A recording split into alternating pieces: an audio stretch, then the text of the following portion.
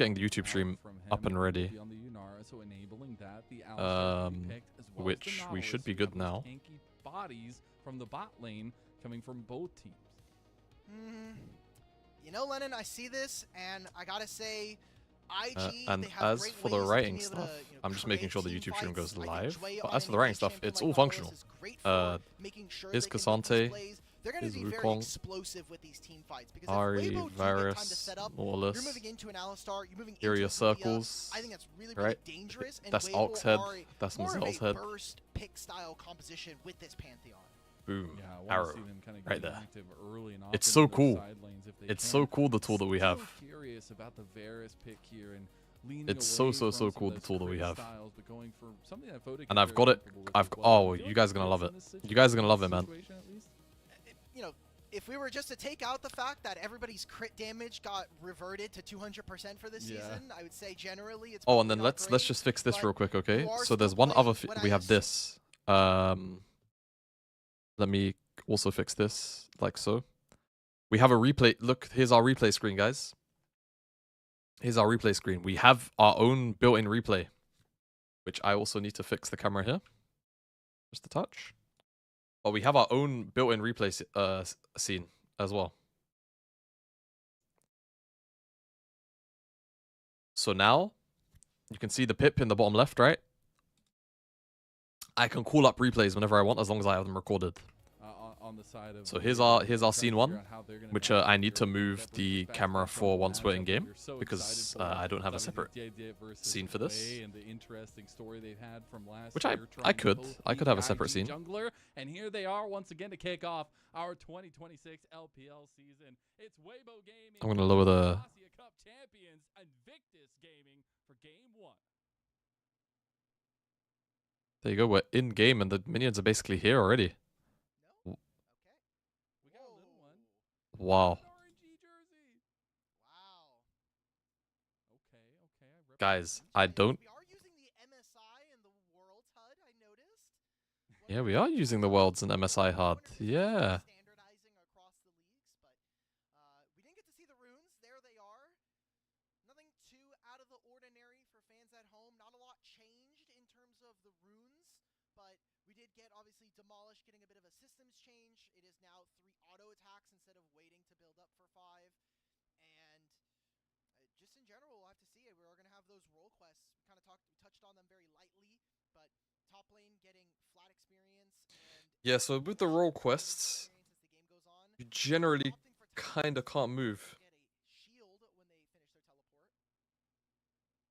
Combo there from the supports, trying to get active early. Unfortunately, Erha got hit by the piercing arrow, so it does take a little bit of the worst trade of that one. We will see the junglers going back down towards bot side, both having started on their top sides. See where they want to kind of influence first. But that mid lane... All the breakfast because I'm a fat neek? Okay, what's the breakfast order though? As well for Xiaohu, so really looking to get active going on with that phase. Oh, you're going to run it live, my goat. My goat, we haven't really added anything else. Kind of setting up the stream. Setting up the stream for the first part. But I rate it. However, behind your enemy turret still counts as being in your lane. But if you're, let's say, Zika in this situation, if you walk behind your outermost alive turret, you don't get any quest experience towards progression. So you are really incentivized, or there are certain champions that are going to be incentivized to proxy between waves and punish your opponents, especially with Crystalline Overgrowth giving you more time to build... Smoked salmon, poached egg on bread. Okay, to be fair, that's a good breakfast order. Okay, rookie. Okay, rookie. Feeling shifty. It's going to be an early reset for Xiaohu. Into a pause. It wouldn't be a day one without a pause, eh? Right back to it. Hopefully this doesn't last an hour and a half. But don't say that. Can we get this guy off the show, man? Please. You can't do that, unfortunately. Yes, we can. Look at that. It's not allowed. Oh, boom. Mordekaiser ulted. Get out of my game. We'll see. Hopefully we'll get back into it. But I'm very curious because it does seem like there's a little bit of wiggle room for Rookie to have a bit of push priority right now mid lane.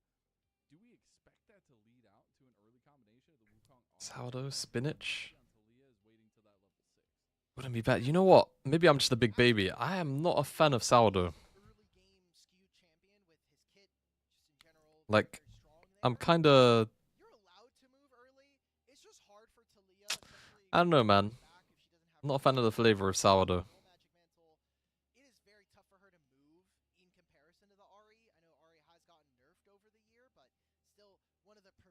But it'll be good. I mean, I'm not doing anything anyway, and if I can just edit this shit live, I'll learn a lot, and it means I can get shit done early. I'll just be cutting some shit and stuff pre-draft. Cutting this pause here. Yeah. Of course, man. Like I was saying in DMs, like it's pretty much, bro, it's just highlight content in it. So it's gonna be a lot of the fights. It's gonna be like, if you're watching it live and you have an idea of like shit that just sounds interesting, like stuff you'd want to hear in a video if you was watching this, then just chuck it in there. You know the vibes. That was the closest we got away from red, and now we're just fully gone from red. It is all blue. What do we do? Ah, Dom is alive. Was? Dom is alive. It all makes sense. Oh, Alf, you're a genius. We actually found out the reasoning. Okay, we're back. That being said, you solved the puzzle. Now we're in bot lane with a gank from JDG, and But we're on the wrong HUD.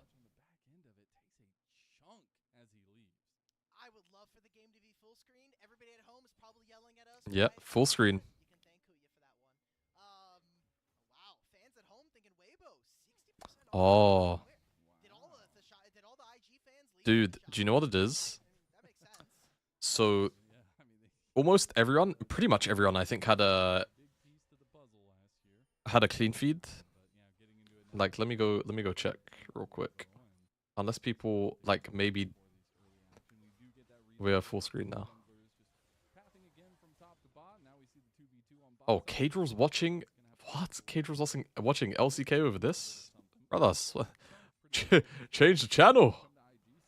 Dom is watching LCK over this. Guys, I guess they just don't want to swap games mid-game.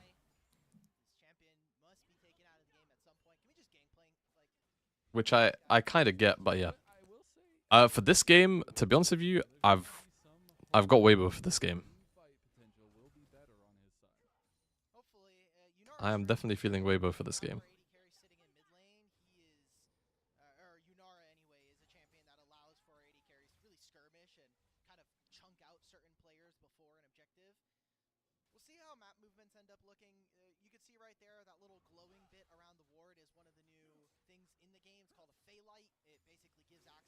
You what's up, Brady? Dude, isn't it like... I don't even know what side of the fucking states you're on, but it's gotta be... it's gotta be early, bro. 4 AM. Bomboclat.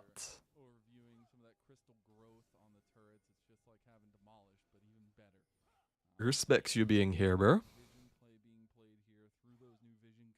I need to make sure everything is set here. Oh my god, wow, rookie. By the way, Xiaohu has Ghost. Does not have TP. Ah, today is Chelsea Arsenal. What time is that? Is that like 8 o'clock? Is that 8 o'clock kickoff?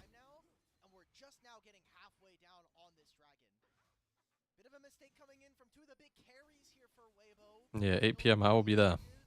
There's going to be a lot of experience. I think JJ actually just hits level 6 off of this, because they put a lot more local experience into this objective, into both Grubs and Dragon. Yeah, he does, okay. And Dragons are a little bit tankier now, so a little bit harder to tank. Don't trust no man from Hackney. Hey, man. It's tough. Fingers crossed you're paid soon, man. That's the only thing I can hope for you, bro. How happy are we that pro started? Bro, I'm so happy. I'm genuinely so happy. Nothing crazy has gone on so far this game, though, so not much to report on, unfortunately. Just very quiet. Weibo got that dragon, and that felt nice, and that's kind of about it. Like, both of these teams are relatively snowbally as far as the team fight is concerned. So as long as they're within like 2 to 3k of each other, there's not really going to be too big of an issue for either side. Setup is just going to be the important thing. And we also got to start thinking about when those quest spikes will be coming through. If you look next to the wards on everybody's portraits, you'll see a little grayed out image that will be, I'm sure, illuminated once those quests do come online. And big power spikes across the board awaiting there. Except for mid. Wait, so I just realized then, was the LCK using this overlay as well?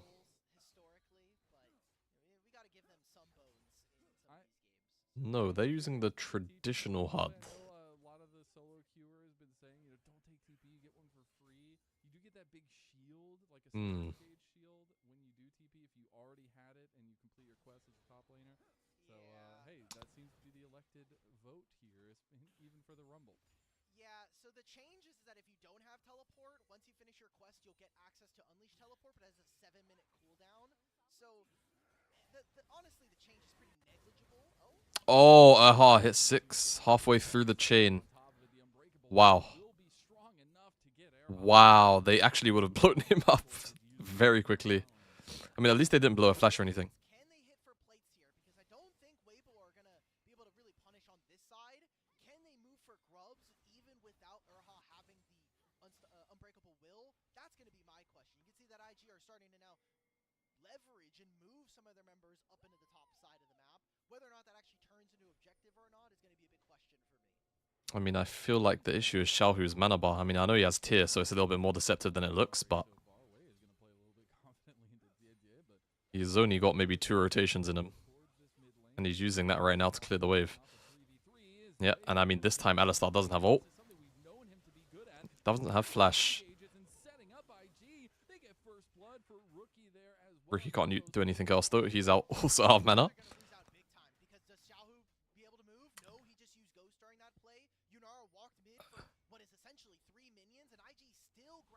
You did ask know nothing about either of the teams. Could you give me a quick rundown on who's the big players? Yeah, sure. So on IG, Rookie is probably their biggest player. He was here last year. Rookie is a world champion.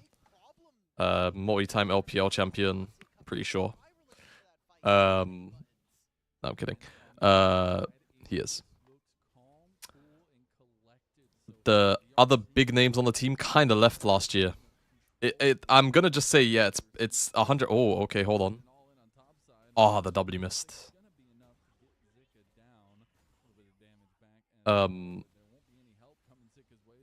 So the big players that used to be on this roster were Gala and the Shy, but they both left. The Shy is on a sabbatical, and the Gala left for JDG. And then there was also technically Mako, but we don't talk about Mako. As for Weibo, JJ was actually IG's jungler last split for a large portion of the year, so this is kind of a air quotes revenge tour game. Azika spent last year jailed in LNG, which kind of sucked for him. Xiaohu is probably the person you'll say is their biggest player. And Elk, gosh, oh my god, Elk's coming off of the BLG roster that went to Worlds Finals back-to-back, so there's that as well. But people don't really have a lot of respect for Elk, which I've always found really weird. Like, I feel like it's a name, I think it's name gap diff. Like, he just doesn't have aura. You know what I mean? Like, he literally has better feats in the last 2 years than Ruler in 25 and 24. I know, like, technically, if you want to, like, Ruler did win MSI in 23, right? But I would argue that the BLG stint of strength was longer and a little bit more impressive in results, and yeah.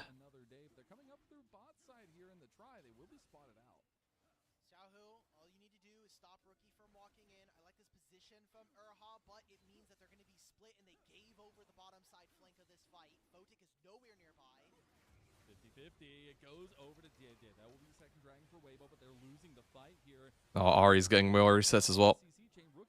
And Elk, like, He's in a really good position, but he can't actually dish out damage. Left to the Wolves. That's really unfortunate. People forget 24 elk. Yes, they do. I still don't think this is worth it. Shit, I mean, 23 elk was good too. Like, He now has a 2,000 gold lead, and they're gonna cross 23 elk wasn't that bad either. So Fotic, I mean, he's gonna have potentially 2 items ready to go. This is really dangerous here now for Weibo. You've traded the late game objectives. It is going to be an Ocean Soul this game, so quite meaningful. But like, I'm going back to this replay. Yeah, just like keep your eyes on elk here. Xiaohu's completely missed all of Like, the spells here in this fight.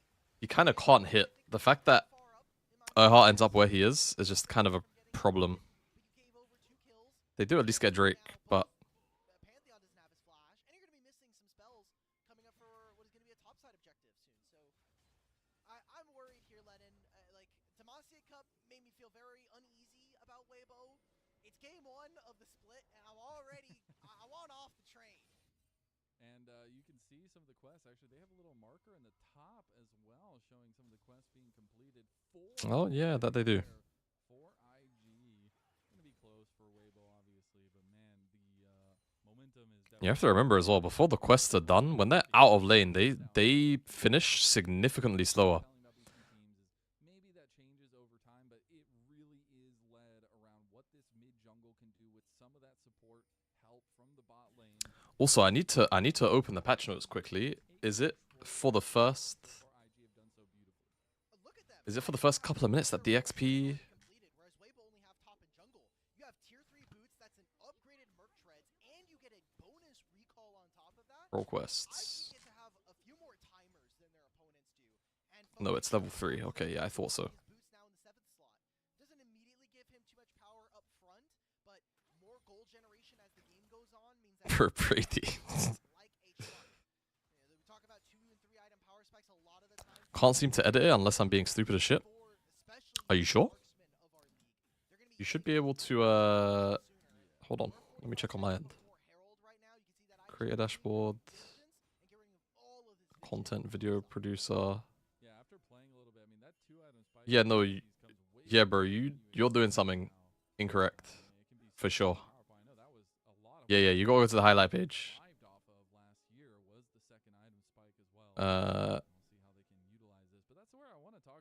Hold on, gang. I need to visibly show him just so he knows. Highlight, and then you can highlight stuff right here. Same way you would normally. Shit's going on. Oh my god, we missed something.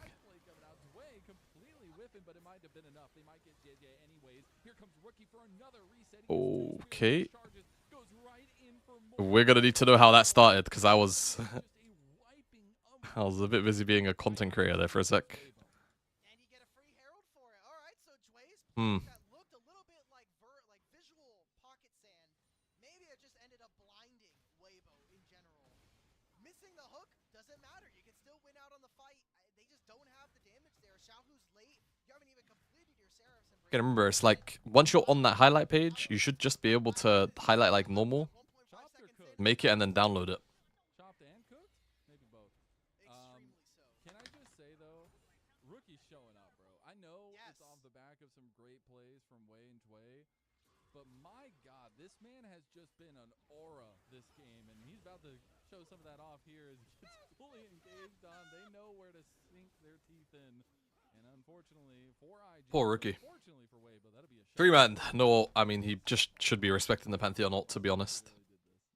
I Quite watched it literally unfold. manifested this, and I'm happy. It's because like it the means John Hamm meme. I'm just sitting here loving my caster curses. Perfect. Hopefully we can get Weibo to do a little bit more though. They got a nice shutdown. It's about a 500 gold shutdown for them on top of the kill, but sick of losing. Oh. Not great. Nautilus is coming as well. Good sidestep, but Gets slogged down. And unfortunately, will just die.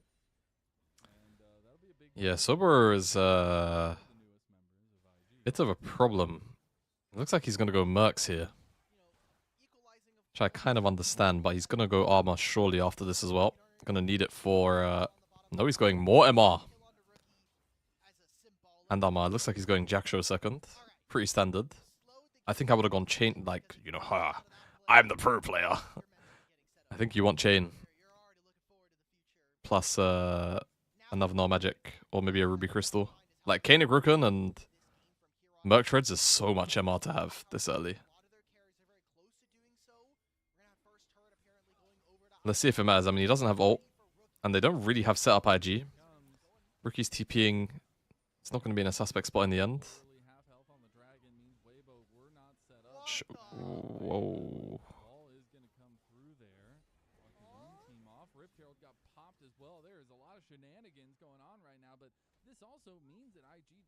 Okay, well, yeah, IG have just walked into the river and kind of got it for free.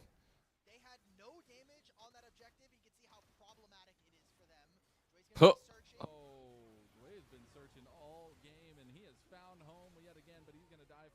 Alright, well, the supports have just died for the love of the game. That's fine. Like normal. Rookie, good. Oh my god, Rookie is really hot today.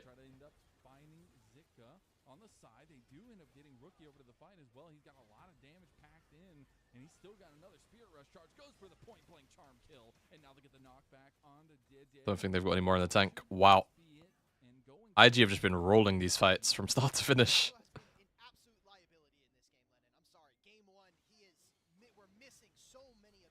Yeah, Xiaohu's... There's a big mid gap in this game so far. Yep, has to be said. Rookie is looking a lot like Pookie today.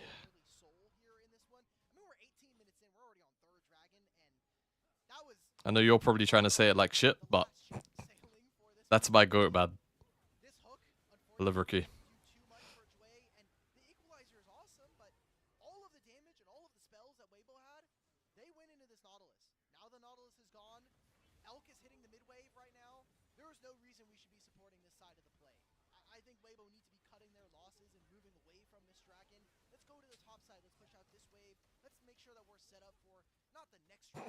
Sunny.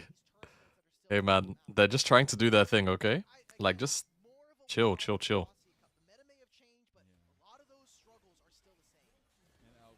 Oh! Oh my god, Photic! Surely he's gonna die for that. Yeah, it's fine. Rookie's got that.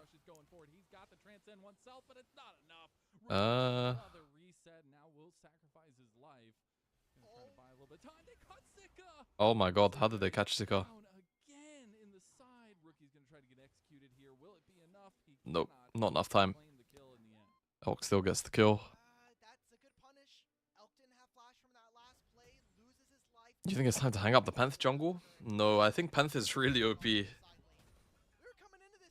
But you need a good side lane, and it's like...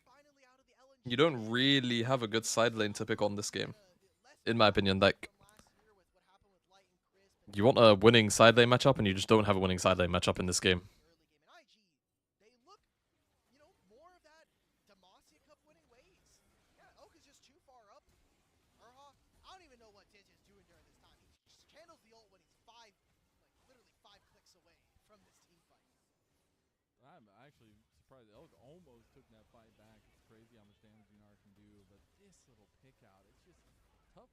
Yeah, they're just losing everywhere, man.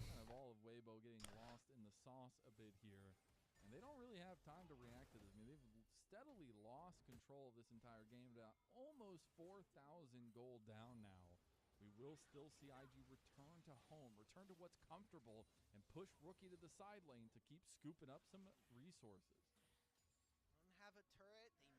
Jway?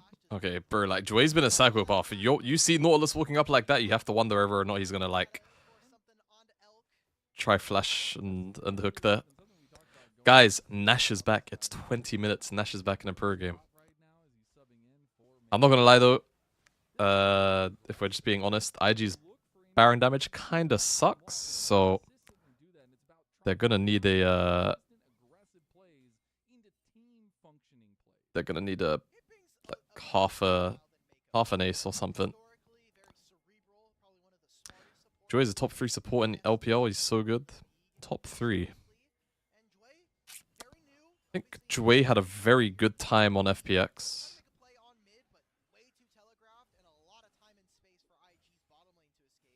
Top 3. I mean, I'm trying to like just rack my brain on the other best supports in the league.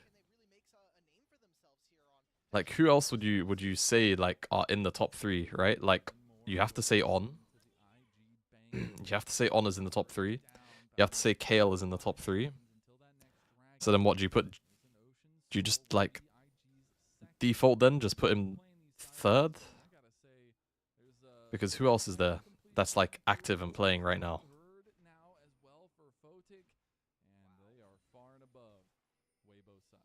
Yeah, wow. I'm really thinking about it in my head because obviously you've got like in this group, it's Group Ascend, right? This is a Group Ascend game. Way.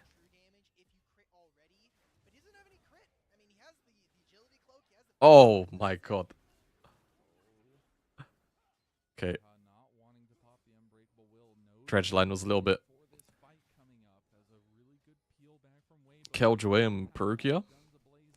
I mean, Perukia is a very, very good shout as a potential top end support, but I think his unfortunate circumstance is that he's jailed on EDG, bro.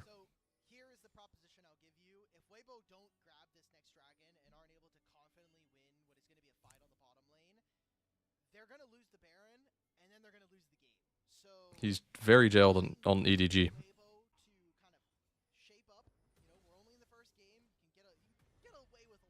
I think EDG are going to surprise a lot of teams this year. Yeah, I can believe that. I don't think it's a terrible team, but I still don't think it's. I don't think that EDG are holding like. Trust me, bro. I've been an EDG believer for a little while. Oh, Elk, you can't let yourself get Dredgeline, get depth charge like this. It's just a wrap. Oh my god, JJ just eat the wrong way around. Oh my goodness me.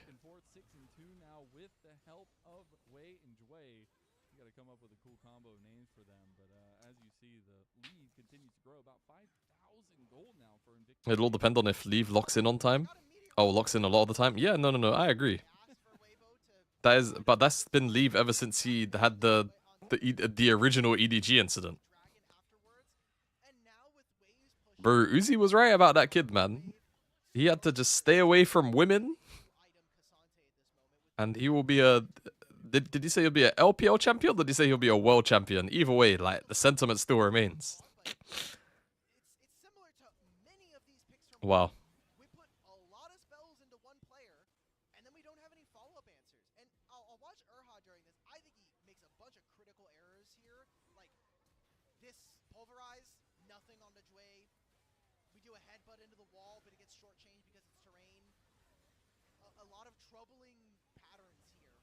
Yeah, I remember the conversation. It was just very funny. I'll just say, though, that's a massive error from Fotic. Might be from his time being inactive at the end of last year, but just saying can't really have those kinds of moments. It is the first game. He had to get his buddy a rookie back for the NIP days. No, like, you know what it really was? But this Wukong champ, no, I agree. Like, I remember you're trying to get me to play Wukong the other day. Wukong is definitely a good champ.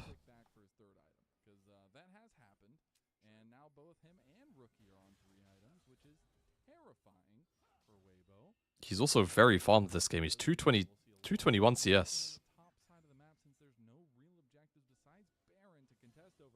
221 CS at 25 minutes. That's abnormally high for a jungle. But do you know what? Like, if there's one thing I theorize, because of the amount of extra vision in the game, I just feel like junglers are gonna farm so much more.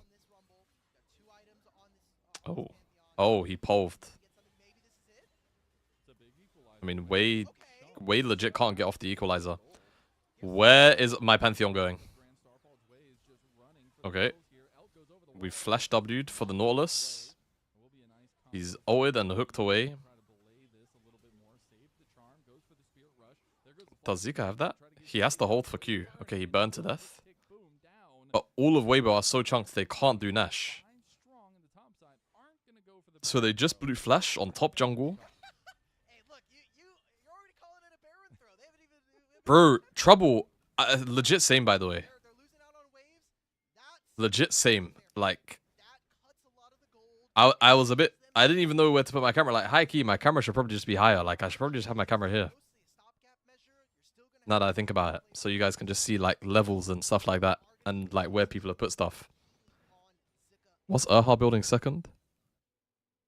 Is Now 3 items. I think it as Yunara continues to stack up these team fight presence gets scarier and is scarier. is that Warmogs? Lord Doms now to What the fuck is he building second? in the front 3 like we have seen. Vandal pipes don't build into that shit. Extremely important moving forward. Now is the question. IG feels comfortable to do the Baron. Anybody Does Baron very fast. anybody know what he's building?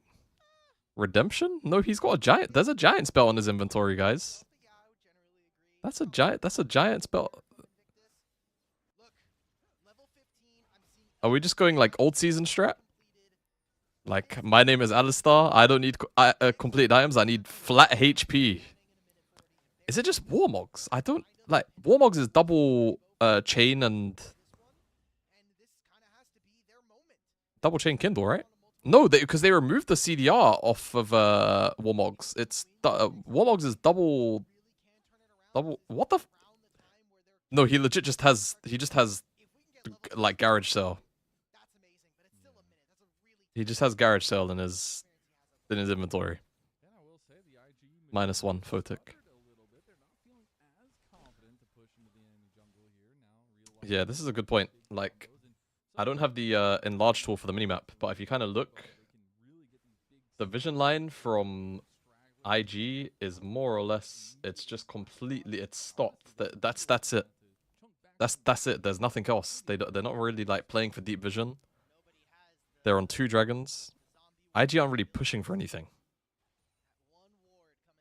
Oh, is it protoplasm? Oh, I didn't know that was that. Yeah, that's fine. No, that's a good Alistar item. Yeah, some of the new items are crazy good. Crazy good, some of the items. They still don't have this mid-tier 1. They don't have any turrets taken here.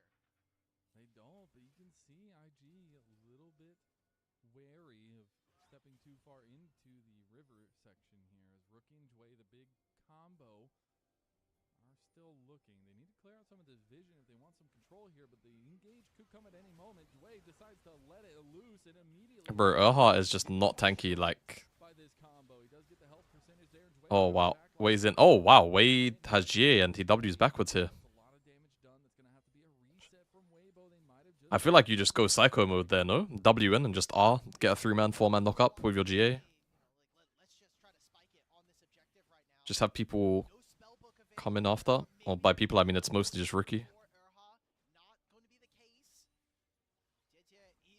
Wei is completing the dragon at this moment. Weibo don't lose all that much. I'm happy at least with the outcome. They for know. now. They want to try to get something here, knowing that the dragon was being taken. They can't get it. Rookie can't look. Secure that 3 ocean I mean, they can just go back into a very static immediately throws up the white setup here, and then, yeah, I mean, get a reset. They're gonna lose. I think it's really hard for Weibo to win this game. He's gonna go down quickly here with the crystal growth. Now, at this point, I think it's really hard to win the game. I'm okay with this for now. It's like, We talked about in draft. if Weibo can start a fight where they get a pick, then Weibo here, it can look okay, but I'm really apprehensive about it. objectives as we've seen is not all that impressive. So this kind of has to be their moment. Weibo, I've been waiting for you. Like this is now like a TV dinner that's gone in the microwave for a little bit too long now. I need to see something. Elk is recalling at this moment. Yeah. That's a little bit weird. It looked like they maybe wanted to force the hand. He stopped his Okay. recall. Now Jway gets locked in. And a flash away from the seismic shove coming through. And Erha will get chunked again, but he should be just fine as they move through. They were trying to find that pick play we've been asking them for. They used a lot for that though. That was heal from Erha. The Weaver's Wall is not as important of a spell here. But how much? What is Elk's back? Is it a BF sword?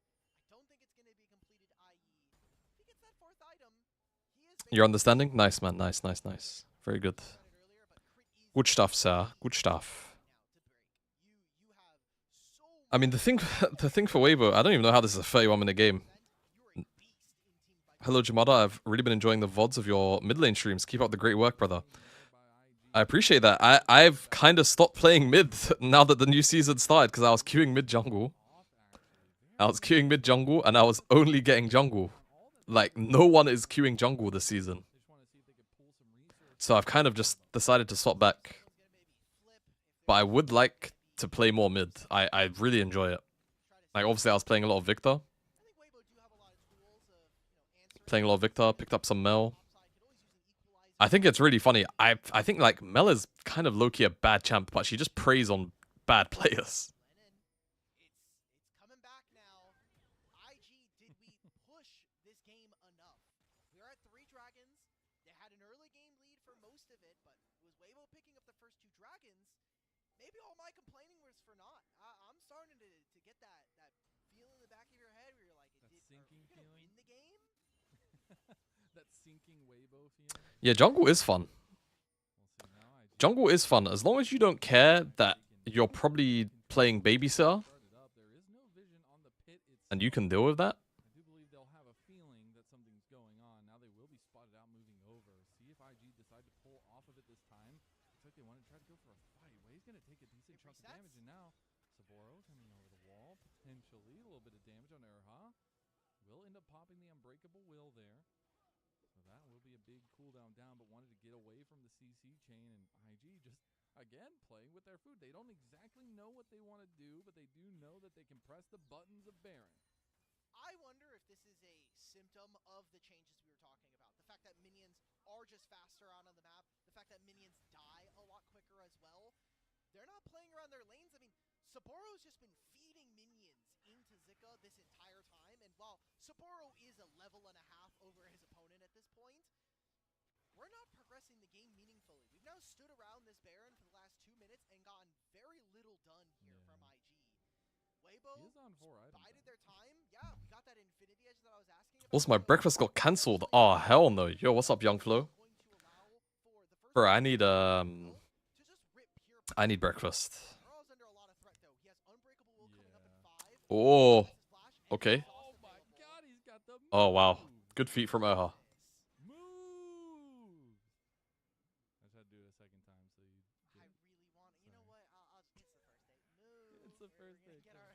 He found his move. He found his little move. Come on. we also Guys, we haven't really had to use the replay thing or anything yet. obviously, I'll keep an eye out for some reason, interesting stuff, though. and Saboro will be at level 19, getting close to that, and gonna be pretty strong. This Cassandra, as you see, his health bar is insane. We're getting set up for a fight around mid lane right now. That's big. He doesn't have the HP shield. It's a 30% max HP shield for 30 seconds. Once that's down, that's a lot of that durability Engaged gone. on. Well, JJ's flash gone. Red line getting flashed out of really nicely. Knockback doesn't connect. JJ kinda needs that flash, to be honest. Dragon spawns, the wings beating to battle. Bad boy coffee mug, clearly team shit. You know me, bro. To reconvene on the bottom side, and that's giving a lot of control to IG. We need to see vision, and where is Xiaohu? He is flanking from the other side. This Weaver's Wall has to be the best he has put out this game. It's got one block, but it's not going to do much. And now they take the engage on the other side of it. It may be a little Okay. bit too early. The dragon is the focus. Drake Now it's goes to the Weibo. And now they're going to try to take the fight. Zika's found the back line. Zika's found a big I mean, now it just. Zika is about to go. He's not yet. Oh, wow. Zika's flash is so good. Is he out for that? No. Oh my god, he's one shot. And fourth, the GA has come Oh, look at Rookie. Rookie can. being in the side, playing Okay, sneaky. they don't want to go any further. End up being I mean, it's three trade. Drakes aside. Guys, we might. How is this going to end up being a 40-minute game? This guy, I go Like, if we pulled up the gold graph, IG have had a 3k gold lead, 4k gold lead most of the game. Obviously, that kind of lowers itself in value as time goes on. But he gets that dragon, we now go to 7, and we have a Baron still on the cards here, and IG are floundering. This gold lead, I can't wait to see the gold graph in this game, because it's going to be sitting at 3,000 for IG for about 18 minutes here. Yeah, I mean, Alk saying my exact thoughts here. Like, they've had a gold lead for a majority of the game. They just can't really And none of them can move forward. can't really press the game. This Erha also pulverized, Waze not able to get into the pit. This is the team fight that I needed to see from Waze. Yeah, look at Ziga. A lot of those concerns we had about a slower Weibo gaming. He basically gets all of Wade's health bar for GA. Really are, and you can see the Greg's or Tim Hortons. Wait, you lot have Tim Hortons up in Scotland? Zika, that's a lot of damage. That equalizer did work. And the back Wait, that's so gas. you can see that Greg's though. also doing it. Greg's, but I had no idea you guys had Tim Hortons. What? Now Okay, they managed to force Oha to blow his ult. Committed to it, but right now it seems like that's their We have it in only London? option. Yeah, but if we have it in London, it's gonna be in like Super quick. 2 places or 3 places. That, like Tim Hortons is not gonna be like Tim Hortons is not all over the place. It is IG trying to make a pick house. It's gonna be like Don't do on one of the high streets, and then it's gonna be in some stupid place like Stratford or like one of the big shopping malls. They're gonna continue to do the Baron dance. Weibo still no turrets. You can see how hard it is for them to advance the game when they have no structures taken, and they're not even willing to go to the side lane right now. And that's something I think they'll look back on this game, number one, and really harp on for themselves, at least. As Rookie misses another combo. Dreadline goes wide again, and not picking up that side lane goal, not having that kind of control. Also, bro. Is huge. Now Sapporo going Oh in. my god. Oh my god. The depth charge managed to land all the way onto Elk there, but Oh, gonna miss a rock throw. Zika's getting low. JJ is the next one. That's the target. They still got GA, and now Zika is gone. They're resetting. no, it's over. Look at this tank agent. Oh, Sober just isn't dying. Oh my god, the protoplasm healing. Oh my god. Welcome to Invictus Games. Oh my god, that was nasty. That's it. That's just gonna be the game. They are able to immediately smash through this mid turret, and that could potentially just be. Dude, is protoplasm, like, minus the fact that obviously it doesn't have AD, but for Cassante, like, AD doesn't really matter. Like, that is just his version of Sterax, right? Like, it's just slow healing Sterax. It's just not the big, like, burst of shield. Oh my god. Well, I didn't hit the record button for the back, like, for that final fight, unfortunately. So we don't have a, we don't have a replay. By the way, and then ends up coming over to the LPL after his time on BNK Fear X. Doing the highlights, there are like 3 Jamadas in my ear. I mean, Cap off this game, number one. not much to say. Not much to say about that game. Like, IG just, I'm gonna mute this. I'm also just gonna put some music up. Oh, hold on. Alright, so first off, I need more chill music. And then second off, I actually need to add the audio source, which would help. And it should just be working.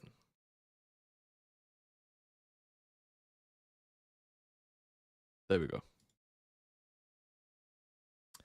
Also, I need to run ads. I need to run 2.5 minutes of ads.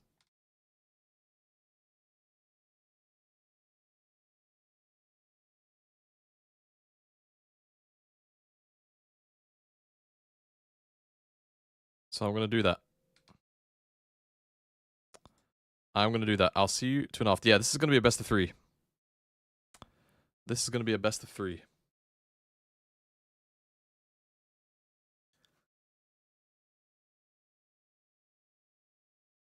This first game might be a bit scuffed because I missed most of it trying to figure out how to do this. I mean, as long as you can grab the big fights and some of my reactions and talk about it, I don't really do too much in this this game, but that's fine. Again, you're gonna notice like a lot of this content, bro. It's very, very low effort.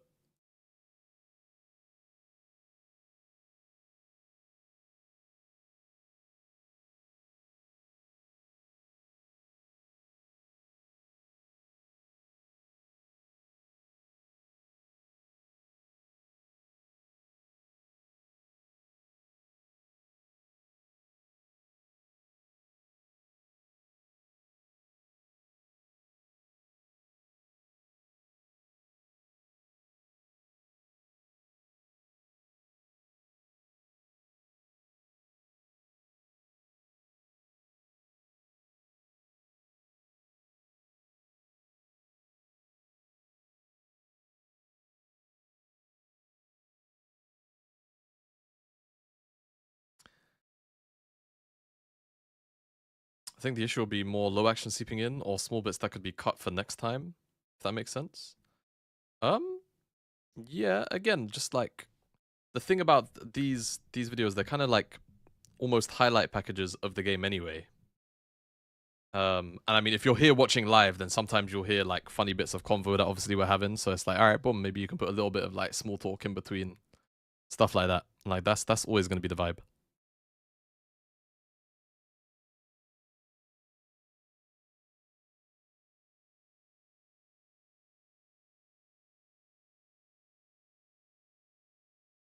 Wow, Photic ended up doing 40k damage, but I did not feel like he was the main star of this game. Like, Rookie, Sober, they had crazy games. Joy as well as being such a psycho.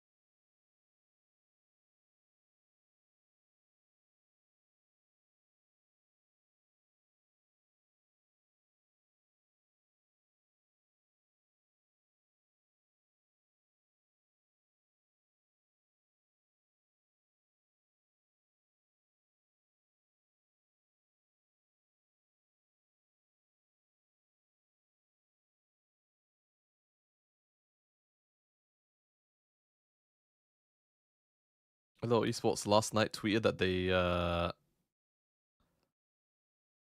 will have Twitch subscriptions coming back on select LOL Esports broadcast channels.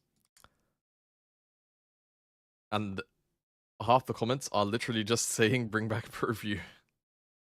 Well, there's actually not too many comments. There's only like 10 comments. So like 5 of them are like bring back Purview. And then I just saw a Genji Arnold's tweet who's retweeting it, who is also effectively saying, when was the last time that we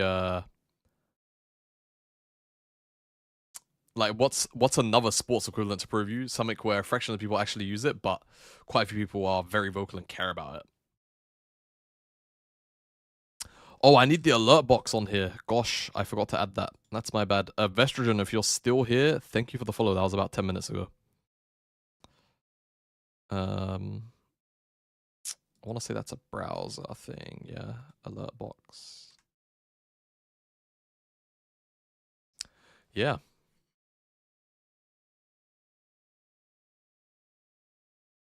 What happened this game? Honestly, IG just kind of slow stroked it. I mean, the problem is that both these comps kind of have a very similar scaling curve. They both team fight, but Weibo have less consistent ways to start fights. So what would often end up happening throughout the course of this game would be Weibo would take position, IG would just kind of take territory back, and then Weibo didn't have the agency to actually start fights in the way that they wanted to, often or not. And they couldn't just send JJ to like kamikaze dive into the backline or anything because he wouldn't have any follow-up. So it was just they were in a bit of a catch-22 once they didn't get a lead. They got the first 2 dragons, but then it ended up being Ocean. It's like, even if they got Ocean Soul, I don't think, like, don't get me wrong, I think Ocean Soul is really effective against IG's comp, but I just think the way that the fights ended up playing out, it wouldn't have been a difference. Wouldn't have made a difference.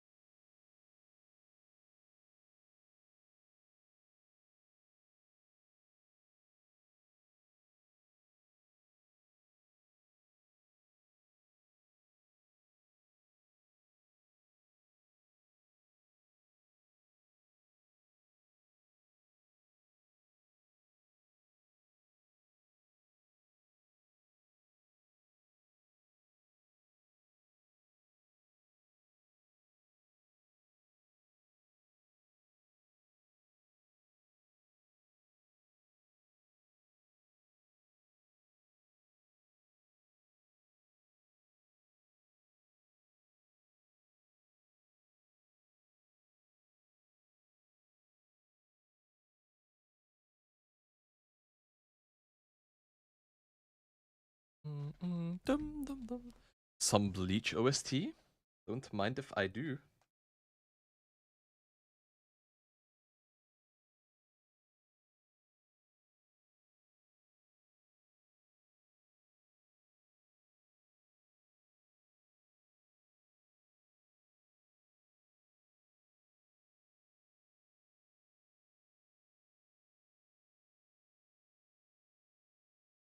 Yeah, guys, really important. I'm gonna do the verbal shout out for the people that are here. If you do have the financial ability to support the LPL English crew, do that. It's really incredible what they're doing. That's over on their Ko-fi. Just for a sec. There's no link, but I'm sure it will be on their Twitch channel. On their Twitch channel, there'll be a link. They are basically running an entire production by themselves. To say it's like nuts would be an understatement. Like, they are really doing so much work. I'm gonna pull up on my right hand side the LCK. I can't show it on stream, unfortunately, because I do not have co-stream rights.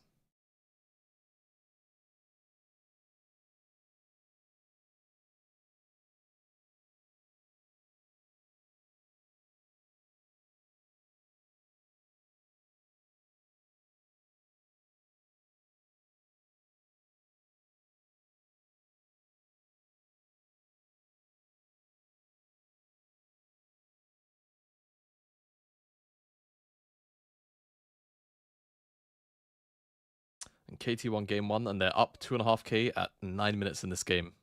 And BDD is on Zoe. Oh, I understand it now. I understand it now. I know what's going on.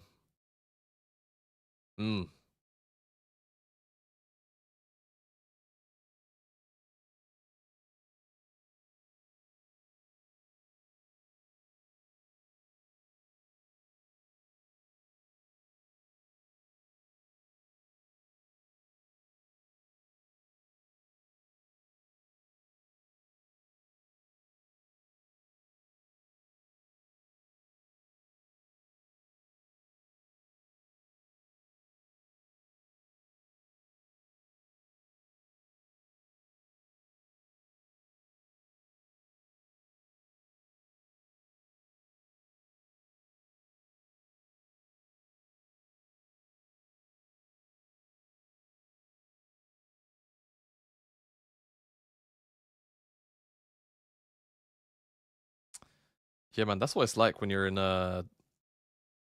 school, though.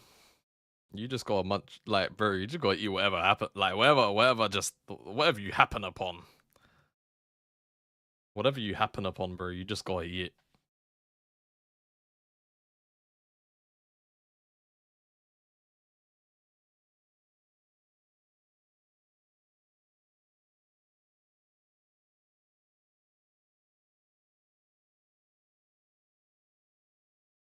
Glad LPL English are doing good. I thought their casting was a little rough, but I'm glad they've improved.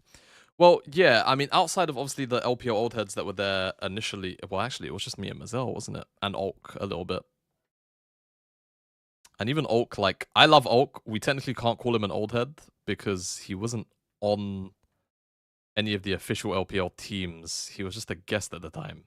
Not to, not to like exclude him from the boys' club or anything, but it's technically true. But yeah, of course, like they're picking up a lot of tier 2 casters and like tier 3 casters almost, or not almost. In many cases, tier 3 casters. So yeah, like the fidelity of the actual commentary is not going to be the highest all of the time. But you have to remember, it's a broad team. It's all voluntary work. The pay that they get is entirely crowdsourced. So, I mean, it is a democracy, and I'm sure Kelsey wouldn't mind me talking about it. Like, the way that they get paid is basically they cover operational costs first. So, producers get paid first. People like interviewers get paid first. And then the rest of the money pool is basically split directly proportionally against how many shifts you worked. Or how many series you cast, I think. It's one or the other. Like, I think it's series. But I think, yeah, no, I think it's series. So that, like, they are getting paid, but it's not a lot. Like, it just depends on how many whales are on. For the hashtag knows how many whales are on the code. How many whales are giving them money? That is their income.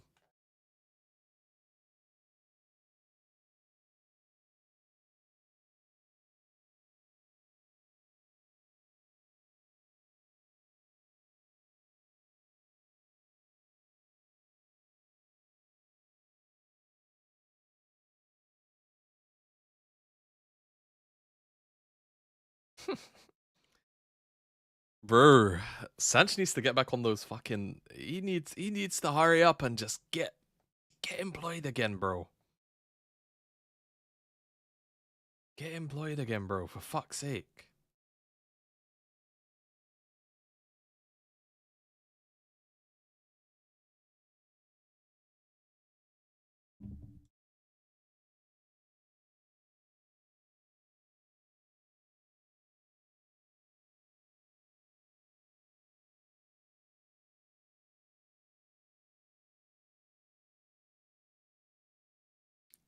Like, hurry up. Just get, like, yes, he needs to get a good deal, by the way.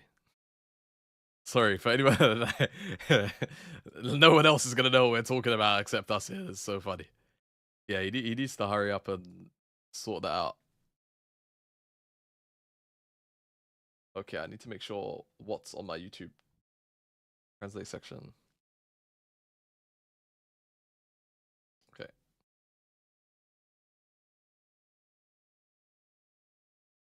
I've stolen something from Aragon.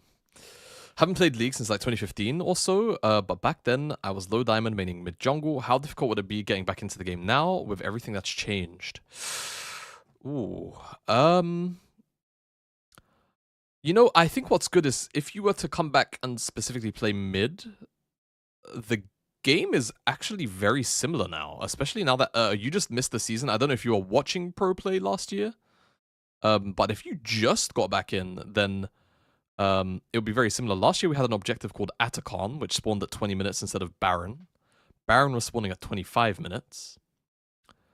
And so now that we're back to Baron at 20, the game is relatively similar in terms of the way it's played, right? It's every 5 minutes there's a dragon. There's Herald, which I think you would have just missed if you started playing in 2015. Herald, I think the first time Herald came into the game was 2015. But it was like mid 2015. It wasn't like the beginning.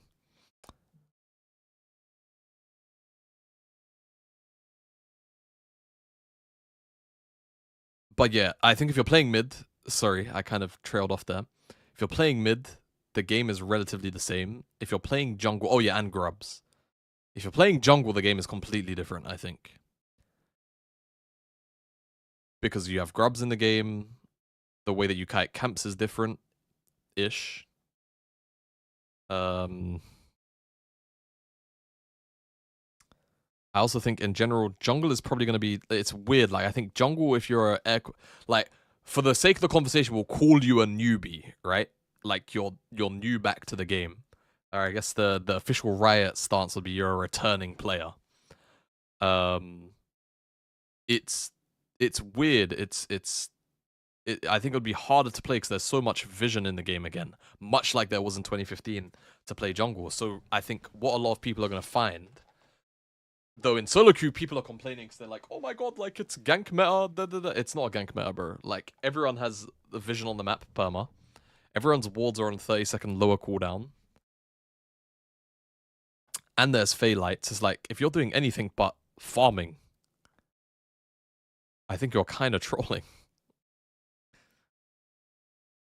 Okay, we're in draft. We're in draft. At all, either in the picks or the bans, not even hovered. Wonder if that is going to kind of make his way back in. Yeah, you just play like this. I think, honestly, my personal opinion on this meta is that as jungle, you should just be picking a farming champ and then, yeah, playing ahead of the curve. But I do think that people are perhaps... People just don't really understand that. if they're not a jungler.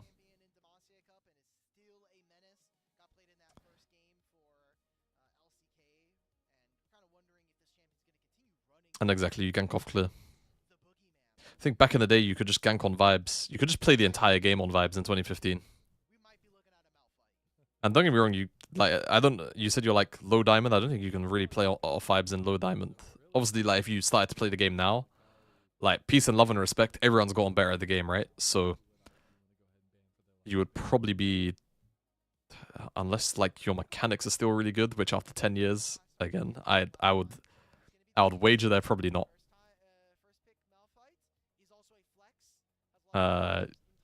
Yeah, it's hard. It's also a lot more punishing to leave champs up. To leave camps up rather. Yeah.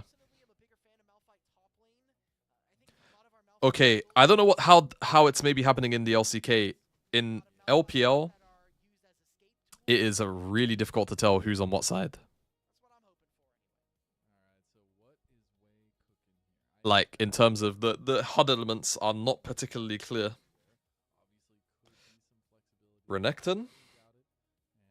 So with Jarvan and Wukong out, are we just gonna start to default to like the Vi, the okay, Mundo into Malphite. Okay.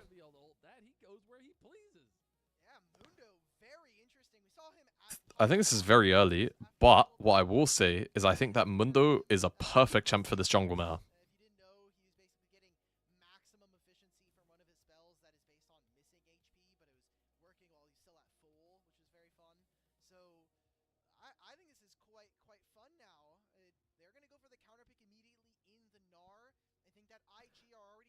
I discovered something the other day with a friend of mine. I might show you, but I'm a gatekeeper, you know what I mean? Like I don't want to put people on, but I have something that I could put you guys on.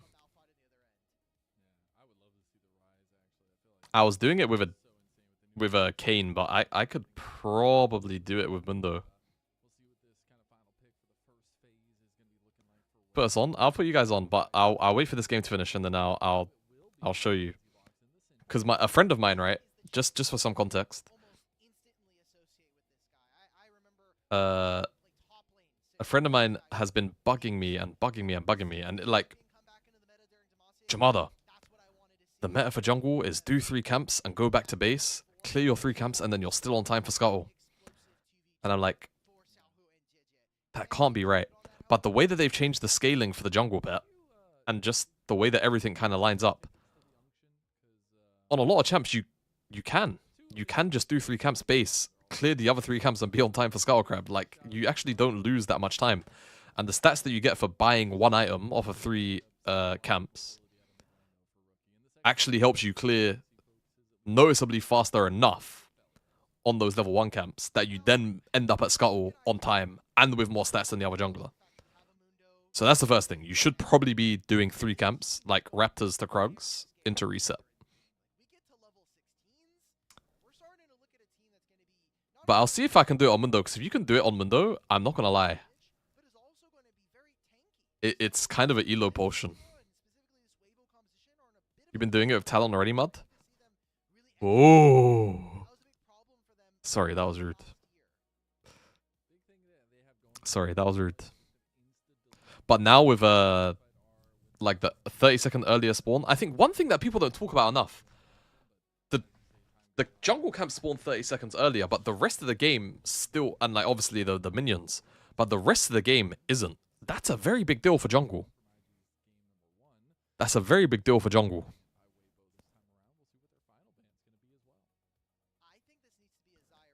Like, you can be level 6 consistently almost at first Drake. Like, assuming the Drake happens at, I'm gonna say the cursed numbers, guys. Assuming that they happen at the minute 6 to 7, you can 100% of the time, as long as there's no like variance from your laners doing weird stuff. Oh, sorry. As long as there's no variance from your laners doing weird stuff, you can be level 6 always. At 4 minutes 30, at 4 minutes 30, you can be 30% of the way to level 6 every single time. And your next rotation of camps are spawning in a minute from then. So at 6 minutes on the dot, you can always be level 6. I'll show you.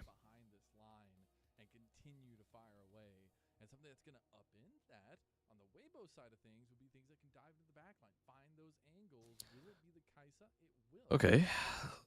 So my expectation. Oh, they're on blue side, so they're just gonna go Rakan. I was gonna say maybe they Rakan on 4, but they're just picking now. They'll go Rakan. They won't do anything else. I think Braum. To be fair, actually, Braum is really nice for their early game, but then they don't have any follow-up dive. First 30 minutes highlighted now. I just slap publish. Download. Go again with the second half of the hour, right? If you'd like, yeah. You're doing it so you can clip and chop and do what you need to do to it when you're editing it.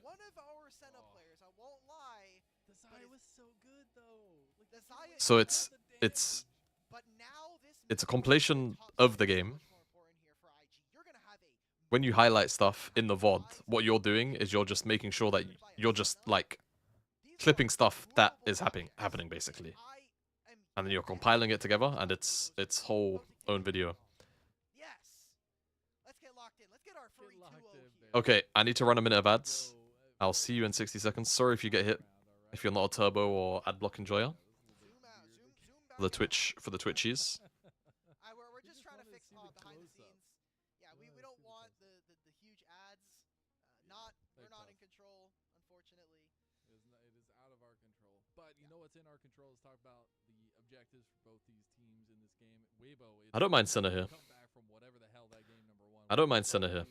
We were talking a lot about the jungle clear whilst the draft is happening. Malphite is really powerful. Got a lot of dive with it. Xiaohu can just exist on Syndra in this game. Like, you don't really care. You can just do your thing. You're also in a pretty non-aggro matchup as far as I'm concerned. Like, you can live versus Ryze very comfortably. Because there's no hard CC out of the jungler. Excuse me. Although, like, hypermobile damage, you're chilling.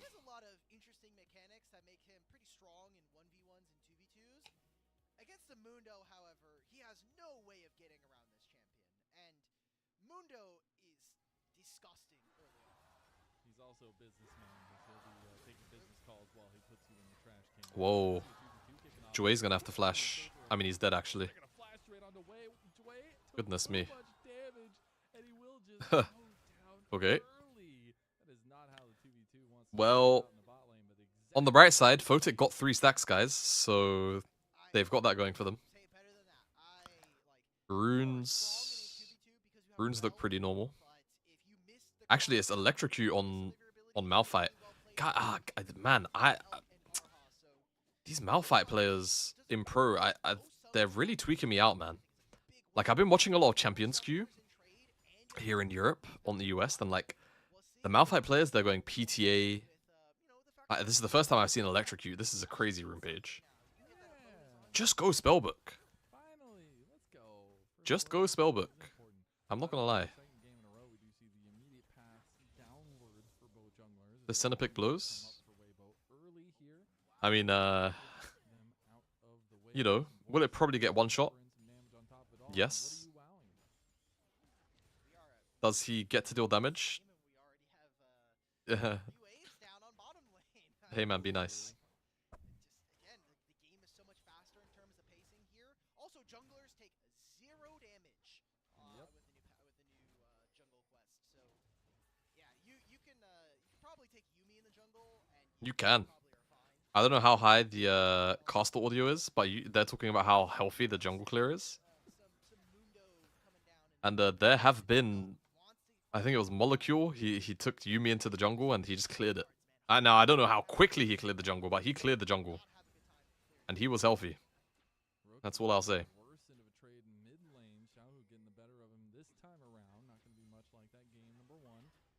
Yeah, Rookie's completely here. And he's gone Ghost, interestingly enough.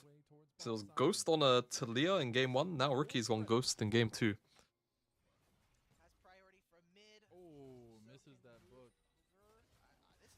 Wei is This is tough. These are decisions that are going to come back to Wei is haunt him. dead. Does end up Kappa. forcing the flash out of Wei. He's gonna die for that later on. I have a feeling. No flash. And now his base is gonna get stopped too. Arha, Never mind. he's getting a little bit spicy there. Not going to find anything. Why did Wei flash? Can anybody tell me why Wei flashed? Because he has the CC immunity from his passive. He does. There's no damage from an Malfly. Like, we're gonna investigate that one later. That's Yeah, I guess home guards are OP enough. JJ, you can't gank this, bro. Go back to base. This is one thing. Okay, this is one thing that's gonna be really bad for some junglers. Decent start here. Nothing to write home about just yet, but that Elk lead. It is more punishing than before, I think, to not go back to base as well. So, like, going back to that conversation I was having whilst we was in draft about how you should probably do 3 camps into reset, so you can just get stats and then clear the jungle faster. I can't exactly what they changed on the ratios, but it just seems very apparent that it's the case that they do this now. Wei wants this chicken camp. Oh, it re-aggroed towards him. And oh!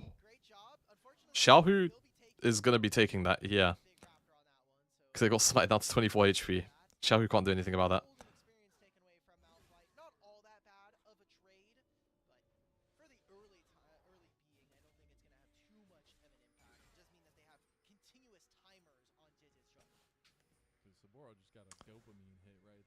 Gonna watch this game and eat breakfast and then I'll edit in between. Yes, mate, do your thing. Like, again, I really appreciate you doing this live, like, just, like, testing it, because I said, like, yo, see if you can do it live, and you're doing it literally next morning.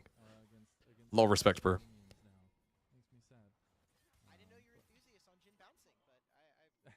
it, yes, on it.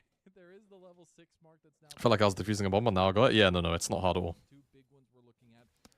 I was trying to tell you last night. I didn't really know how to say it. I was like trying to explain it, and it's like, yeah, like it's not that bad at all.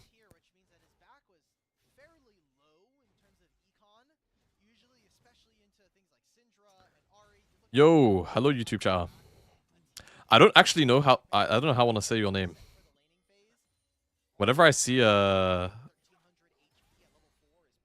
a name with phonetics like that, I want to say it like it's a Japanese word. It's the inner. Well, I'm not gonna say weeb, but that's just like me having learned enough Japanese that it's like it's just stuck in my brain. That specific part of pronouncing names. You used to put Vacant onto that Wukong build and he was flabbergasted. Bro, you're really trying to convince me to play this Wukong build, eh?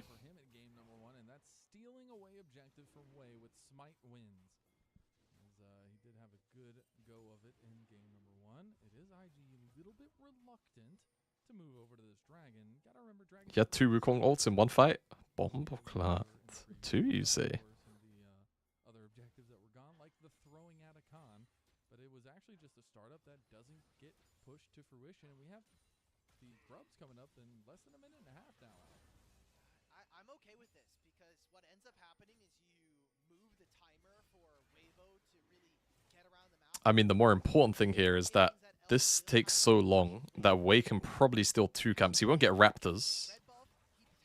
Oh. Oh, interesting. I see.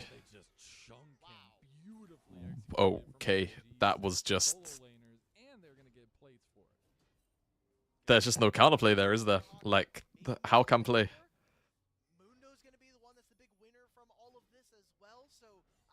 How the hell can you play? Shouldn't we change the stream title? The title is fine, no? It's LBL Weibo vs IG LPL co-stream.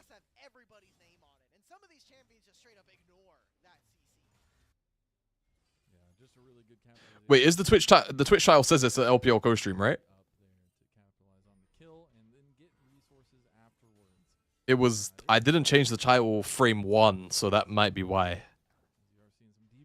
Is Nami not UK? Ah, okay. See, that's how I wanted to say it at first. Anyway. You're from England. I couldn't produce. Couldn't think of an alias to produce baseline under. Under, so I put name slash NA in one word. I see. I see. I see. I see. And then what's up, man? Hey guys, welcome in.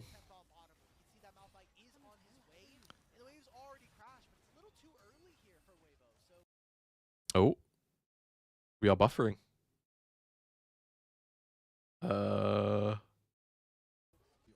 Gulp. Okay.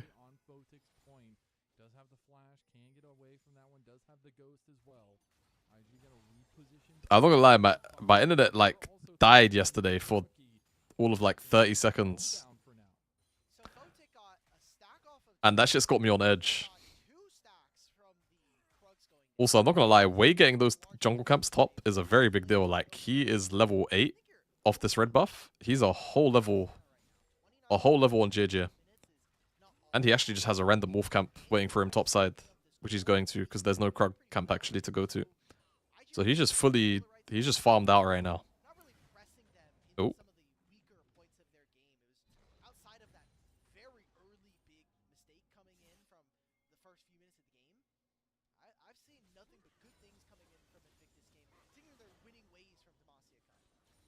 The collected kind of self-motivation, I guess, in a lot of these situations for IG. Like, they are all motivated to have moves as a team, and now we're going to see Okay. move on the team.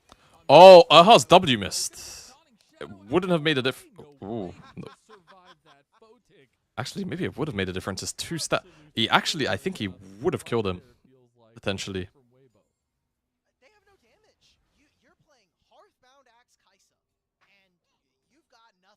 Dunn hit Challenger after his hiatus of Papa John's retirement. Yeah, Dunn's nice on the sticks, man.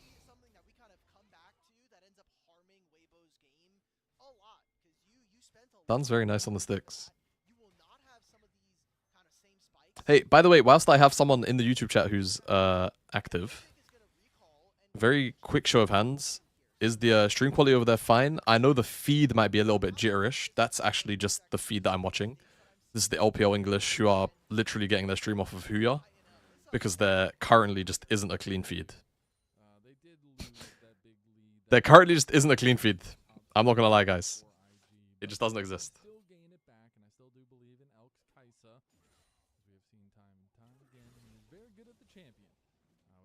Some quests completed. Sabora will be the first on the board completing his.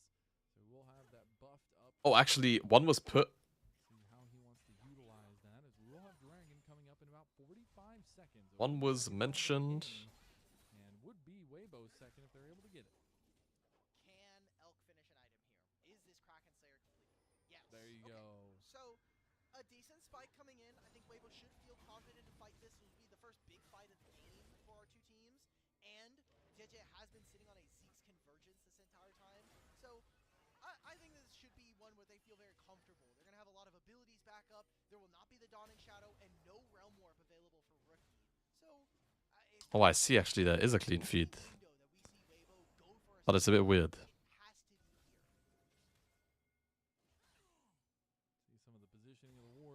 It's all Gucci? Okay.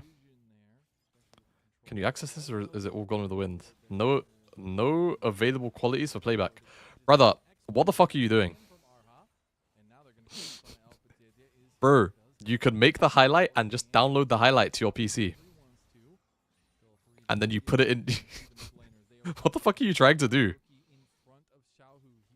Are you trying to make it in the highlight tool?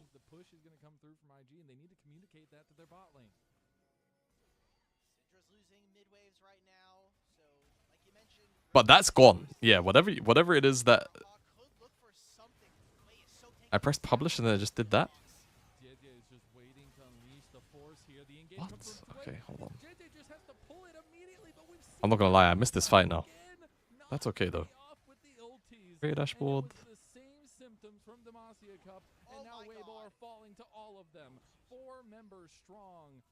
Game 1, 13 minutes.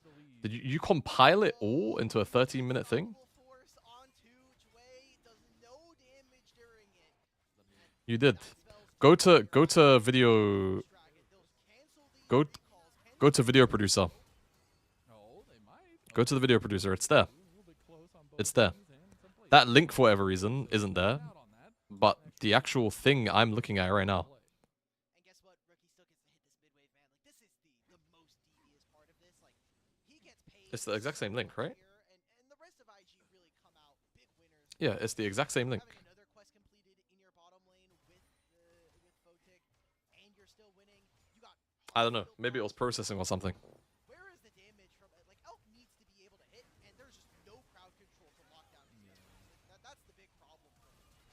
And Arha goes in with that quickness, and that's that CC that you're begging for, but they just have such a good angle on Elk, he can't stay there. He's All right. damage. Sorry, guys. We're locked in. So you have to be able to Sorry. Unfortunately, it's broken for Weibo. And that'll be all the quests completed, though, for Weibo's side. Still a couple lacking for IG. No, it's fine. Still some decent control of the map now. I would say, though, for simplicity, Top side by Invictus. for simplicity's sake, They get so many free timers to move because they have probably just do it split apart, bro. the ability to kind of just push their Like, quite literally, just clip it if you have to. in this kind of state. But I was saying go and use the highlight tool just because it's everything is kind of a little bit more together and it gives you the ability to clip things that are longer than a minute. Because clips are capped at 60 seconds, right? Highlights aren't. That's what I meant. You don't have to do the whole thing like that. Also, I think just from a Hopefully we can see a little bit more. from the perspective of And we talked about it in the draft. like the potential of Kind of thinking about stuff being broken, like if it's all in one file focuses on top side. The fact that they and something breaks in it, with their bot lane is just like let's say for whatever reason like the audio just breaks and it just breaks for the whole file, because you're really focused on what these solo lanes can do as rookie. it's like you can't play. But if it's all split up, then it's fine. Get some minions out too. You're playing a Soroka game at 5 AM. Brother, you are griefing. Also, Rookie losing his ult there really doesn't matter. And now they just have Prio on Herald. Wei is Seeing right now, there's pings over absurdly strong. They cannot do anything to this guy. Saboro is waiting in the dot brush right now. And they All just... Saboro needs to do is keep Zika underneath his turret and not able to teleport towards his play. Seems like neither top laner is really going to be able to join, and if one does, guess what? That's Meganar, no longer available here for Weibo. They have very little damage if Elk is not here for this Herald. So IG right now, all you need to do is kind of play around this timer, buy yourself time. They know Weibo have zero ability to burst down objectives. How we feel about the convergence here going in for JDG as his first item on the map? Either that or Zeri jungle. Oh, you're on some terrorism tonight, I see. Very curious if it's going to be effective against the Heartsteel that's I understand. stacking up, and a lot of the stacking factors here for IG. The Zeke's is cheap. I think it's good. And Namina, thank you so much. I've been a pretty staunch defender that PTA is kind of the rune for Malphite. I will also note that he doesn't have a lot of runes in general, so maybe he's just a champion that has to take Spellbook. It's my promo game. I have to play some bullshit. That's fine, especially Nah. if he hit level 11 soon, but that's a big question. I don't know what Weibo are able to do against this champion. Wave's just going to walk away. He's got a business call, but he's about to get off that call and hang it up and try to go back onto Weibo. Weibo try to collapse onto Rookie. They Well, find a Rookie... nobody around from Yeah. IG besides these bot laners. Oh my god, Jway. Well, they will end up getting Jway, but Ah. the double CC comes in. They get the Scatter of the Week back, and that won't be enough damage. Saboro goes in, pops Dominus, goes for the Oh my god, Saboro. C-chain tries to get him. It's gonna Dude, he's just put so much work in. Jesus. That scatter's huge. Not going to be enough. Elk cleanses the slow. Is anyone on the wave? Ah, they're going to clear it before Saburo can get there. Saburo does get stunned.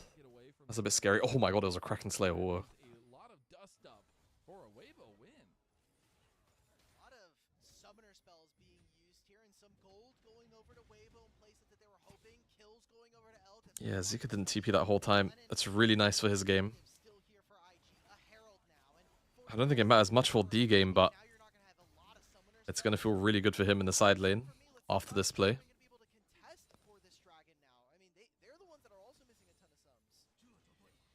Excuse me. They are indeed, and I think that's really tough to handle when you just do have so much mobility, so much CC chaining. At least, as we're gonna take a look back at this one. Perfect. Yeah, I mean, Rookie just walks up Shield away from him. I like the engage into Malphite ult range. Jway's nowhere near this fight. Senna's nowhere Not expecting to get soloed. That's always like one of the more OP Malphite Rs, on. comically enough. That damage is starting Jett ends up looting Xiaohu.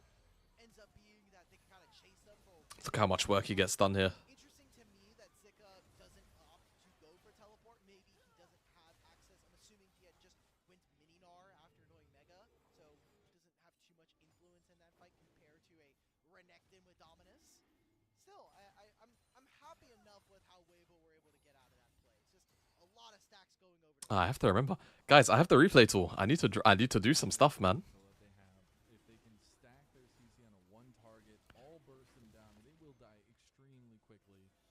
We still see another dragon going over at least. This will be the Weibo. This will be their second dragon. Okay, do you know what's actually really weird? Is seeing the Herald do so little damage to the first tower. Look, it's gonna maybe deal this much. Yeah, like just above the, just above that last plate. They're going to look for a Realm War play onto Gnar. Gnar immediately backs off. More plates going to Saburo. And again, 3 grubs as well.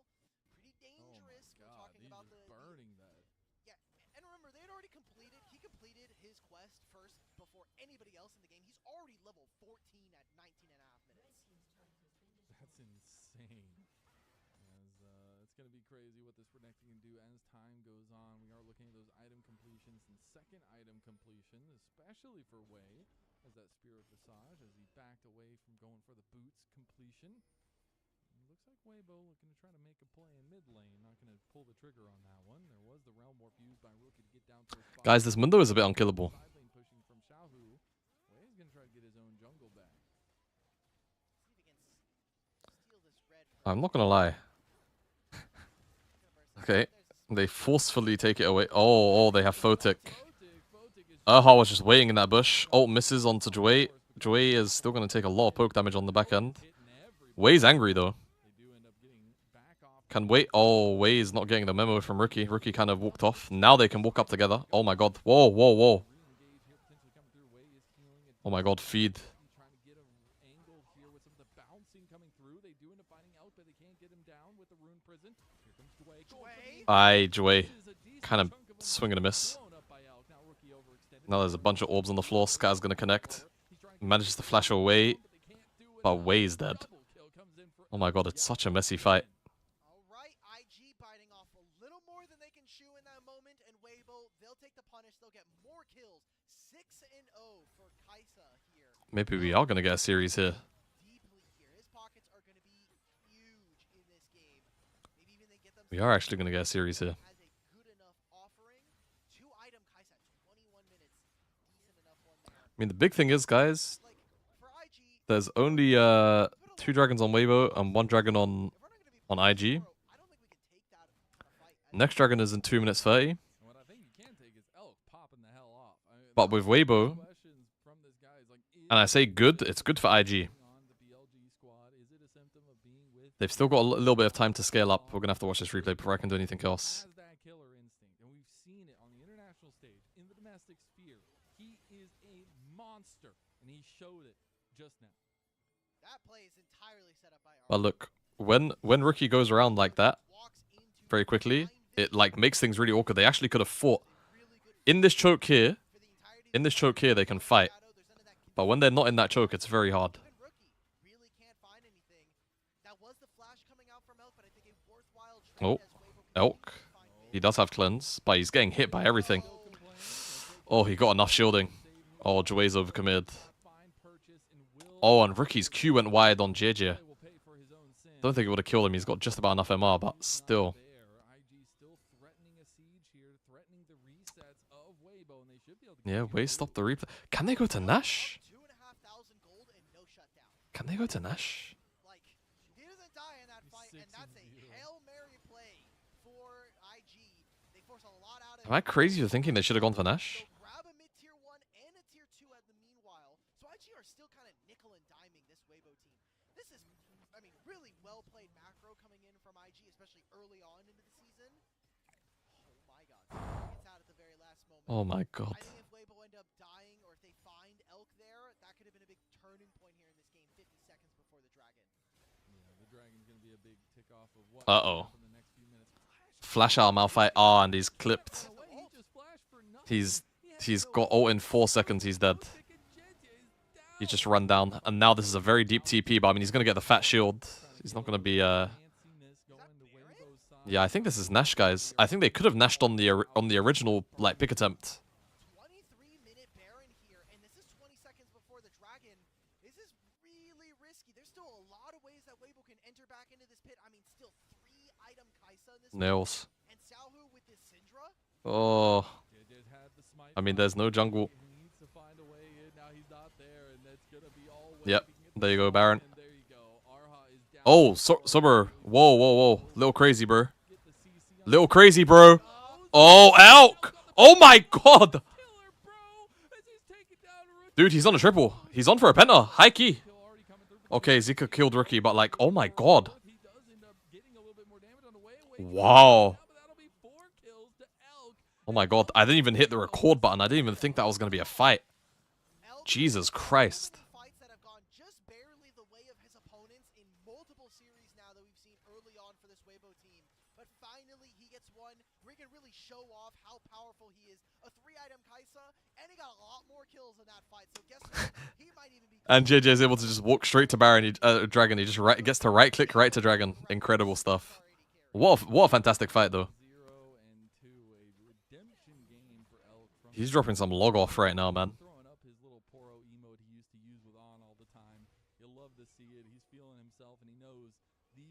Jurix ads on the official league stream is crazy work. I know, man. Get back into this replay. This was very dangerous. I mean, Arha tries to go in with a grand entrance. It gives the plasma procs so that Elk can fly right into the backline.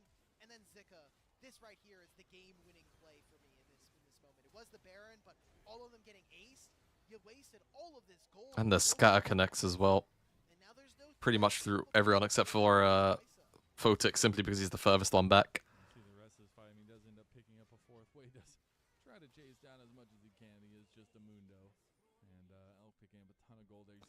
Yeah, I mean, last year, yes, because Baron was spawning at 25 minutes. Remember at the beginning of that fight, we're like, oh, Saburo goes in, he like tries to flash forward, he hits nobody.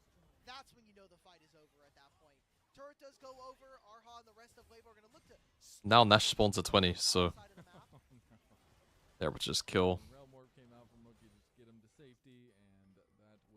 Oop.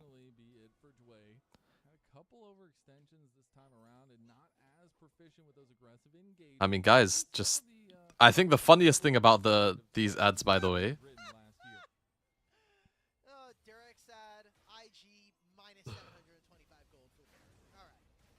is the fact that they've... The best part about it is actually that the way that they've done the branding for it is that they've tied it to Zhonya's. I'll just, like... Just think about the implications of that, and you can just put the rest together in your head. And we need to figure out ways of killing this Kaisa, because she is the big damage dealer and the biggest threat to our composition, just from draft alone. I just think it's so tough. I mean, we talked about their scaling and some of the options coming up for them, and they are 3 items there for Photic as well, but when Elk has this much say in who dies when they get the CC chaining, when they have that kind of point-and-click damage coming through that Weibo drafted for, it's just so difficult to be able to navigate these, because at any moment you could be the one that gets singled out. He has a 5,000 gold difference between him and Photic. I mean, Photic will scale, but you need to actually reach this point of the game to be relevant. So, Weibo now, full court press. Let's go into mid lane. Let's try to push our top lane as well. Rookie is on the opposite side of the map. This turret is completely... Oh, who your feet, please. It will be gone. And they're actually going to find an engage on the back end, too. Oh, goodness. Sober, good night, night. Good night, sir. The worst thing is he's got tabbies here. I actually think that's a bit nuts. He should probably have mercs. I'm not even like trying to hindsight Andy here. I think it's like, I get why he wants tabbies, but he's going to be playing frontline into like Nato, into Rakan Charm, into Syndra Stun, Perma. Like, I don't think he needs to be alive versus the auto attacks. But if he doesn't have tabbies, then he doesn't have any armor. So it's a catch-20. It's like an annoying catch-22. And you're probably not fitting any armor into your build for a while. It's annoying. This is one of those annoying games to itemize as a bruiser where you need like 2 core items. This is almost near impossible status for IG. How do they problem solve themselves from this situation with Soul. It's gonna be Chemtech Soul as well. I mean, the reality is you should say maybe instead of Sterak's third, you go DD third. Like you go Mercs into DD third, but I don't know. It's difficult. Coming up, and it's got wings, and it screams a lot. It's a dragon. Would be Soul for Weibo on a Chemtech Soul. You know IG aren't going to want to give that one over. IG are first to the side. So yes, Xiaohu is kind of skulking in the bottom side near that dot brush on bot lane. Oh. Exhaust. I mean, he's going to get so much thrown his way, and Elk is He doesn't even get to press R. He didn't even get to press R. I mean, he probably wouldn't have made a difference there. Sabur, oh my god, Sabur. I think Elk can win that 1v1. Yeah. Even flash forward for it, oh my god.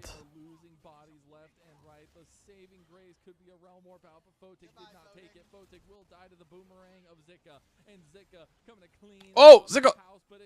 Ooh. They have a wave bot. They're not even. Oh, there's no dragon. There's no dragon for 15. I mean, 35-second death timers. They're just gonna take their dragon. And Yeah, they'll take Drake and go. a free win coming off the back of Elk. 15-0 and 2. I think he's getting pretty close to the kill record here at LPL. Yeah, oh my god, he is. The kill record is it was that one Callista game, I think, with it was either 21 kills or 19 kills. Elk is getting close to the kill record here, by the way. Okay, well this is the LPL. We can't give an entire league this He is getting close to the kill record. It's disgusting because every time we see it come through, it feels like every time we see it completely destroy the other side. And it's just the decision-making power that this champion has when you are ahead. You've seen him delete people left and right that maybe didn't think they could be deleted.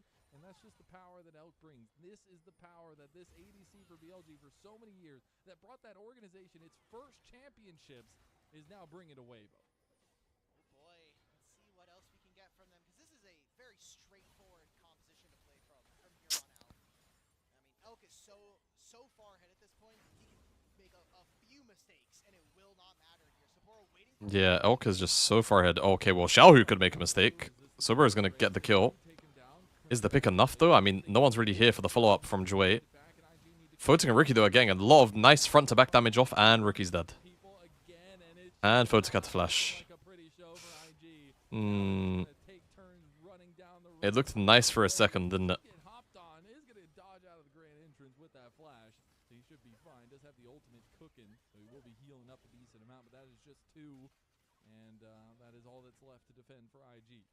It looked nice for all of a moment. 6.4k. Weibo probably just gonna go get Nash.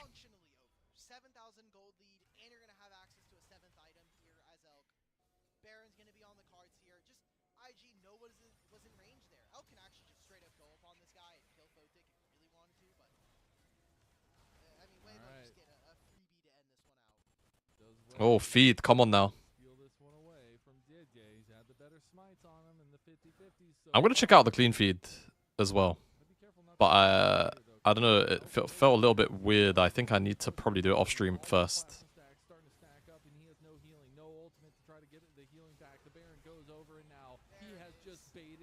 Yep. 16. 16 kills.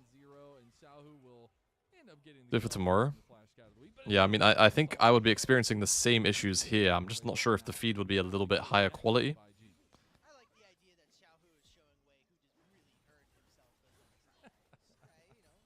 making sure he's putting him in his place. I think the feed would be a little bit higher quality. Number one, but this game was not about Xiaohu. This game was not about Zika, JJ, or Arha. It was about Elk. Elk and Arha together. They won the 2v2 very early on, and then they just completely ran over this game. 16 kills, man. 17.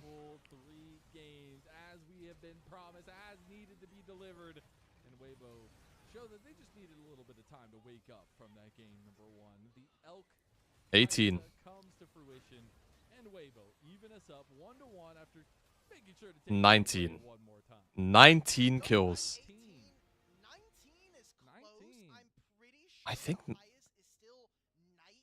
He had a Lucian game, I think a couple years ago. Was it 20 Bro. or something like that?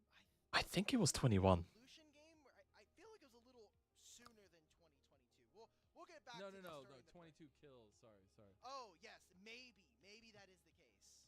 Yeah, But, I'm not sure what the kill record is, but he got pretty damn close. for Weibo across game 1 and game 2. If that's not the most Weibo way to go, I don't know what is. Like this is just reminding me of their series in Demacia Cup where they have just these dismally looking games where they can't set up around objectives properly. They don't look like they can team fight.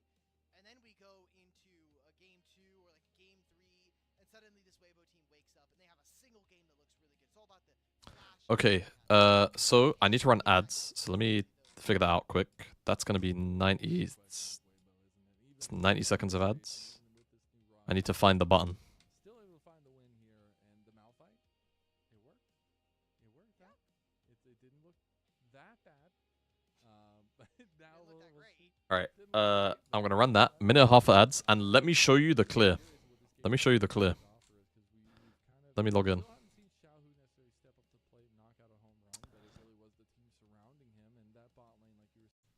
Let me log in and show you real quick.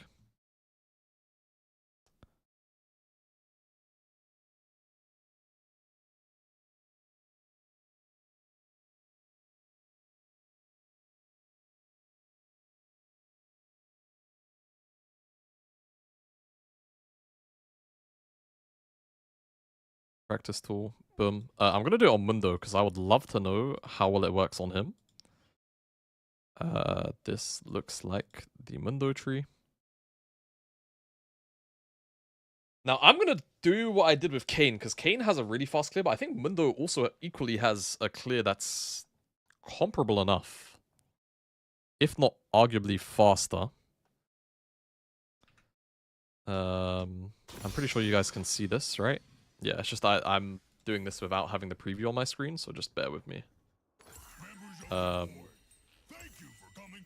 Teleport. So what I was doing with him, with Kane, is I was starting wolves because you can start wolves on Kane and you can clear them very quickly. I'm gonna do the same thing with Mundo. But remember, I'm saying normally you can do it with 3 camps. I want to see if you can do it with 4. 4 is a bit greedy, but like if you can do it with like, then you can do it, right? Like.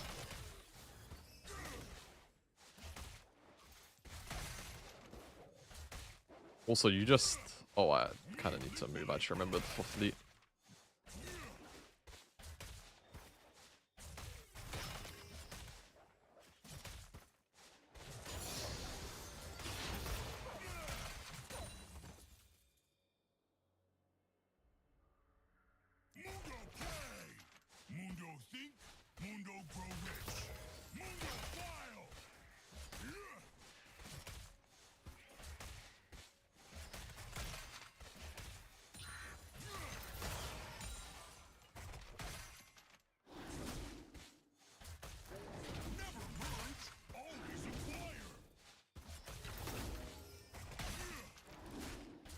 So I'm not going to smite red.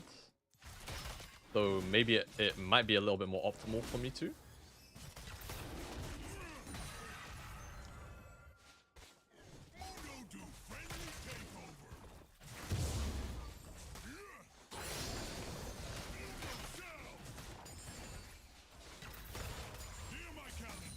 I fucked it up a little. There's probably a slightly quicker way to do that. 40 seconds. Till crab. Now, with this, if you do the wolf camp, then you won't end up at Scar one time.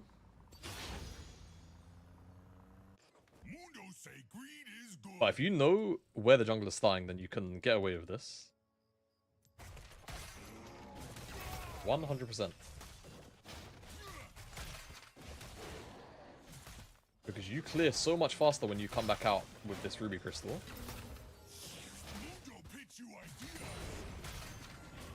So let's just say, for argument's sake, we know that we're getting top skull every single time here, yeah? Cancels on all attack. But I just want you to remember, like, where we're at in the game right now. time-wise, we're at 13, yeah? With this, we'd have time to go and check if his raptors are spawned. If he started raptors, we can maybe camp them. We'd have a window to maybe gank mid, maybe gank top. Obviously, if you're on red side, it'll be bot or mid.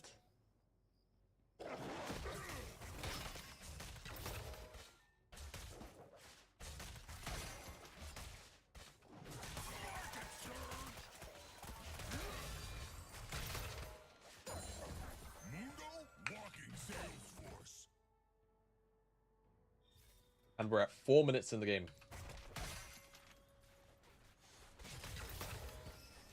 I just want you guys to remember, we're at 4 minutes in the game.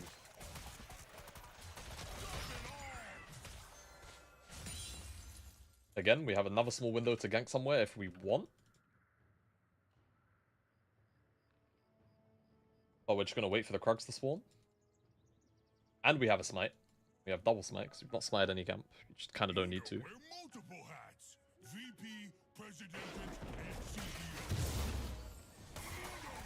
Oh, I kind of should have waited for the little ones to be here.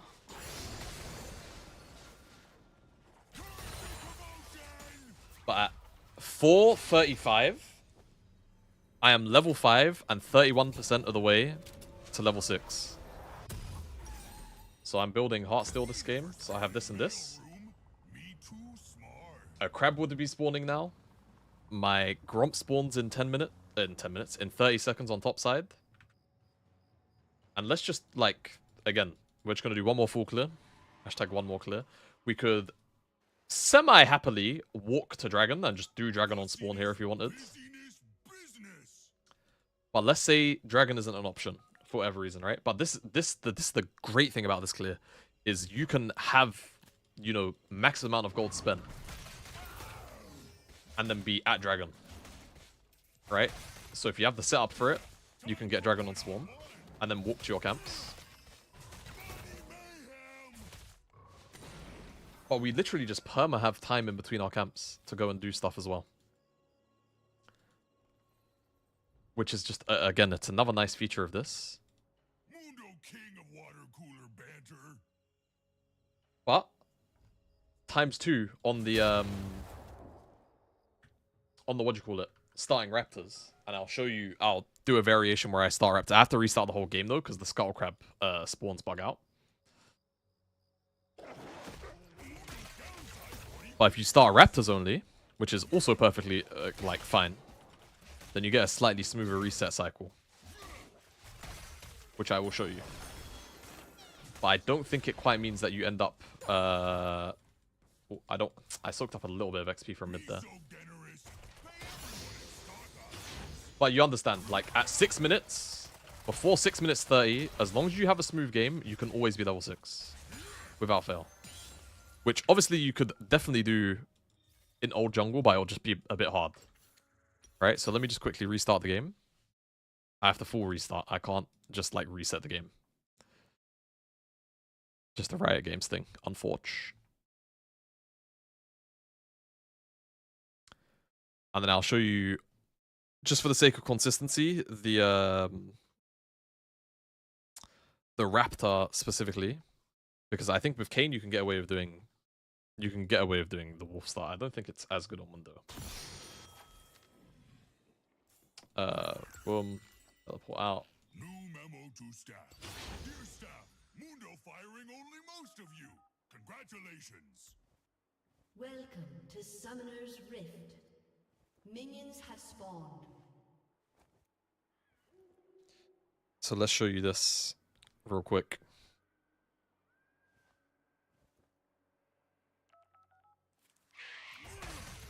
You said I pass. Mundo sell. Mundo file.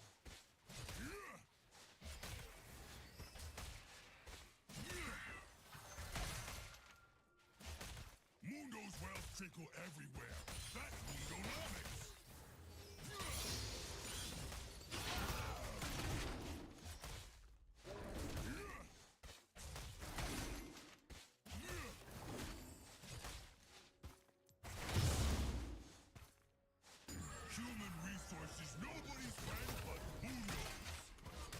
Cancelled a couple of autos.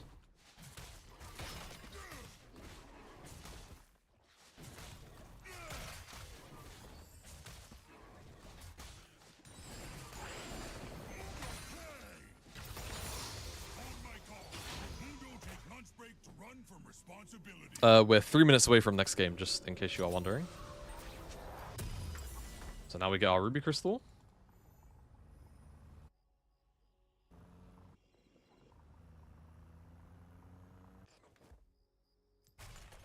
Reinforce corporate policy.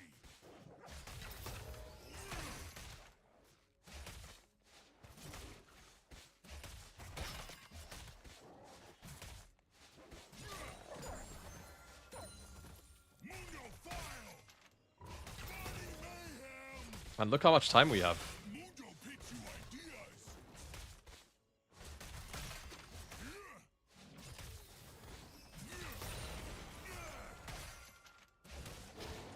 We're going to be dead on time for Skull here.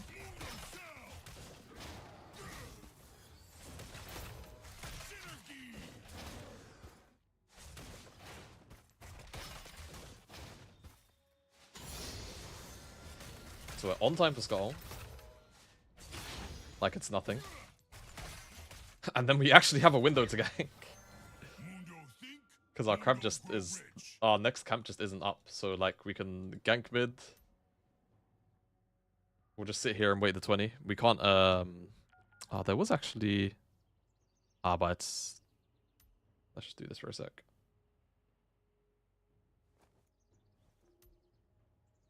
Mundo climb corporate ladder.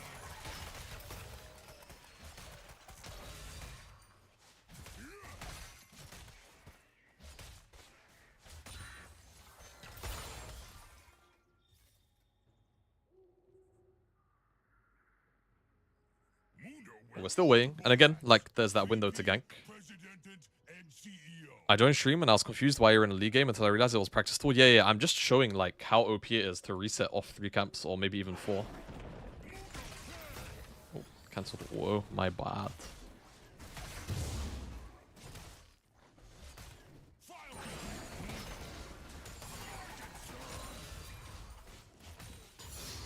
So now we're level 5 at 430. But that extra camp that I was talking about, look, because now we're only 1. Right? We don't have the gold to buy an extra ruby from that last camp. But of course, now the benefit is our camps are a little bit more nicely in sync with one another.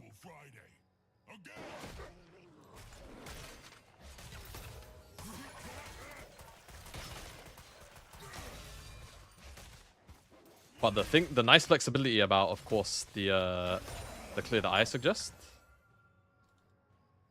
is you're allowed to kind of do whatever.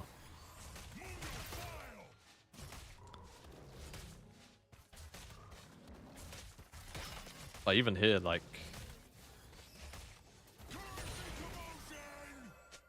we're 64% of the way at 5:15, and our next camps don't spawn till 6 minutes. So again, like, another window to do whatever we want.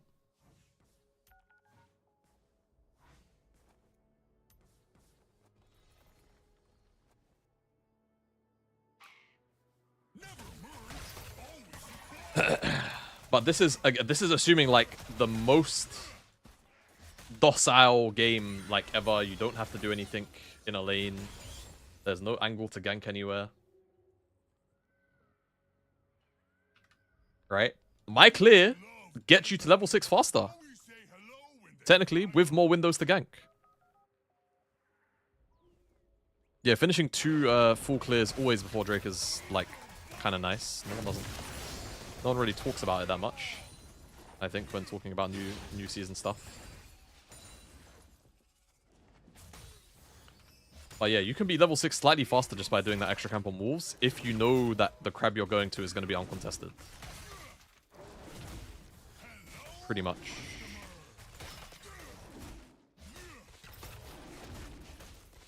And that's meaningful, because basically you're going to be feeling really good. We're still waiting for game.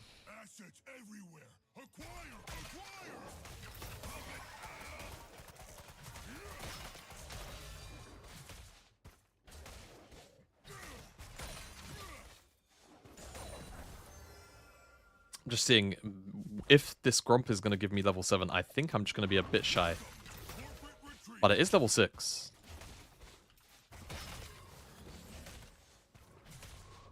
Because again, one thing that I'm a big believer of this patch is I think this is a farming meta. Is this 7? Yeah, I mean, I don't know. 7 at 8 minutes on jungle. I think this is really OP. And obviously there was probably a window for me to reset somewhere at some point. I can be there for grubs. Like, realistically, I would take grubs. But let's just get greedy for a sec. And do blue. But you understand the idea. Oh, no, it's going to reset. But yeah, you understand the idea. Like, the early tempo that you can get off of resetting, I think is really impactful. And you should probably be doing it. You should definitely be resetting.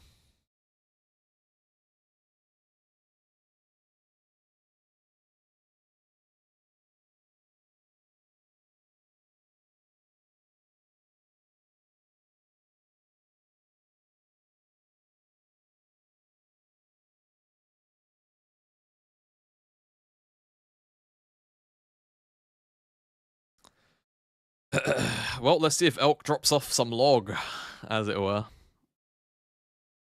He almost beat the kill record in game 1.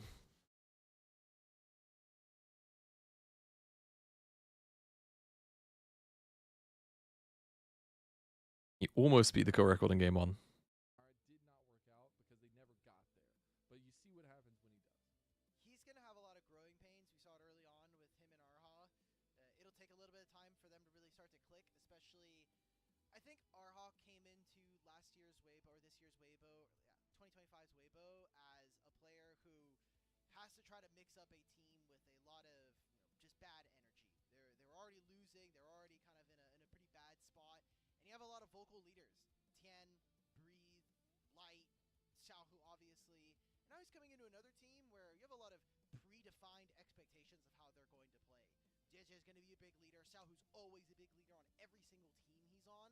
So him and Elk really kind of have to find their footing and find it very quickly here in the season.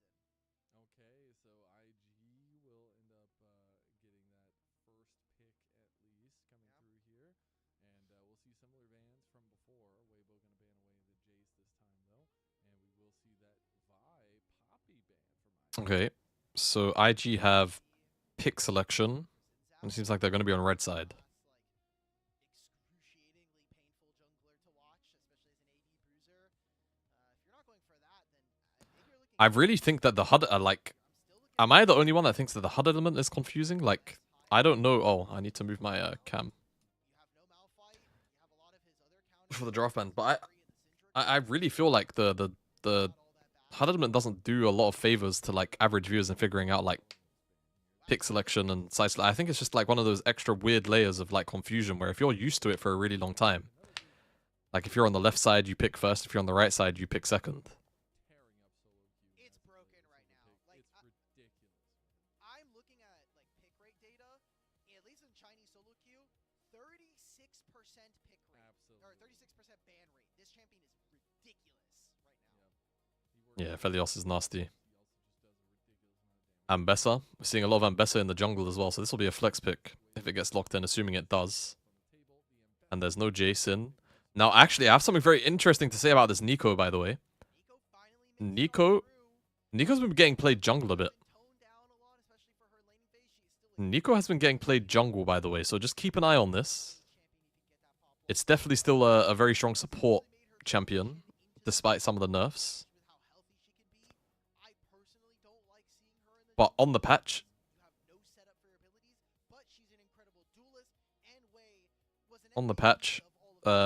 it's been getting played in jungle a little bit. With like, I think a 55% win rate, but if they just lock in Zins out in this rotation, that just kills that flex. Alright, no problem. Just little caveat side section. There's less minions. How will anybody ever do the math when they need to know the time that they're at in the game? They need to know how many minions are going to be spawning. They'll never know. They can't do the Nico math. Nico always They can't has press the tab. advantage. They can't press tab. No, they can't. Sion, okay. Will be Ambessa jungle. Almost basically confirming immediately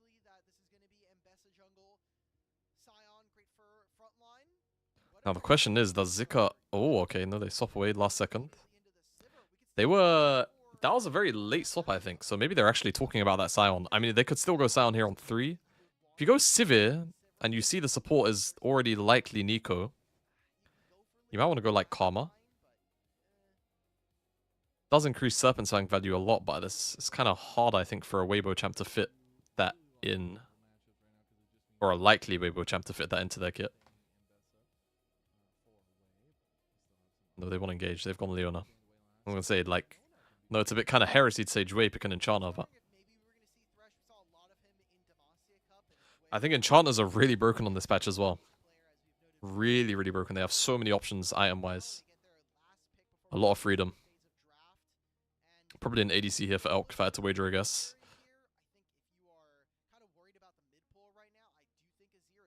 Ezreal, Zeri, yeah. Alright, no problem. How are the games? Honestly, the second game was a pretty big shitstorm, but the first game was really close. The first game was really close. Alright, well, if we're talking about bans, I mean, they hovered Scion. Oh, this is going to be a circle, lol. They hovered Scion, so Scion probably goes, and maybe Ornn? If I had to take some guesses here. What they maybe want to ban, and then, oh, Kennen, okay. Interesting. Unsure on what these bans want to be here for IG, though. I actually would have thought that IG would have liked to have banned something like that. If they want that Scion, they would love to ban Gwen. Yeah, Aatrox is another good ban. They've ended up banning Galio. It's the wrong G. It's the wrong G. Like Galio, does Galio say anything for mid lane? Like, realistically, I don't think so. It's just like they don't want to pick Galio when they have Ambessa Leona. So maybe they're just committing to more dive in general. We'll see. Akali. Good call. Good call. We're gonna have to start squeezing for some more unique mid lane champions that we haven't seen in a while here. That's what I'm wondering. Like, what do we got in store? Yeah, Top Esports vs JDG is after this series. Victor. Victor was a good shout. I didn't think about that. Is now banned. Aurora, although this champion has Do you want Cassio? I feel like it sucks into this. Jax.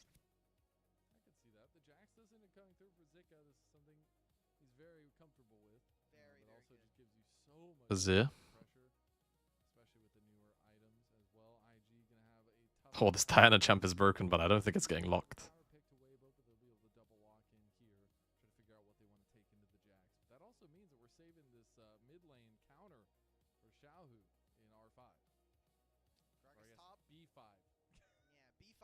Gragas. I mean, is it just Gragas Azir? Rookie Azir. It sometimes leaves a lot to be desired, but he is also, weirdly, at the same time, a good Azir player. I don't know how to describe it. He's just very hit or miss on the jump.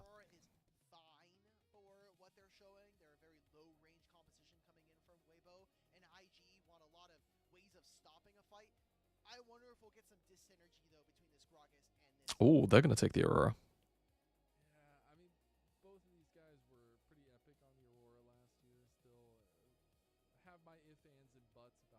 Okay, they do go Cassio in the end.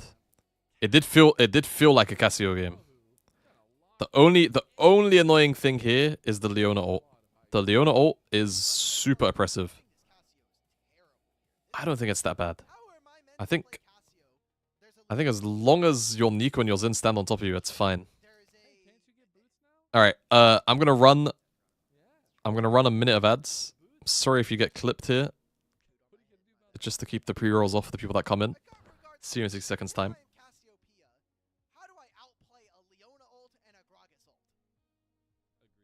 Movement. Movement. Movement, bro. Like, I feel like Weibo are being a bit greedy, and this comes down to the man in the mid lane, the franchise man of Weibo Gaming. How are we picking Cassio in this situation? You're already a very... You're just playing an anti-dive comp. Nico and Jax and Xin Zhao. I think you're asking a lot of this champion. No, I think it's a lot easier to pilot than you'd think. Now the early game is a problem. The early game is a big problem. The early to mid game is a big problem. Oh no, we're getting added again by Huya.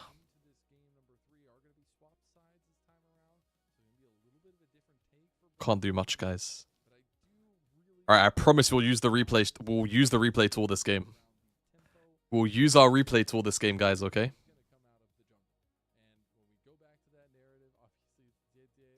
We will use our replay tool this game.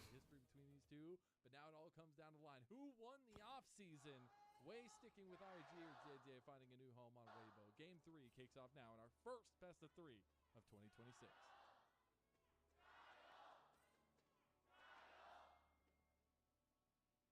Yeah, I hear you on the IG comp. Alright. Double grass procs in top lane, so a lot of talking about survival when we're looking at this lane. And I think if we get into late game skirmishes, IG are going to feel really confident. They've got a lot of good bursts, especially from the mid jungle. See what this 2v2. This is a much stronger 2v2, especially for the Sivir and Leona. We've seen the 2v2s kind of kick off. Kind of think Zeri is too slow. When you say too slow, elaborate, please. What do you mean, bro? Very terrifying. Gets so much damage down early. To scale? No, I think it's fine on 2 items. Don't think it has a good 1 item. That's the thing about Sivir on this patch with Essence Reaver. I think it's a very strong 1 item champ. And then it still gets to scale into being Sivir.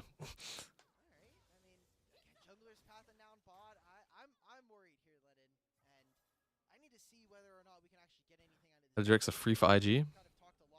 Yeah, they should be. Yeah, I mean, stacking Drakes is still OP. Hasn't changed.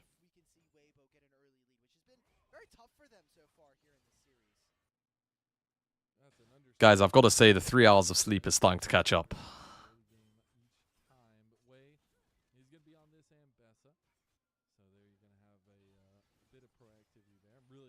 3 hours of sleep is starting to catch up a bit, guys. Wait. Okay. Tech. At 12 hours of sleep, I'm super locked in. Okay. By the way, and this champion has been like this for almost the entire year. I want to put that out, by the way. It's just crazy. 243. You know how many world records are going to be broken now this season? I'm on a 1 hour nap. Yeah, bro, guys. I was getting my sleep schedule prepped and ready. I was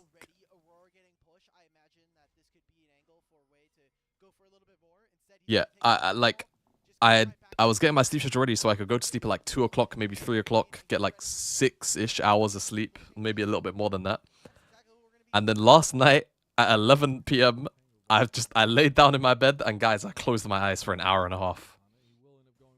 I took a nap. I took a nap and that was it. It was fried. I woke up at 12:30. I was like, yo, cool. Let me kick it for a little bit. I got in bed at 3 o'clock. I was like, okay, I'll catch 6 hours at least. No problem. 6 hours is fine. Do you think I could sleep? I didn't sleep until about 5:30. And then I was waking up because I was worried. I was worried that I would sleep past my alarm, so I kept on waking up. It was really fucked up, actually. I was like sentient in my dreams. I was having lucid dreams. I was having lucid dreams as well. I was like very conscious whilst I was asleep of the time. Do you know how annoying that is? Can we just like take a moment and play the Titanic theme song for the fact that a snake can wear boots now? It's been years. It's been Is that a Titanic reference? No, I just the like epic, really emotional music. Just need to pour one out for the bootless Cassiopeias. I always felt like they should have just kept the boots for Cassiopeia because it would have been like a cute Toy Story reference. But that's still one of the best scenes in all of Toy Story. You know. There's a snake in my boot. Did already in a little bit of trading against Rookie there, but in the long term we'll see as Plate goes over to Zika. A small advantage there. How many more games? Till the mid break. This is a best of 3. As of yet for Weibo. JJ gonna find Rookie. Rookie on the wrong side of town. Snake comes out of the bush. Oh, he's grounded. He Oh, makes it out alive. he's still allowed to go, I guess. Want to use the flash there. Here's a fight. Okay. You get the double CC chain with Oh the my God, flash feed. on top of Elk. I'm pretty sure he'll be fine. They will end up burning the heal. That'll be 2 summoner spells actually with the barrier burn by Photic. A laning phase that I really feel like IG are kind of coming out clutch on right now. They're doing well enough in the bottom lane. You're down 10. Yeah, no. It's guys. So it's the feed I'm watching. It's not. And even with all of that investment around The feed is starring. It's not. It's not me. he gets to move into river. It's just, there is no clean. Well, there is a clean feed, but I'm telling you right now, these guys have the clean feed. They are watching off of the clean feed.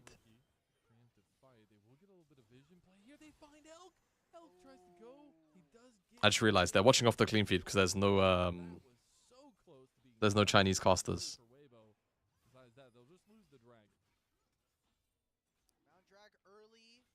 What else can JJ get? Because there are some camp spawning on the top side. Yeah, no, I know he did. Red buff.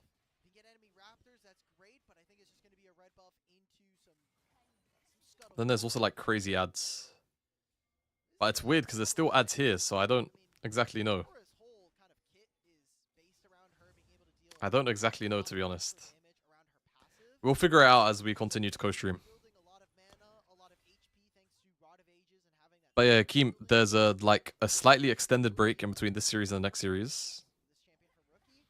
I think that Cassio is going to Oh. be scaling quite nicely here in this game, despite some of my concerns. I see. Yeah, Rookie was maybe looking for a trade angle there, but ends up taking a Um, yeah, like there's maybe like a 25-minute break in between the series, and then it's another best of 3. So today will probably be done by like 3 o'clock ish.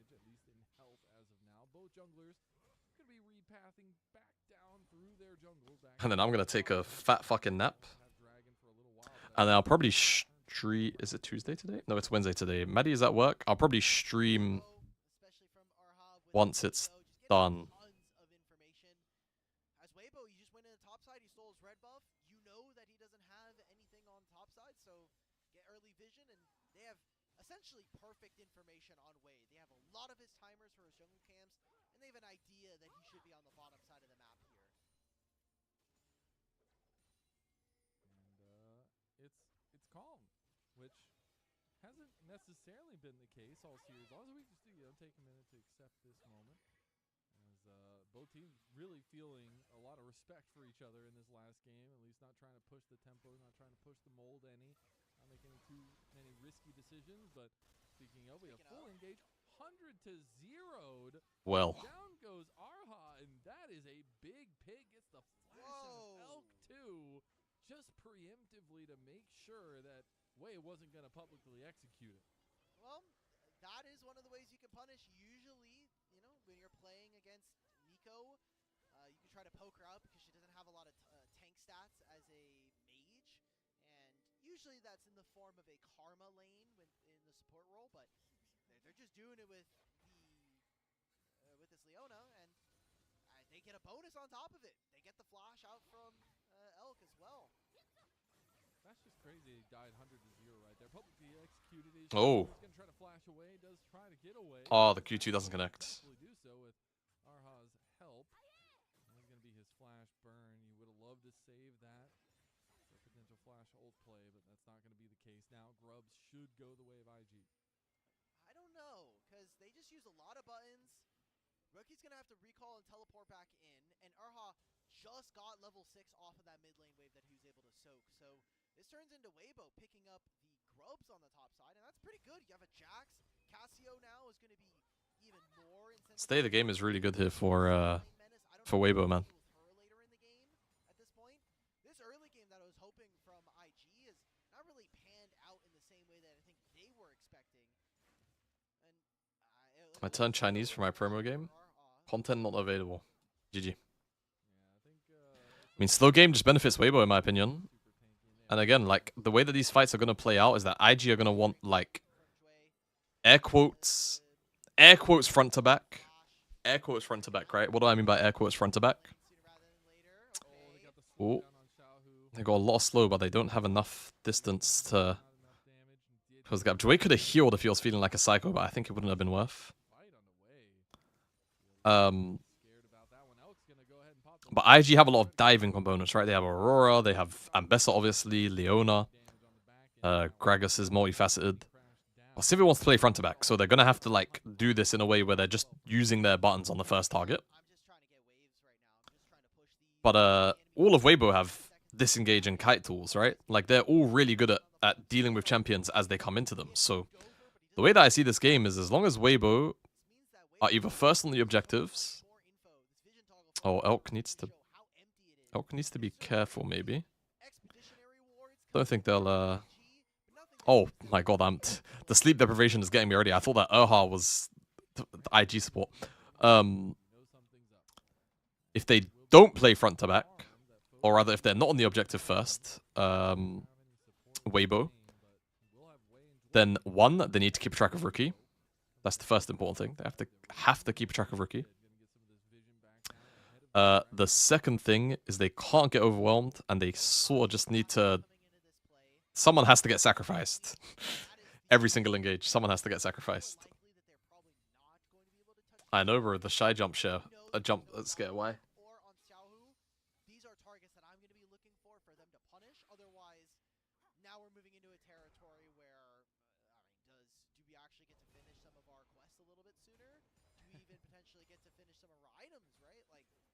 Casio is scaling this entire time.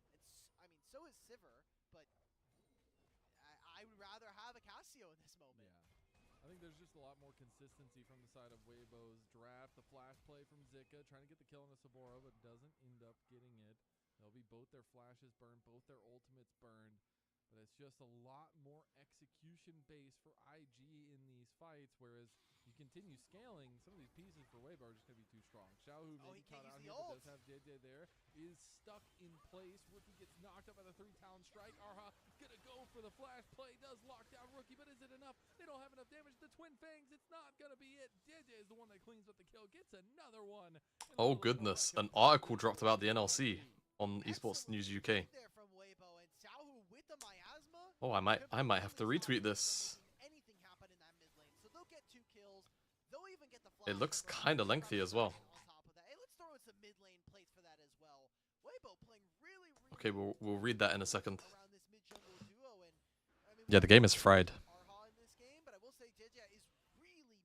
Starting to think I may have underestimated Casio utility. I think this is something that a lot of people do. Like, don't even feel bad about it. He also can't cast R. It seems like, and then yeah, Aha shows up. But this is all that has to happen. Zin's out. Like this obviously didn't play out in the exact manner that I was specifically talking about, right? Like it's IG trying to make a play, and then Erha and JJ show up after the fact. But also, oh, Elk kind of R'd a little bit early. They trade R's there. But Xin Zhao just has to play Peel. Erha just has to play Peel on the dive. And as long as they can keep Casio alive, like that's the main thing. That is the main thing here. Man, the feed is really killing us today.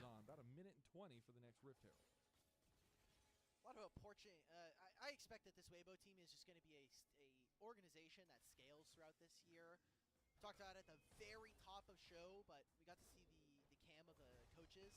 That was Coach Selen, who has been with the org for a couple of years now. They did bring in Coach Shine from HLE, and Coach Kim from this most recent Gen G run. Hoping that Sabura needs to be sort of careful, but I think it's really hard to like. You have to really mess up to die in this matchup solo. That game one was abysmal, and since then it's been all peaches and rainbows here. Yeah, apparently that's all. You just need to wake up. It's like a slap to the face or a cold. That's a quick glance at Bro vs DK, and they're still playing Worlds Mail. It's just Korea, isn't it? It's just so Korean, bro. It's the LPL Kaisa, you know. Maybe some of these Korean coaches. It's just so Korean. But brought them over. They're now getting to experience it very firsthand and not at an international event, which is probably a little bit nicer.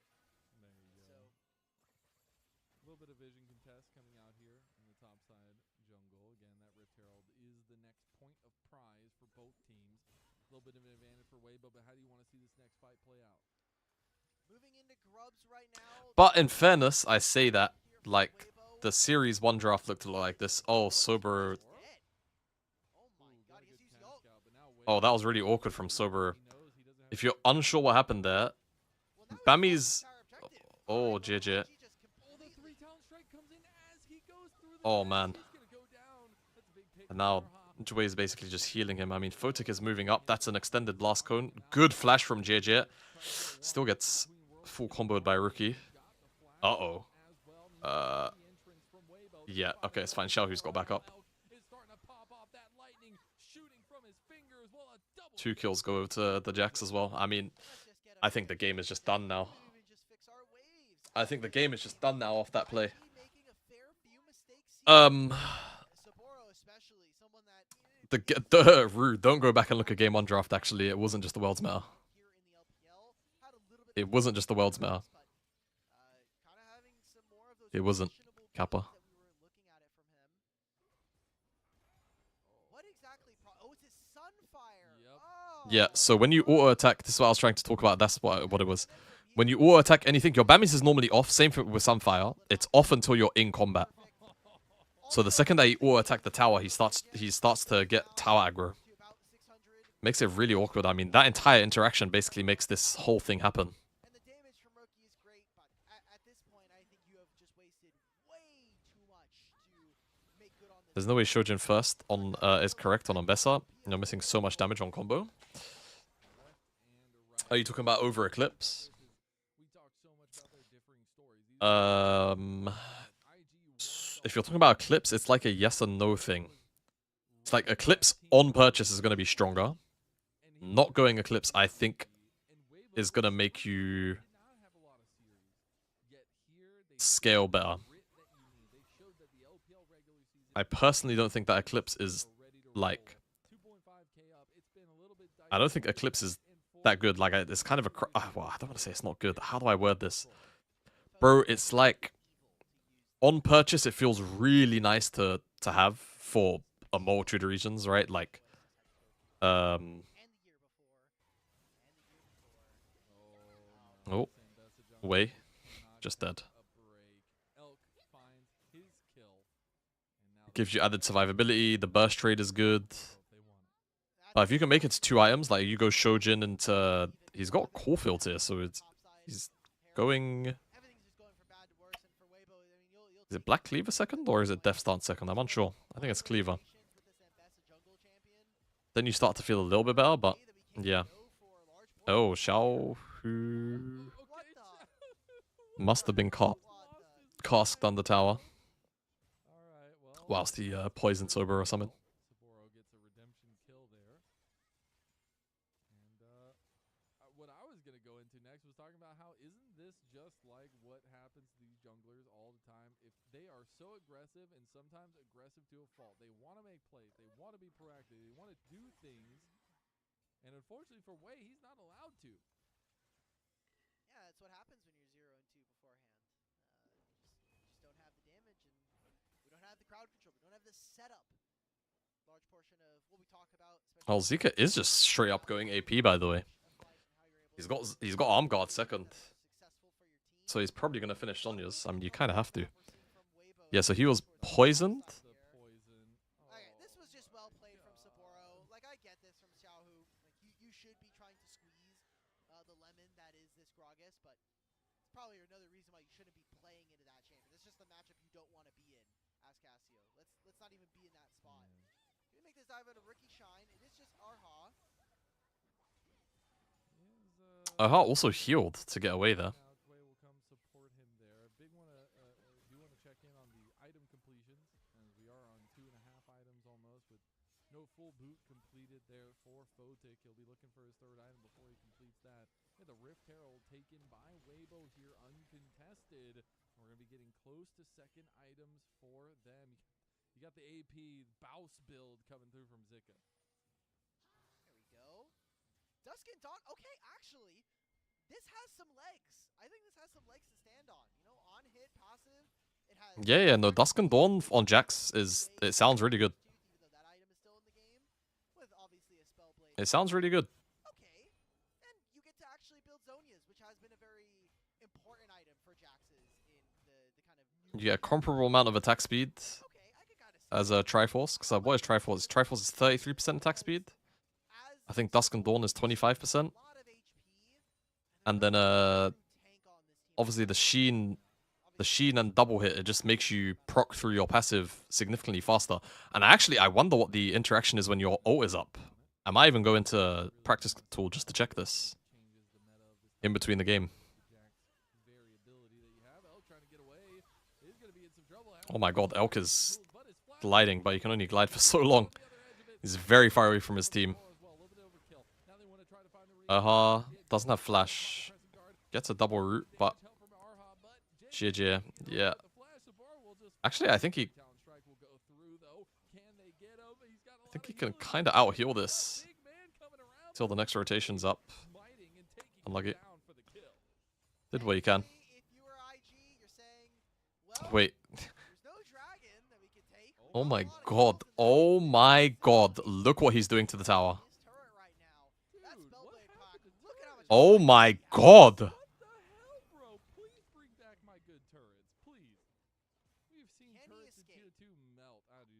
Oh. I think Zika's about to fry Wei. Oh, and Urha's here on oh. And he has a wall top over, and he's got a blast cone on the other side. Oh, Jinja.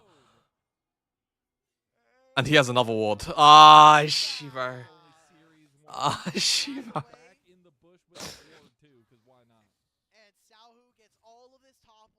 Oh my god. What a horrifying IG. That is such, I can't even.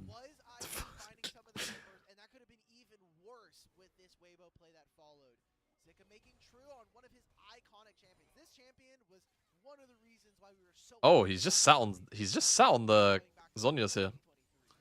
He's gone Mask. So what's he gonna go third? I mean, the only item that makes sense, because you obviously you have the Andres, you have Bloodletter, and you have Riftmaker. I guess you could theoretically go Riftmaker for the Omnivamp. That would make your champ really annoying, and that's exactly what he's done. Okay. Okay. I'm listening. Yo, could you do this jungle? Is it even still as good? I feel like your economy is maybe a little bit too low. AP Jax is good anti-dive? Yes, I agree. It's good anti-dive because you can also get Zhonya's, in my opinion, as well. And you just deal so much burst damage, like it's so good at bursting down a target, right? That's what you really want when you're anti-dive as well. Like you want to be able to burst the target down very efficiently. Oh, He still gets a 2-man knockup. Dude, look how much damage he just did to Dwayne, like at the beginning there. Is this not kind of crazy? Xiaohu's a bit far up.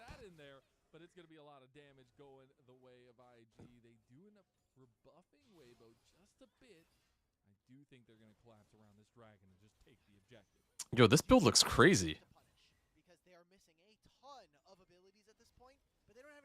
This build looks crazy, by the way. Can they? Phaelites are so OP. You should not be able to see in bushes. That, oh man, that's really kind of... That's kind of made me angry. Oh, Elk. And he's one shot.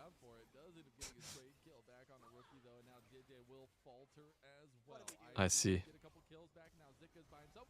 Oh. Oh, I see. Oh, I see.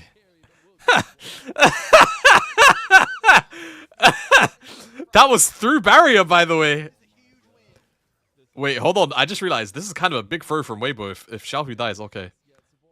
Dude, what the fuck?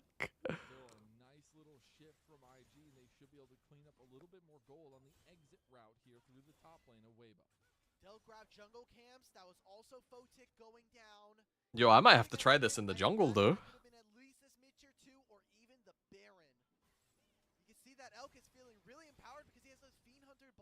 once he pops the lightning crash, those next 3 autos, if they are crits, they give him bonus true damage. He's trying to rip apart Photic here. He feels super empowered, but there's just no setup at this point. Urha doesn't have the Pop Blossom. They don't have too many plays. This is Weibo slowing down the game, which I'm not a huge fan of, I won't lie. But the fact that Zika is able to kind of get some on the back end of this play, and for me anyway, mostly just slow down the game and take away IG from going towards an objective or even pushing out some of these side lanes, which continue to be a reoccurring issue for this team. Yeah, it really does. It's about just kind of cleaning house, if you will. Making sure you do all the chores needed. But we are reaching the crest of 3 items now for our AD carries. A little bit more ahead of the ball is Elk, but very close behind him is Photic. Zeri has 3 items, GG. Well. Yep, they made it. Fiend Hunter item as well, really good. That's going to be another big precipice to fight off of. You still have a while till the next objective comes through. This game, like, it's only a 1.5k gold lead, but the game just feels so far gone for IG. I don't know how to describe it, man. Thankfully, even regardless of the series result, there's a double round robin here for all of our groups, so we will see this matchup again. But yeah, you know, you always want to set the tone, right? Getting the first win. Yep, set the tone. The first win of your Set the tone. really kind of helps them. Oh my god. IG, they're coming off of a pretty big win. I think they could take it. I think if Weibo were to lose this series, it does call into question kind of some of the expectations we have for this roster. And I say that with them having a 2,000 gold lead and soul point. It would take a miracle, but it was they higher also before. we have literally seen this iteration of the lineup lose with a soul. I think they lost with Yes, Ocean we Soul in did. one of those Mazda Cup games. So I put nothing past them. All right, Saboro going to tank the Twin Fangs. Petrifying Gaze misses while he's in midair. I see, okay. Xiaohu trying to get that stun down. The rest of Weibo were here to back IG off. Some threatening around the Baron now, but I think it's just going to be a little. Yeah, I don't know how she gets to be a hunger. Oh my god, she's gone the Eternal Hunger item. That can't be good. Remember when that was illegal to do? That can't be good at all. Literally, I sorry, I remember we were talking about like what item that Wei could possibly be building. was backing in a bush with the Nico clone. You remember Oh, that? I think that was true. the year before LPL died. I think it was. Oh. I think it was 2020, 2024. Pretty sure. Maybe. Wow. Yeah, I think it was. It was hilarious though. Yeah, Eternal Hunger on Abessa. That doesn't sound good in the jungle at all. It sounds fine if you're snowballing, but I don't think he was snowballing when he bought that item. Game, by the way. It's great. It's wonderful. You're just not allowed to use it. It is actually something that the referees are very much like, you're not allowed to use this because it is an unintended mechanic. So, you can use it at home. I keep trying to do it. I You need to, keep trying. yeah, I mean, there's no league refs when you're in solo queue. True. So, Not wrong. All right, we got about 35 seconds for the next dragon. This is Soul. This is the big dog fight for Weibo if they want it, but they don't have to take it. I think you do. I think you do. If you're Weibo, I You think don't you wanna do scale need to some take more? this fight. Why? Who cares? I'm gonna get a either I get Chemtech Soul, or like I get another 5 minutes in this game. Like, I'm okay with that. If I'm being honest, I think the burden of scaling and the burden to try and win this game right now is on Invictus Game. They're the ones that need to prove to us that Photic is going to be that guy in this game. That even Rookie, who has had a quieter Aurora game, is going to actually be able to put out that damage that we were expecting. Yeah, we got 4 items now completed for Elk. This is his time to shine. The item completion over the other side of things with Photic. Yeah, no, the Omni Vamp and his base stats are very much on are definitely placebo. Gonna be about how things get added up together. Right now, Weibo gonna take primal position around the dragon. Could look to start this one up. Does give some room for the engage of IG. Late TP coming in from Saboro. It's a very kind of lackadaisical TP here from Saboro. Again, the upgrade that you get, 30% max HP for 30 seconds, is nuts and should be used as a way to kind of move you forward and be a frontline tank. These are time ticking down. Rookie's on a flank. Weibo's not in the pit. It goes over. Okay. He's actually gonna go away. He denies the We soul. got it. He'll die instantly, and Arha goes It's for the just Blossom fight. it's a slaughter. Still looking for his entrance on the Oh, the wins. Weibo the takes Jax a damage, man. 1,000 gold lead. They lose the dragon, but they're going straight to the Baron.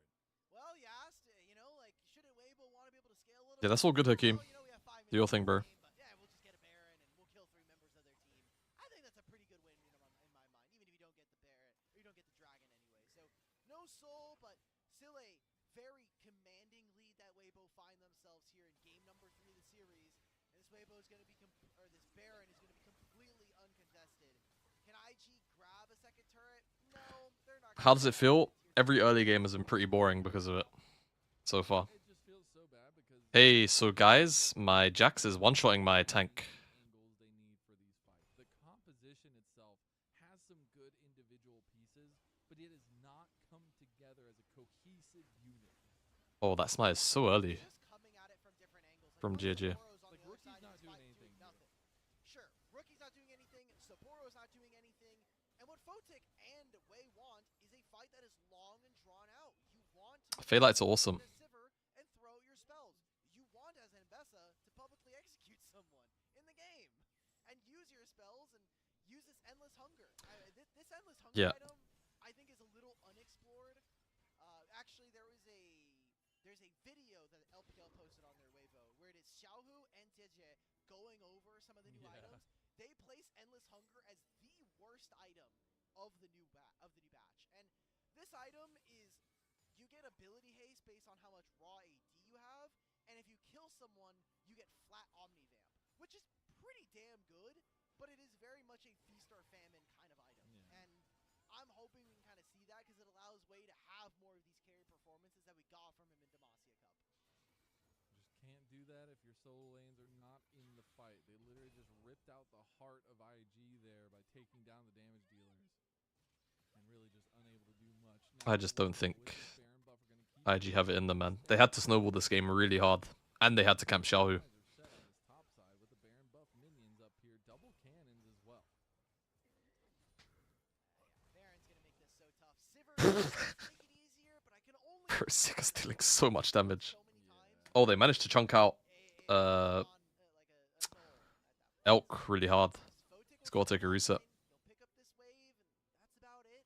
Sapporo's gonna move himself down onto They've got 1.5 more waves to work with you see that IG are for Nash, but they really wanted to siege on this top tier too. So I don't know. Dragon bought them 5 minutes here in this Yeah, one. Civ is really broken on this patch. And then potentially again, if they want any hope. Seeing that picture-in-picture, that Rookie did some pretty decent damage onto Elk.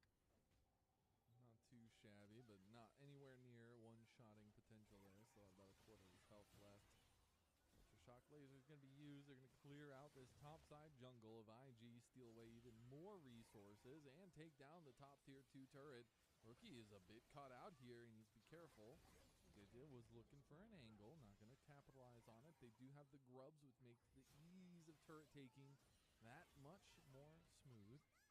And they still do also have Zika pushing in the side lane. He's going to actually cheese away for some potential extra farm in the jungle if he wants to. And should just be the It's OP, but going back to the Sivir, it's OP, but it's just like I think IG just haven't really understood how they had to play out some of the team fights, Zika is the last thing that I'm concerned about. and Weibo have just outplayed them. Here, they need to do more because all of Weibo, they put all of their vision on this top side of the map, and now they need to Excuse me. It's going to take time for them to do that, and this would be IG's perfect window to hopefully get themselves a good enough spot, something that they can play off of. Maybe it's this mid-wave, this incoming mid-wave is maybe going to be what they're going to use to spring them Level 19 Jax. Yep. fight in 40 seconds. Welcome to League of Legends 2020. important one. IG Hello, Raz. Oh my God, Zareth. though, it got Dude, away by what are you doing over there? last dragon, so give themselves Respect. over an elder dragon to potentially end the game. We did end up getting that 4th item completed there with the GA ready to go for both 80 carries. Yeah, it's really weird that we swapped over to the whole like the patches the year. Might be looking to play a little bit more aggressive. Sorry, brother. One of these I think it's like more uniform, I guess, but it is like simultaneously also strange to like just change the naming convention of the patches. teleports means that we're just swapping around the roles here. Zika is coming over through one side. Can IG get another steal? I mean, Still hold on. even when Zika shows here, it is just so fried. Careful, they just left Photic out to dry Oh, they're just engaging. Oh! Wait, no one's dying. Elk's kind of dead in GA. Oh no, Zika's still just frying the entire fight. This is exactly where Zika thrives, cleaning up the scraps, heavering all of IG Oh! into his gullet. Oh, he actually got the stun off. Rookie away, but that will be the dragon. That's sold to Weibo, and that's still a 6,000 plus gold lead for Weibo Gaming over IG in their first series. Not only is Zika Yeah, this Jax is just so OP. Jax player, but you look at what he's Yep. playing against. Weibo is so ahead that the anti-dive comp became the dive comp. End up doing Congrats. much in the lane. Bloody hell. Who is dealing with him, and how do you get around this champion? Because Sivir does not want to play against this champion. You can see it right here. Look at this. You got a spell shield, that's nice. Here you go. Knock up 3 Talon Strike, and you get Arha with this Pop Blossom. This is about as perfect. It looked a bit sketchy for a second, but It's just the second Photic comes back up and Zika just immediately has another Counter-Strike ready. It's like, well, They both have the Sterix Gauge shield from the TP. Saburo put himself up in the dragon fight to maybe try to utilize that, but then they just did not man-mark Zika. They literally saw him coming, but Saburo was so far up into the fight that he was not able to body block. And that's just yeah, I like Mazel's call here. Like, for IG. it's really Beautiful difficult for them to Weibo. Now Baron's do coming anything Baron with when Saburo just has that angle for free and they know he's there. This Jax and this Cassiopeia, they are going to be hard marks to find here. IG backs against the wall, 7,000 gold deficit at 36 minutes here. We're thinking maybe these games would be a little bit faster. We have seen a little bit less action in between the jungles, but And it's basically it. Just a caveat, ADC players, feel free to look away. There's a level 20 Jax in the game right now. Oh, Jue. He's dead for that. Dway's gonna get fully engaged on after he Zika doesn't have... gets Oh, he does have flash, actually. immediate pick on Yeah, I'm not gonna lie, guys. I think the next time that Zika has E up, he's just gonna flash E onto Photic. If I had to wait... You know, I'm not a betting man. I don't actually gamble. around the vision here in the mid lane. But, We are never contesting this Baron. Just if you wanted to know what I think is on the mind of Zika, I think it's flashing on Photic with E up. Baron is push the waves. We're gonna go for the Baron. Wait, just steal it. Just do it. Come on. There's no Atacon. We got to find a way to throw somewhere. There's going to be the cast, the public execution, everything used from IG. Will it be enough? Elk is getting soloed. Unfortunately, Elk is an ADC and he dies. Oh, ways outside the pit, so the Baron goes over to Weibo. To JDG, and that will Uh, be Hey. final gas tank used by IG. They did get a couple big picks. Zika is still a level Here we go. 3 Jax. Again, 80 Oh, he could just wait it out, I think. Oh, no. He might actually end up going down here. Does still Oh, have my GA, God. by the way. He has Well, Zarya oh. GA. The prediction was technically correct. He did flash on him. Well, and I think this is not going to end well for Photic. Does he find a way out? Okay. He did flash on him. Got it. It- It's not fast enough. It's not fast enough. Photic. Oh, he's dead. Twitch isn't working for you right now? Zika Oh. push if he wants. Very sorry, mate. 60-second That's alright. Well, I'm glad that the YouTube feed is there for you to use. And Alright, Zika's well- just untouchable, man. Like, he still has his G. He's still just pumping damage.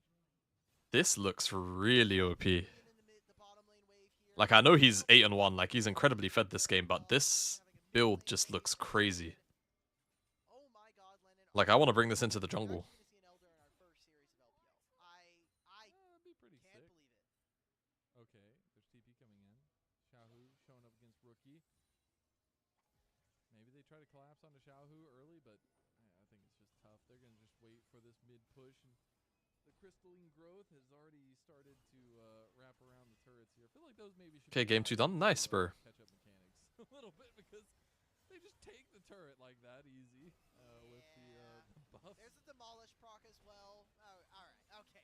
3 lanes pushing. There's a super minion starting to spawn. I need to see on legit twitching. Are being taken. This is the No last problem, man. gasp, as we talked about. Weibo Yes, that item on Echo is disgusting. He goes golden, a little bit of pick on the Elk, but it doesn't matter if Elk goes down because the real power Goodness me. has been Zika the whole time. Level 20 Jax, he's going in. 8 Oh, members. 3-man petrifying gaze. He's Good going night, even more Photic. at 4 members rather.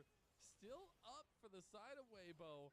And unfortunately, that's going to mean not many more left for I'll get on game 3 and we should be able to post this like an hour or two after the official broadcast. Okay.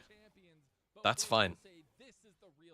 And I know like normally what that means is you would probably be able to actually do it like an hour or two after the series ends, right? Typically.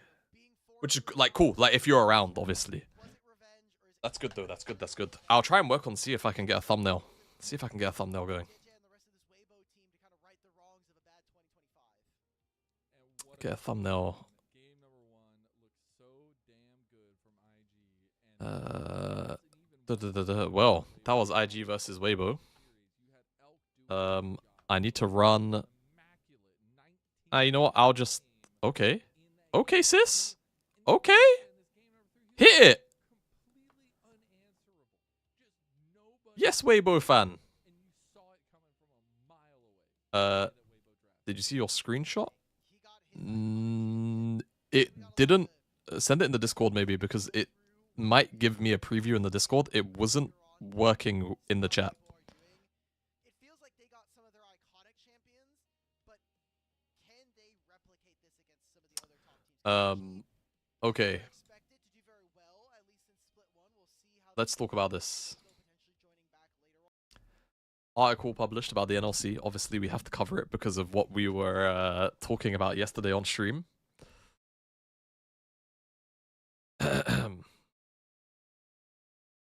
Oh, I see. You dropped attack nuke in Emerald. Alright, man.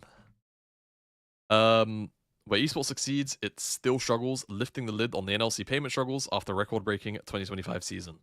So, yeah, I guess now that it's being reported, a lot of people got very late payments. Very, very late payments last year. Which was definitely very problematic for a lot of people. And this varied in significant amounts of money for some people. I'll be able to finish editing like 10-20 minutes after the series and then 40 minutes to clean up thumbnail, etc. Wait, can you do thumbnails?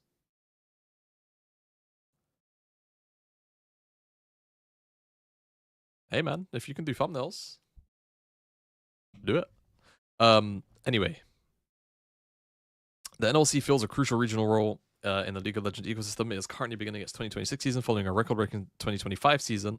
Expectations are high that the regional league will continue entertaining audiences. However, the league has allegedly found itself embroiled in esports industry's most common issue, late payments. What is the impact of the NLC's alleged late payment issues? And how might esports' financial squeeze affect 2026? NLC faces allegations of delayed payments and missing late payments. NLC's 2025 season concluded with historic records in its wake. This included becoming Europe's most popular League of Legends circuit with 3 million hours watched in the spring circuit. However, the cost of these historic records appears to have weighed heavily on its owners, League JDG, which we'll talk about this in a second. Esports News UK received first reports of delays in fulfilling contractual obligated payments in October of 2025, after the contractually agreed 30-day payment terms had expired. Contracts allegedly stated that the contractor shall submit an invoice within 5 days of completing the services. The company shall pay valid invoices within 30 days of receipt. However, outstanding payments extended into October to November period, with most invoices having been submitted around September 7th.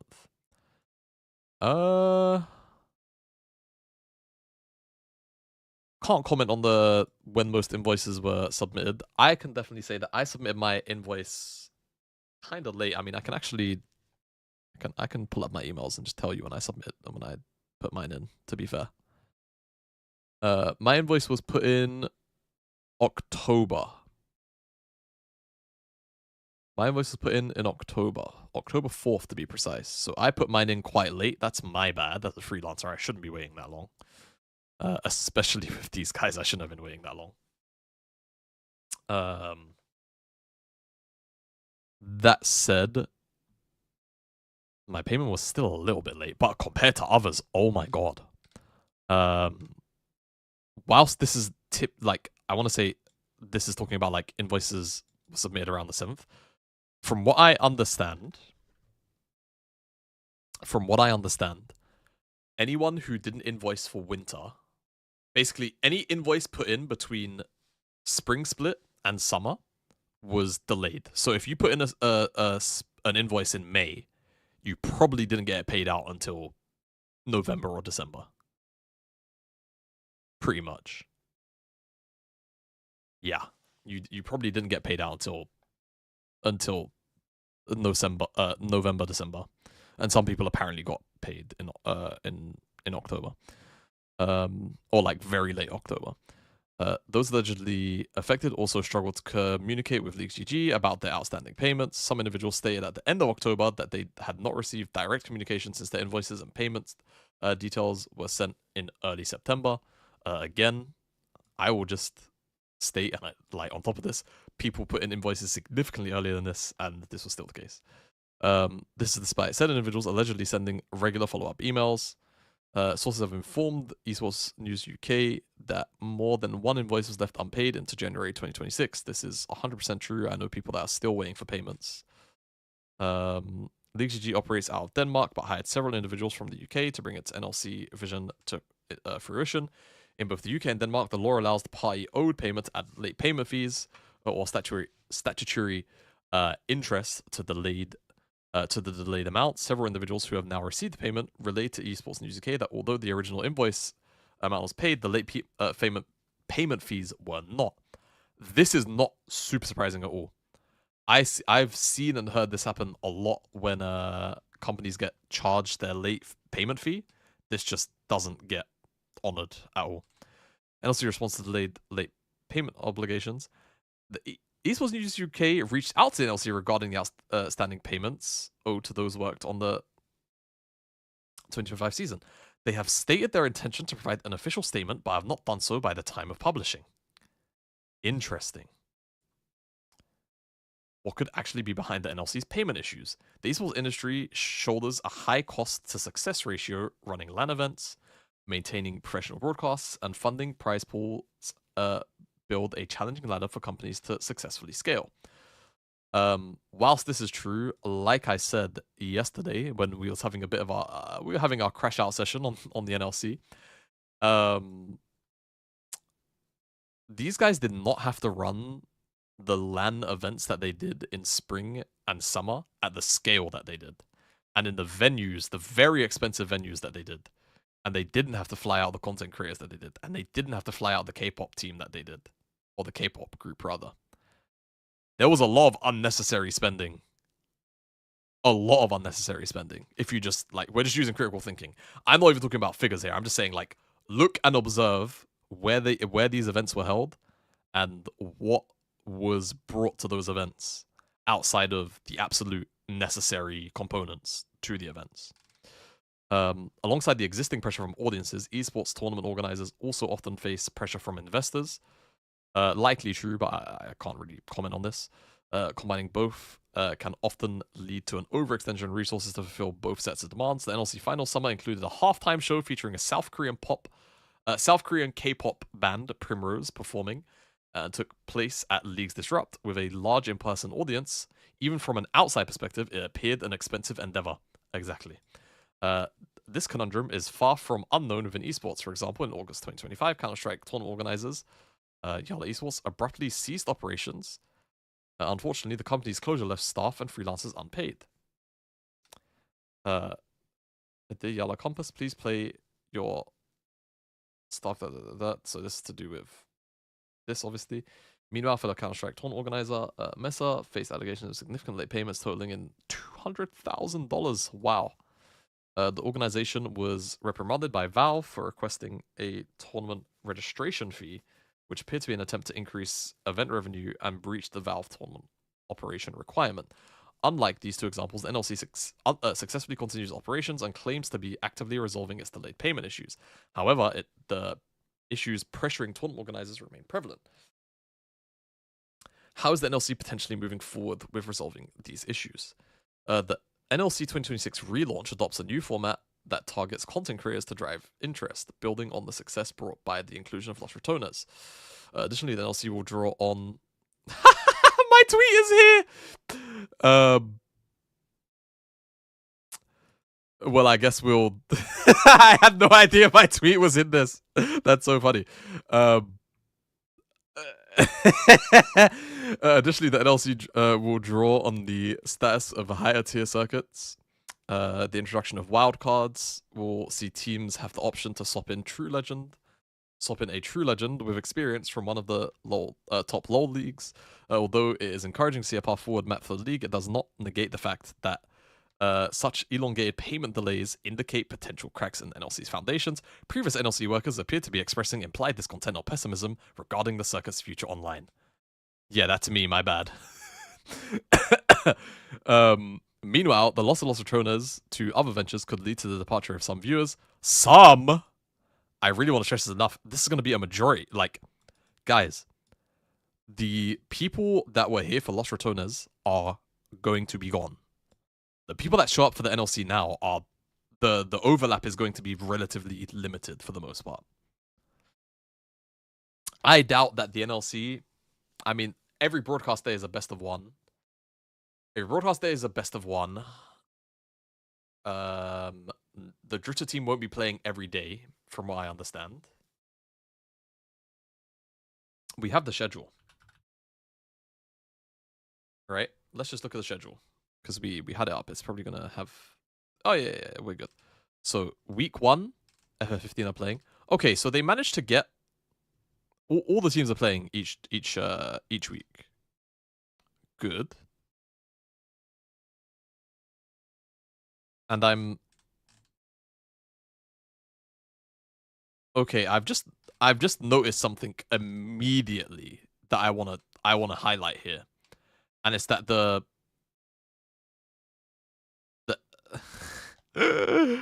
so the 4cent team is playing the first game of the day every single week. I didn't even pay attention to this.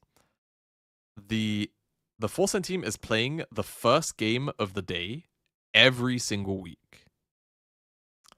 Now, there's a multitude of reasons as to why this could be happening. I'm not going to get into them.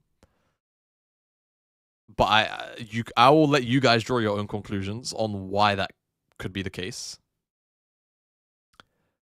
Yeah. Meanwhile, the loss of Los Ratonas. We read that. Whilst efforts are clearly being made to improve on the payment issues felt so deeply by workers after the 2025 season, the future remains on a knife edge for the regional league that might be hanging in the balance. Yeah. I can't believe I made it into, into this article.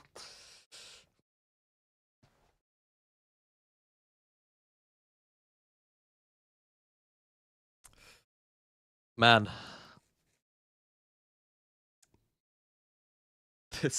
It will be different. Toilet emoji. Bro. Are you team piss or are you team shit? Where are we at? We're at a 4-minute break. Yeah, I mean, it just is what it is with the NLC. Let me I need to retweet the article. I want to retweet the article.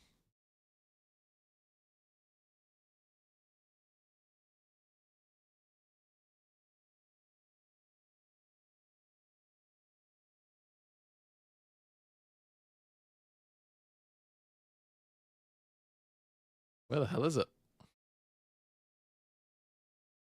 Where did it go? Here we are.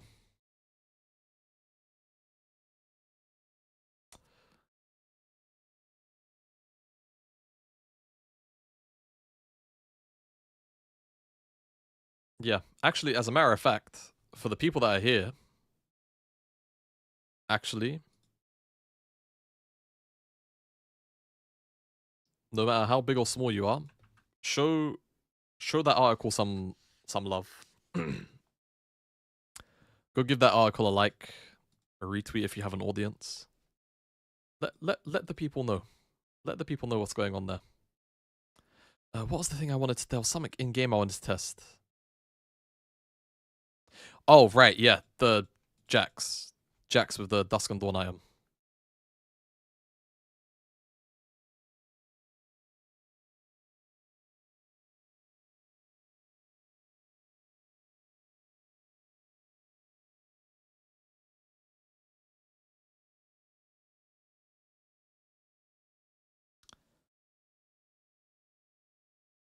put the music on for a sec. And then it's Top Esports JDG. I need to change the titles.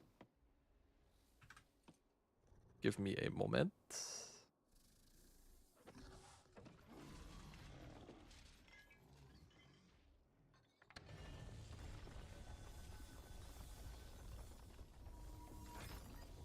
Welcome to Summoner's Rift.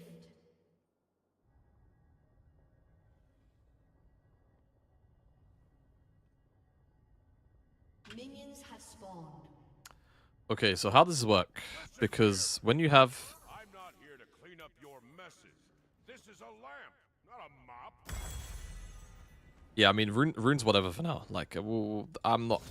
I'll theorycraft runes in a bit. So, obviously, for those that don't know, when you ult, your passive starts proccing every other auto attack. So spawn an enemy dummy. Let me just kill all the minions. So for anyone that doesn't know, this is how it looks, right? Obviously you get the third hit. Now it's every other auto. Oh my god, it just... Oh. Bro, it's just on. Oh, fuck no. Oh, fuck no. So...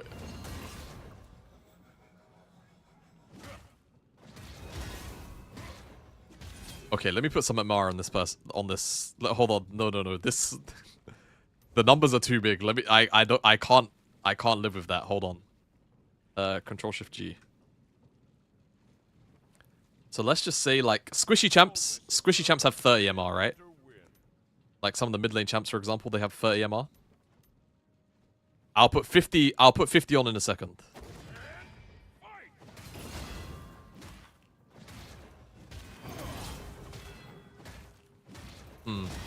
I see. I see. Okay. And then we will put 50 on just for good measure.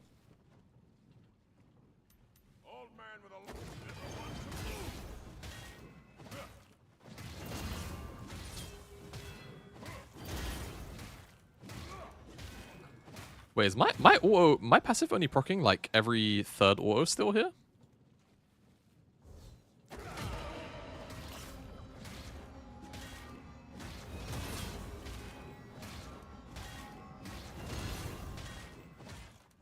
Okay, I see what's going on.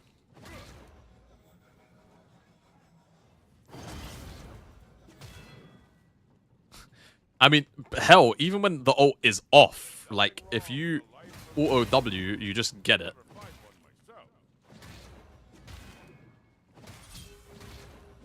You just get it regardless. And if you walk up to someone with no autos laced in, and you W into auto, you just get it as well. And obviously if you auto W, you get it all. This item is cracked! And of course it has the Sheen actually has base AD baked into it, which Jax has a lot of base AD anyway. Try Navori second. I mean, it's like obviously Navori is a very good like look, I understand wanting Navori here, but I think you just want more like when you're playing jungle, like you want more HP.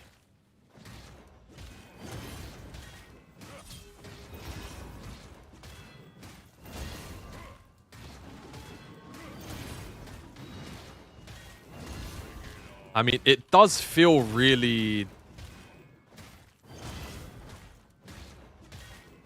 Yeah, I mean, I don't know. I could...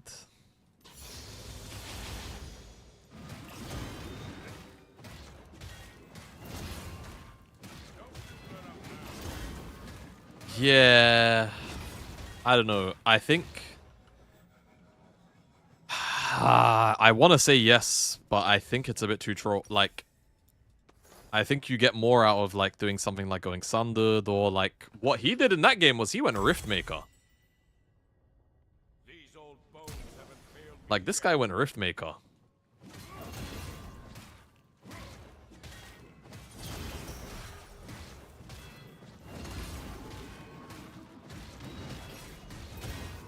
I'm not gonna lie, man. Like, this is low-key a decent amount of healing.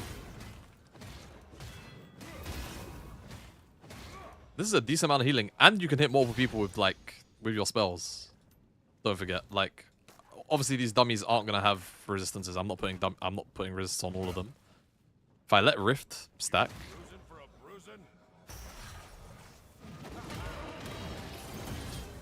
yeah, man, like.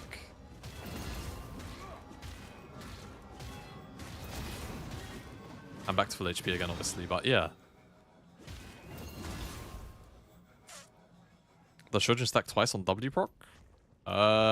It should do.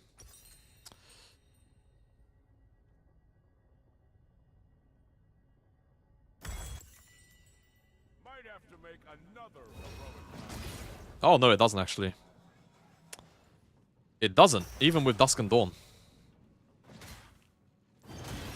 It just queues up abilities, I think, yeah.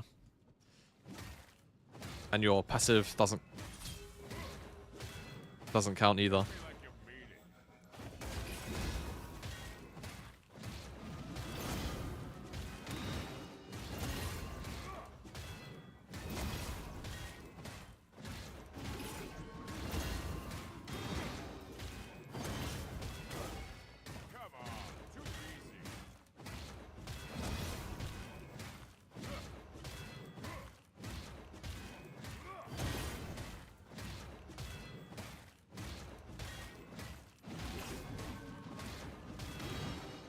Okay.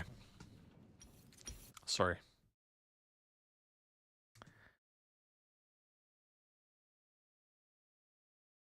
Here we are. The new kind of roster for top esports here. Kanavi out. Shun out. Both these junglers actually. Very big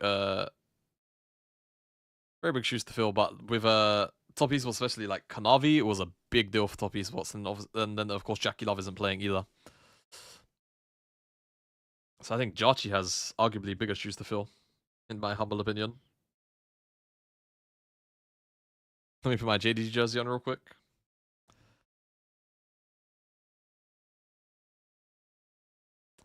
Definitely could. Do you know what we could also do? We could watch with Kitty, you know. I think Kitty wouldn't mind a duo sesh for JDG top esports. Actually, I need to know if she's hate watching.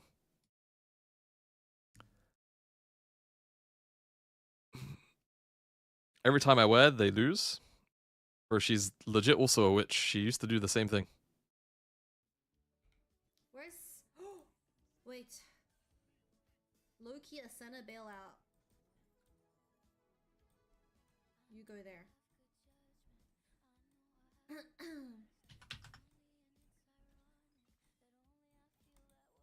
I might run 3 minutes of ads now. Just to put the because the JDG or top esports, I want JDG to win. I'm W Kitty. Yep, same. In the LPL. W. Because the pre-roll timer is on 0 right now, so I think I'm just gonna do that because I think it'll be really tricky to time ads otherwise. I don't need... Inshallah. Oh my god, it's so big.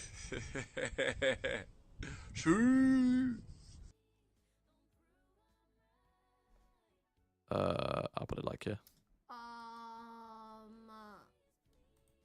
Do I just... I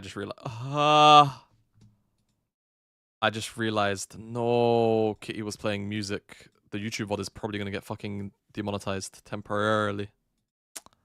Chinja.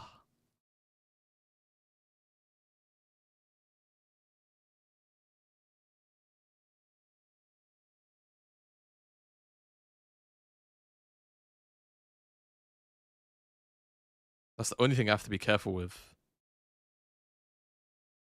With VODs. Or like with live streams on YouTube. Like, oh my god, the music thing. They are so anal about it. It's really insane. Okay, I'm gonna sort out something to eat because I'm like starving. I need to get some fuel in me. I'm gonna leave. Leave these guys. Oh, pass. Even more important as well to add a bit of stability. Thing is though, on that Pass. CFO roster you've got in the background right now, there is Doggo, who we did see have similar incredible Pass. performances, come over to the LPL, and then not really show up in the same way we expected him to, the way he had shown on There we go. international. I'll be right back. Now, kind of similar expectations on both Hongkyu and Junjia, because if they end up having a similar performance to their former ADC, it's going to really throw this JDG roster through a loop, because if you don't have a winning mid-jungle, which this team is expected to have in most scenarios, the team just kind of falls apart. Yeah, and I'm so glad you brought up Doggo, because a comparable AD carry, I feel like, with everything you've talked about with Doggo, I do feel like Gala kind of fits that bill sometimes, right? Like, where if he's playing with it's like a confidence guy, right? When Gala's confident, disgusting things he does on the Rift. He is like, he puts in case for best AD carry in the region. But there's that inconsistency, right? There's that shakiness. So Gala here next to whoever comes out on top. And one of the names we haven't touched on yet, because it wasn't on any of those screens, is somebody you don't often think about, the coaching staff. JDG picking up Tabe, who had took AL to such high highs last year. What can they do constructing this roster? How can they really bring those interesting drafts that we saw kind of just signify AL above the rest in a lot of scenarios? I want to see how they cook with this new season. There's a lot of stuff unlocked and a lot of funkiness you can bring into the game that kind of can come from every role, especially with how many individual powerhouses this JD Gaming roster should have. Xiaoshu in the top lane, carry player, looked very good on Zehen throughout the Demacia Cup. I'm curious to see what they end up prioritizing as we start to really look towards the drafts, and the fact that now we have first selection instead of just side select.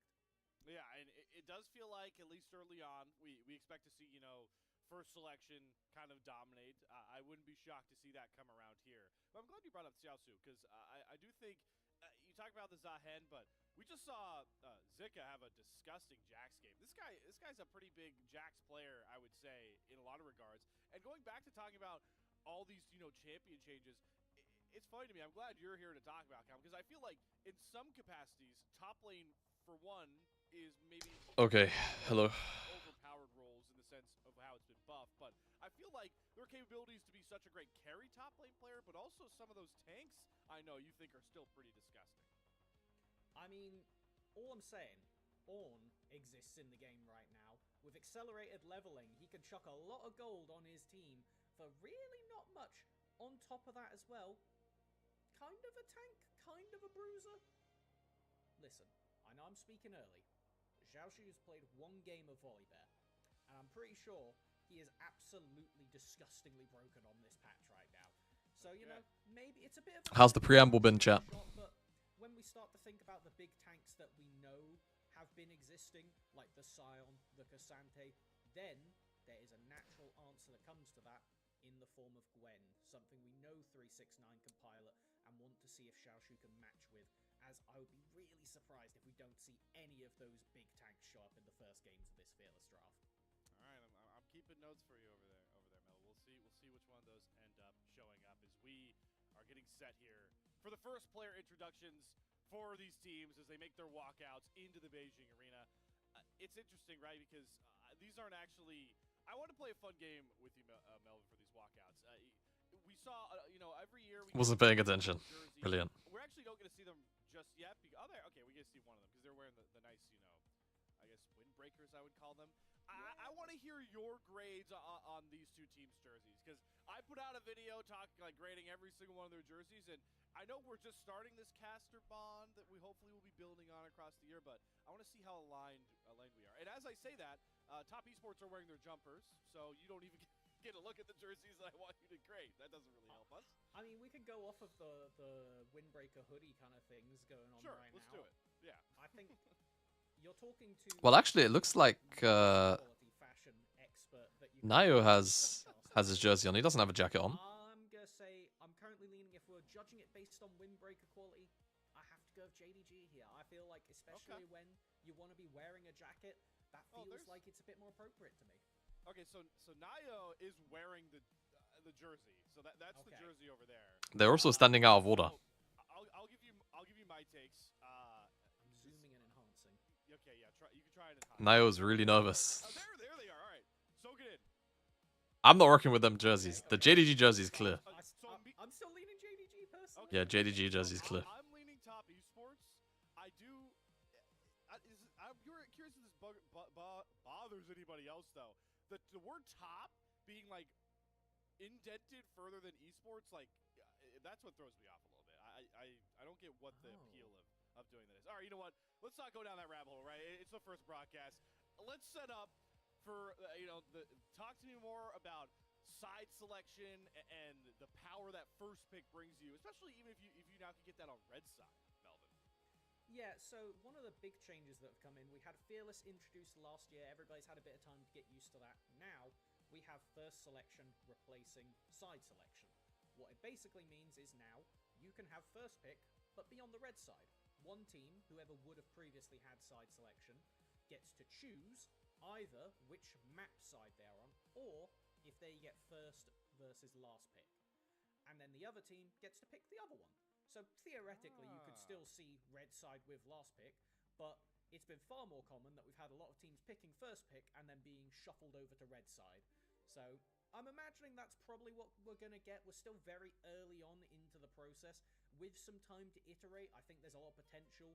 You were talking to me about Misfortune champions like Ziggs as well, who really prefer red side. If you're planning on drafting them, it is something that could become relevant, especially because if there was a team I thought that could bring out some deep level thinking on this early, it would be JDG. They have 2 Ziggs players in Honkyu and Gala. They have Tabe. Maybe they've cooked. It might be a bit too early, but we'll have to see what's in the oven. There's always the prevailing theory too of right, like don't necessarily show the whole deck of cards you got available to you. So might That's be true. bland and boring. Maybe we were talking about it a bit that first Evo IG draft. I need to use the toilet. And the draft is dying. What? LPL draft because of how. Okay, 1 second. I need to pee. Who cares now? Here we go. I'll be back. Game 1 draft, everybody. JD Gaming, top esports, and we'll get to see that first selection go into play here. But we'll get through the bands first here. Callum, anything standing out to you that really screams? I see the Jace for the Jace jungle, Yes. I would say. All right, there we go.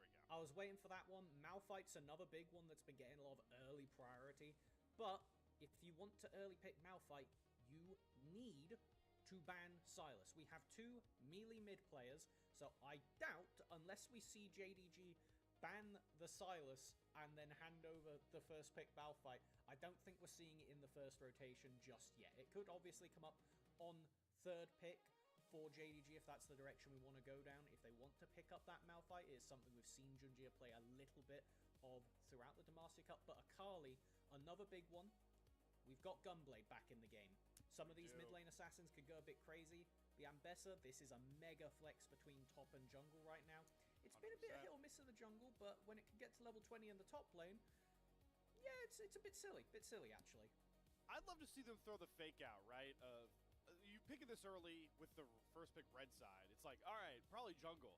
But 369, I feel like can throw down such a good Ambessa. Hopefully we'll see them kind of fake out that jungle swap. Holy team fight oriented swing here from Tabe, though. Even people are a little bit lower on Nico in this new season. Pop Blossom Shockwave combo, scary, Melvin. If I don't see a Nocturne on 3 from JDG, I feel like something's gone awry here, and I think this is a very reasonable hover for Cream. Be able to push away a lot of the mega engage that will ultimately be flying at you, regardless of which champion you pick up here. So now, with the Nico locked in, you're kind of inclined to want to pick up a support here to avoid getting double banned on the second rotation. Thinking about what could be a decent option here, Blind, maybe something like the Bard. Might not be going down that chain of thought though, just deciding to show its Ambessa jungle, confirm the entire top side of top esports. Don't know if I'm super happy with that, but it is the top lane champion, you know, one of those big tanks we were expecting to see of the day.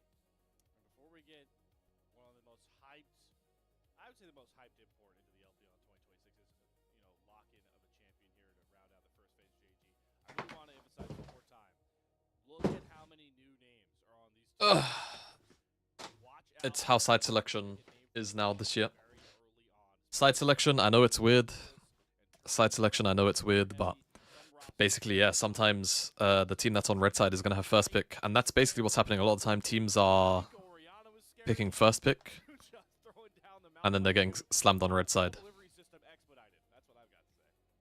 And JDG have a bunch of unless we button get presses. Silas support, you don't need to ban that anymore because you've already shown all of your top side, so no potential. Silas got to go on in any of those roles relatively happily, but not going to have to worry about it. We do see the Kai'Sa band away.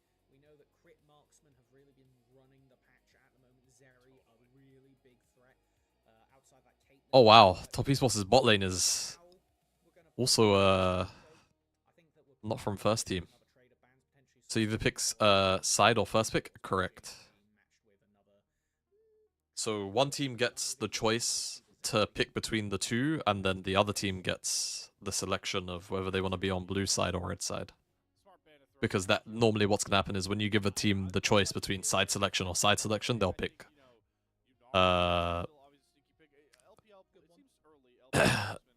they'll pick like pick, right? Like they'll choose to be pick selection. And that's where we're at. The other team will then always probably just de facto say, yeah, we want to be blue side on the map.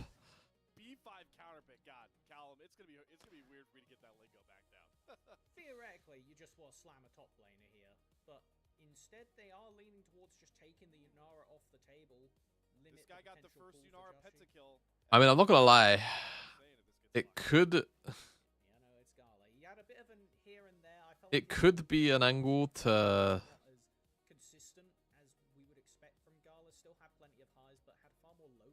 yeah, like screw it, just Silas support, just hover it for the love of the game. I think it'll be funny.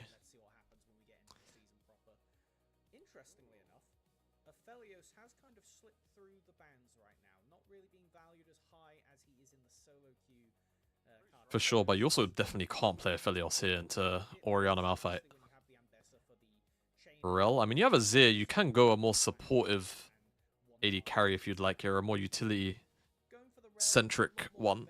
Like, obviously it was hovering Jhin, you could go Varus here.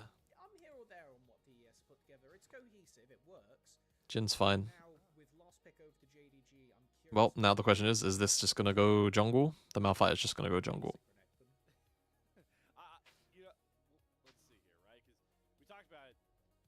Not surprised at all. Listen, it is boring, Callum, but it does kind of fit this like all-in team fight style of this comp, right? That like Tabe is saying top esports, Baron Pit, Dragon Pit. Okay, I'm gonna run a minute, 1 minute of advertisements just as we load into game. I'll see you in a sec. If we're rocking up together, good luck beating this comp. And it is one of the things Malphite jungle kind of sucks this game. Yeah, I agree. these rosters showed at the Marcia Cup was if there is an objective, Where is LS? we are going there.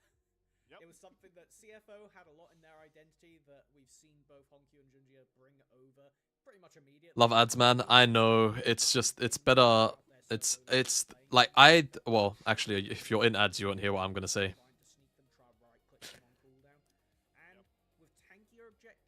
Let me know when. I mean, I'll say it now, and I'll say it again in a sec. It's more so for the viewing experience of I would rather run mid rolls in situations where stuff isn't really happening,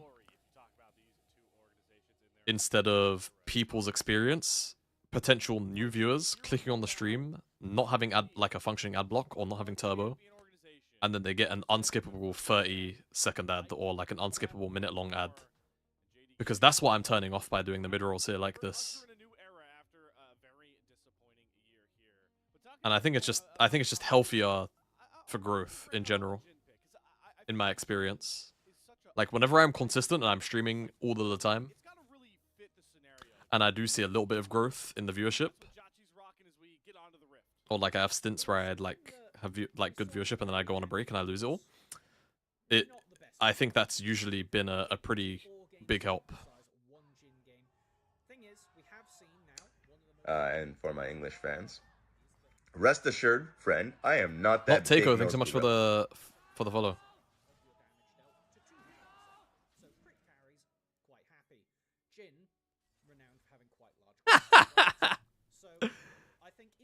I'm in I will dominate gambling Discord. It's no longer a gambling Discord. And he said at the top of the day, I can't bet anymore as a full-time coach, but will use this channel to generally type what I think will happen in the games. But he's not like giving any of his, you know, bets because he's not betting. And then he goes, "This is now a predictions channel." Smiley face. So funny. I like that point, right? It felt like into this JDG comp, The smiley face is killing me. Oh my god, Cream is kind of getting a bit rolled here. First two waves. Oh, Gala. Broski. So Gala has cleanse here. Just of note, I think Jotchi, I didn't catch it, but I think Jotchi has barrier. But then again, I'm gonna assume it's Feng Yue. Feng Yue. Or Feng Yue.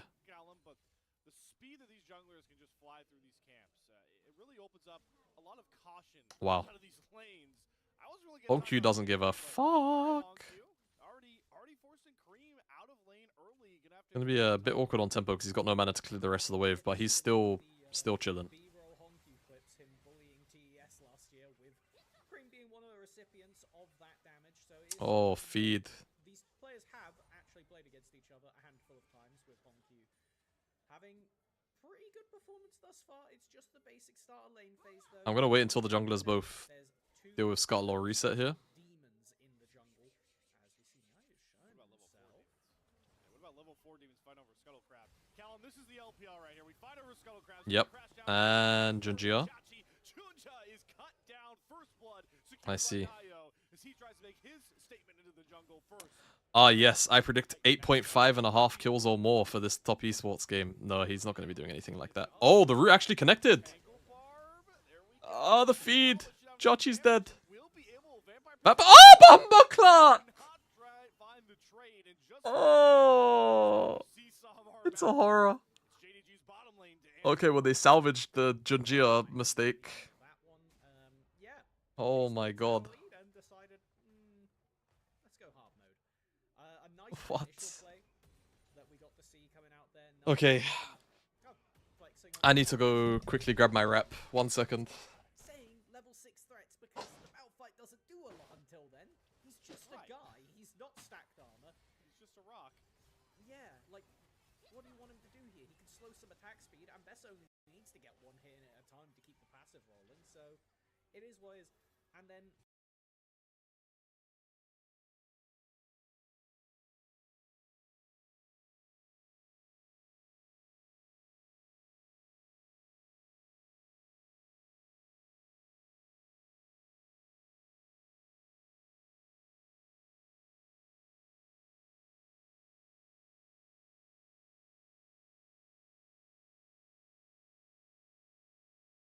Shit, sorry guys.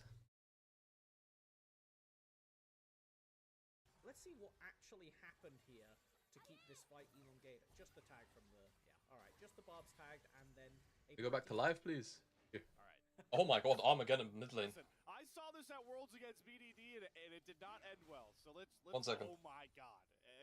Guys, let's suspend the heart attacks at 5 minutes. It is the first game you're playing on stage, and neither of them are willing to back down at 50 HP.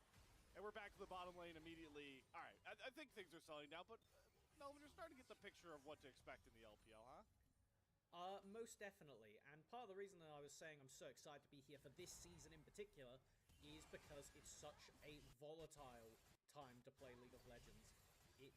You know, there's going to be a lot of trading like this, that's standard issue, but... Oh my god, the junglers are back. They're not level 6, they're level 5, and they still want to throw down. And there you see exactly what Melvin was talking about. How little impact Malphite can have. Oh, we have top laners. I forgot. Oh my god, they exist! We haven't panned up here all game, so I forgot they were here. Wow, good job, guys. We do have Xiaoshu coming up with a pretty decent CS lead. Man. But, you know, it's Renekton now. The feed is killing us a bit. Sorry about the freeze there, guys. What that was is my headphones were connected. My headphones were connected to my PC and my phone. 5 at best. I feel like this is a really forced issue. Now Nayo, we get a little bit cornered. Junja is like hanging around just to make sure his bottom lane doesn't get dove. I feel like there's a decent amount of time being wasted by both these junglers who we talked about kind of have accelerated clears in the new game. Well, that's the thing. It's not exactly wasted because all the camps were down. And so normally, because everything got sped up by 30 seconds except for the objectives, you finish your second clear, assuming you do 2 basic full clears, standing in front of the Dragon Pit at about 5 minutes. Now, when both bot lanes are alive, you know, a bit of trading in mid, when both bot lanes are alive, you kind of want to influence that to then be safe to go up to the dragon. So I think we're seeing what will be a trend throughout the year of both junglers kind of just trying to overforce a play bot lane, because they know, I can't start dragon, it's a Malphite, but you can still walk at me and hit me on the thing. It's an Ambessa, I can't walk at theirs, Junjia, so it's like, what do? You kind of just sat around with not much to force, especially if you're a level 6 jungler who now, we have both of them online. A lot of engage potential has just appeared in pretty much anywhere that we see them walk. So I think this first dragon fight, as we see expected, Nayo immediately right-clicking in that direction. Yep. I like this, though, too. I don't know how much info they have on where Junja went with his clear, but he has a lot of camps to clear top down. So nice little window found for Nayo. Again, really want to emphasize how a year ago today, Nayo was not a starting jungler in the LPL, and now he's commanding a lot of the leadership duty on this top esports roster, a much younger roster than it ever was last year. With no Jackie Love, no Kadavi, it's a much fresher bottom lane, and Nayo already showing in little spurts that he's willing to step up and make the calls, gets that dragon for free. That's a nice feeling for top esports. And it's always easier to take a player who wants to force the ticket and wind them back in to get some level of responsibility, some level of kind of respect, than go the other way. So I'm glad that we're seeing Nayo actually trying to get the tempo going, because one of the things we've seen pretty much from the limited sample size of the season so far is you accelerate so quickly as these quests go through, as you accumulate those wins. Here we go, that teamfight threat. Vampire gets the flash out of Jachi. That's a nice trade you'll take if you're Vampire. Yep, you will. Yep, Good stuff, Vampire. I would like to know your location, Mr. Jin, and yep. It's really just going to be a case of now having to play super respectfully. So we do actually have both junglers hovering around mid.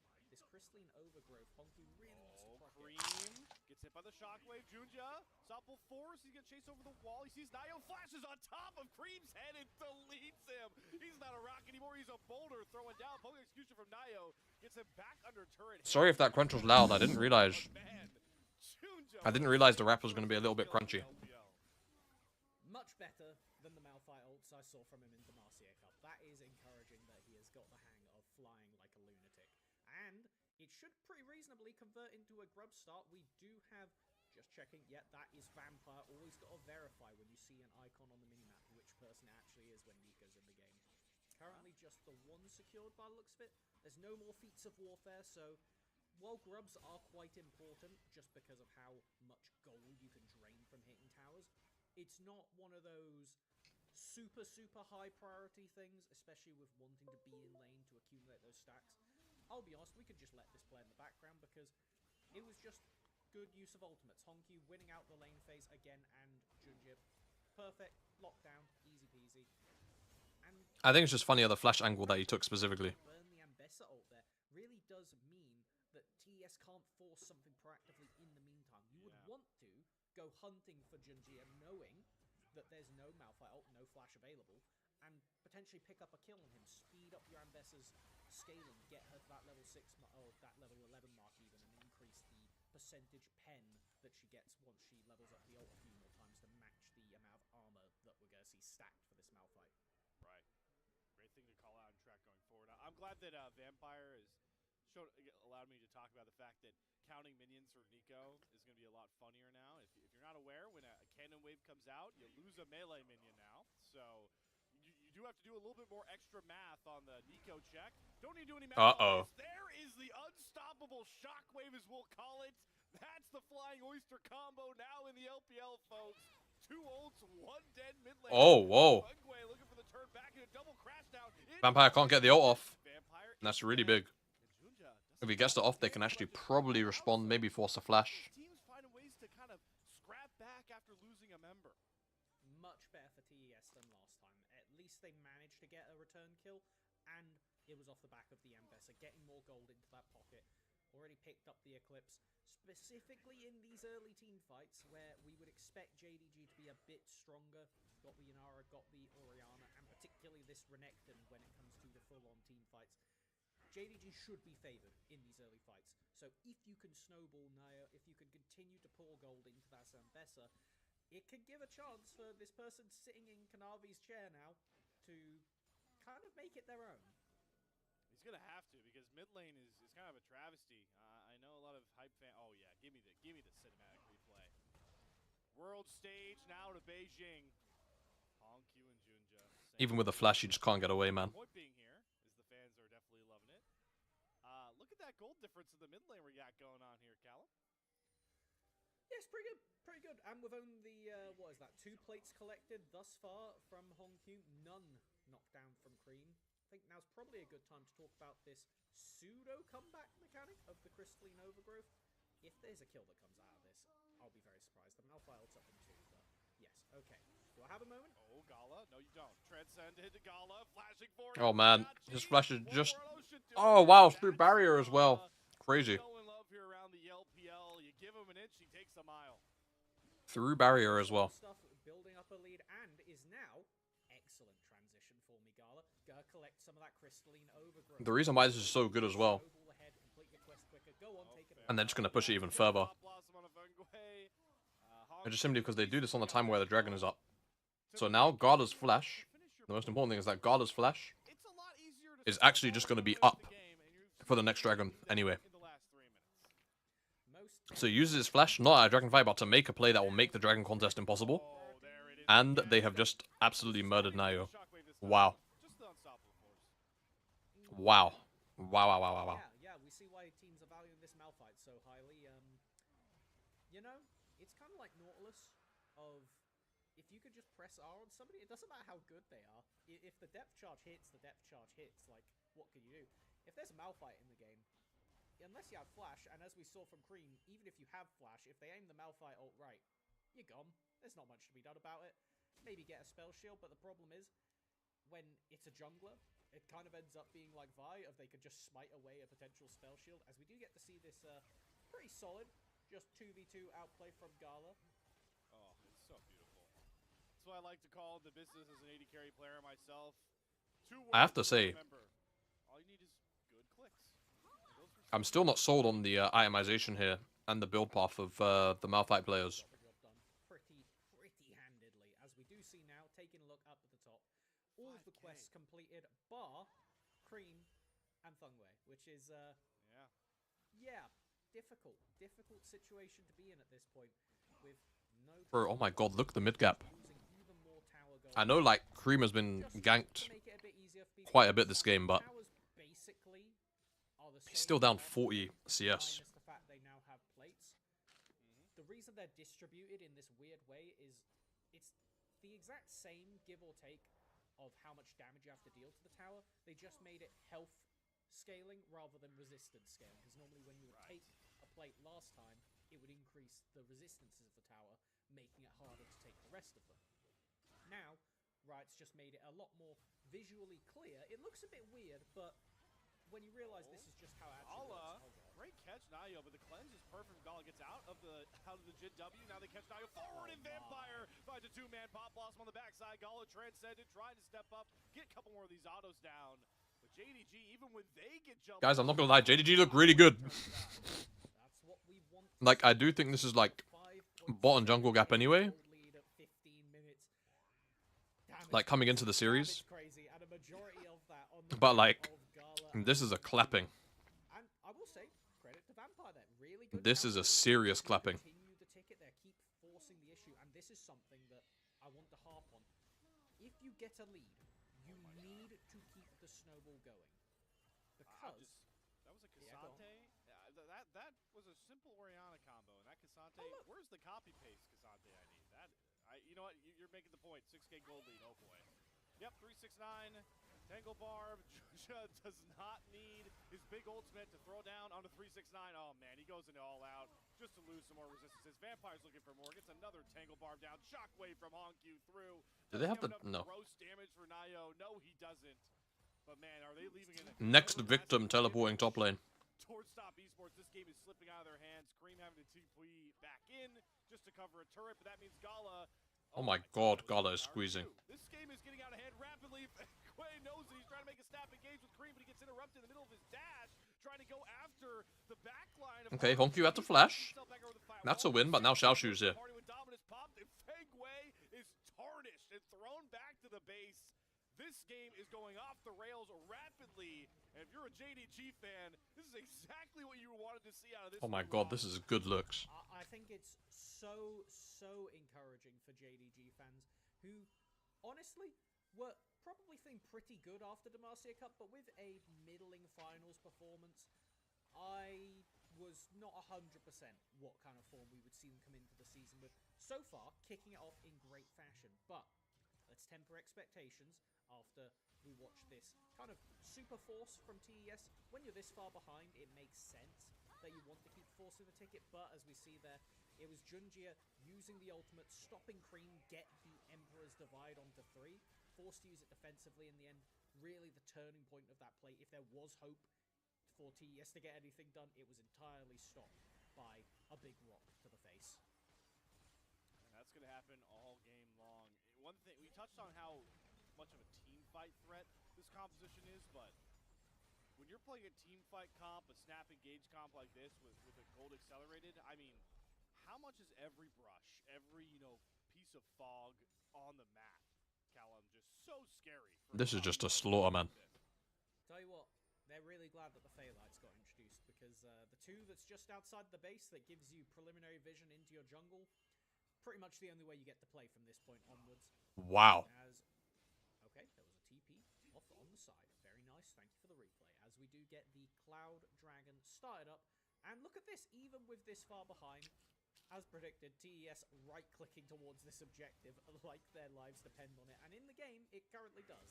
Oh boy, 369 is completely ganked wherever he was trying to come from. Flashes away with the all-out. He's used everything he desperately can to escape, but all he finds himself is a black and white. Wow, Top Esports are just squandering, man. Death of the game, and no more clicking towards that objective. It is easily picked up here by Junja. They might even look here for Cream. You knew this dragon was going down, and now you're going to feel the new import power of JD Gaming. They're daring him to flash an Emperor's Divide. There's the shimmy shake to get himself out. Oh no. Goes after him with the oh no. on to 3. My lord, it's a massacre for JD Gaming, and somehow Nayo's able to escape it. But again, it's just foreshadowing for what the rest of this game should be for JD Gaming. Oh, the people's elbow straight onto Cream Rare. Nothing to be done with this Malphite Nico Oriana. It's just too much. This was the first 3 picks from JDG, and they are executing on it swimmingly. As now Are there too many foreign players in JDG that make Top Esports? across the board available for TES to pray they can pick up. I don't see how they're going to do it this far. It's not exactly... I'm not even going to get into that. Inventories, they are completely filled with damage. We have a Cassante with 2 items. That's, I'm not even going to get into that. Yeah, we have a full crypt building. Jin needs time. Azir needs mega time. At best, I mean, there's not really much of a way to sugarcoat this, right? Like, how many run over fights? Oh yeah, Baron. Okay, so how many run over fights do we need before you feel like this game's over, Melvin? Honestly, I need an ace and a Baron steal here, and then TES are back on the menu. But I don't think that's gonna happen, because the thing about having this Malphite in the jungle is even if he gets his resistance shredded, tanking up the Baron, he could still just go over the wall and press R. Like, what do you do about that? Yeah, like. I don't think TES... You know what though? If this is a quick 2-0, this is just... I'm down with this. Making pretty colossal mistakes. We did see throughout last year... Hold up a minute. Is this a fight or is this just posturing? Let's pretend which one's the real rock. Yeah, that's the even scarier part, right? Is you don't know which one's the one that can fly over a wall. Taking all that space up towards the bear pit. That mid-tier 2 turret is soon to fall down. Oh, top lane skirmish. We're throwing down hands, and I would figure Xiaosu is pretty favored in this one, but 369's making it close. The flash stun just to secure it. Xiaosu picks himself up the solo kill to keep the JD train running. Really nice, considering that was a fight at an item disadvantage for the Renekton, only having the one completed item. Really promising, and it's something that, again, top lane hasn't really been the focus of this game, to use a bit of an understatement. But coming into the series, seeing how Xiaoshu performs against 369, who was, to our expectation, the most important member of TES. We didn't get to see them at the Marcia Cup, but 369 is such a big name, such an important factor for this team's success. And let's actually see the full fight of what happened here, because the part that we really clocked onto was that flash outplay at the very end from Xiaoshu. But it's just complete confidence. He didn't get to drag him over the wall either. He kind of was a little bit impatient. Just a little bit of extra damage you can get out of the R, but Renekton is sitting there ominously waiting for Crocodile to come out. I wasn't happy to see it in draft, but I'm a lot happier seeing it in game. Depending on what fan base you're here watching our series, you're about to be a lot happier with this next ultimate combo with some of the items you got coming through here for JDG as they try and set up for this Baron. guys, my Jin just auto-attacked Malphite, and his shield didn't get smaller. Coming from Junja and Hongyu. I think I know what's happening here. Oh, hold on. Hongyu has Zonya's. Oh my god, he... Oh! The shock for Hongyu gets him out. Oh my god, Gala just deletes Cream. Yep, it's Gala here to the rescue with tons of damage. And the look to try and chase down a Nayo that is way out of his comfort zone, trying to steal camps away. Hongyu will just zone him. JD Gaming onto the Baron for now. Top Esports, desperation is the name of their game. To try and find some way into this pit. Try and find some way to stem the bleeding. And maybe it's going after Hongyu, who's casually going for the 1v1 against Nayo. But Nayo looking to throw hands back. It doesn't matter. Hongyu is just better. JD Gaming secure the Baron. Chachi is jumped on by... Oh my god, 369 just W the wrong way. Doesn't even expire. Oh my god, 369 just died. Oh, my, he just W the wrong way. Oh. No. I'll be right back. I'm taking my toilet break now. The respect, by the way, Aye. pick up the Zonyas. Something I didn't get to set up before the fight, but it was really the reason that that went completely in JDG's favor. TES have the ambassador to try and force anything. And guess what? They hit onto the Orianna. Could be best case scenario. Nah, stasis. How can play? Gala gets to just right-click everybody down. And then Hongyu opting in to take the fight in the 1v1, executing it brilliantly. As we see a desperation play. Double TP coming in from the solo lanes of TES on the flank. Well, they know all those great defensive spells are down for Hongyu for now, but he gets right back towards his team, and Top Esports have to very awkwardly walk back up their own lane. Junja, the big tank for JDG, just holding the front line. Vampire poking and prodding with some tangle barbs. Cream is getting a lot of time, though, with that lethal tempo stacked up, and Junja's going to respect Flash away here for now. Bringing up that Baron wave. Good call out there, Melvin. They have... Oh, yep, Xiaosu just slamming on inhibitor turrets. Well, that really shuts down any possibility of a fight. Yeah, when you're stuck in this state of wanting to force a play, but Hongyu first, Junja second, Gala third, breakfast, lunch, and dinner. JDG are eating good in this game one. Gala's got himself the triple. He's picked himself up the quadra. Gala, pentakill debut on JDG, just like that. this is LPL, everybody. You came, you saw, Gala got you, and now that is going to be a clean first game for JDG. We talked about the high expectations. We talked about what we wanted to see from these players. This is it. Everybody playing at the maximum for JDG, and TES, terrifying state to be put into for the first series of the year. Gala, welcome to the LPL. What the heck? That's just like, if we talked about it, right? It's like, you know, like JDG, this is a whole new roster. These are two LCP guys coming into the LPL. Like, it could be shaky. They looked a bit rusty. No. Like, all the things we were worried about with this team, at least for one game. Oh my god, did I just have to chuck them out the window. Yeah, I mean, we'll keep the series alive in saying that we just had IG win their first game and then lose the series. This is something that can happen. That's a good At point. the end of the day, it's a fearless system. We know there's no more Malphite coming. This is something that TES can look to the game 2 and hopefully free for them and go, all right, we can just, you know, do something a bit differently and come out on top. but JDG absolutely just phenomenal performances across the board. Very minimal, if no notes, honestly. They just played well. They didn't drop leads. They outperformed in lanes. Like, what do you want from them? That was just great. Yeah. That was exactly it. Like everything that was positively envisioned about the pieces of this team in that game played out, Ryder. You know, the CFO duo, mid jungle, Honkyu and Junja terrorizing Green that whole game. That same synergy from that Worlds performance was still there. The hype of a Gala Vampire bottom lane, the main sell was the fact that if they're feeling confident, they're going to throw hands anywhere, anytime. What had just happened in that game? Everything that was propped up as a positive for JDG to be a contender in the LPL just happened in their first debut game. The only negative I could say here is, like, how do you go from the high of that debut game from a roster with how many hundreds of games we have left? It's going to be difficult, but at the end of the day, we talked about this being a game and a series of expectations. Well, if this is a series of precedent for JDG to start off the split, start off this group ascend on a high note, at the end of the day, you're competing to get into playoffs. And, you know, we're not going to project all the way to first stand. This is the first game you've played. TES could look completely different in a week, let alone... And for my English fans, So now we need to figure rest assured, friend, I am not that big-nosed gorilla. Does JDG have other stuff that they are going to look this good on? Because you're making it really understandably high level that we got to see from JDG. Can they replicate that on a less relatively cookie-cutter draft? Like, at the end of the day, they had a Malphite Orianna and a Nico. Yeah. Like, you said it in the first 3 picks.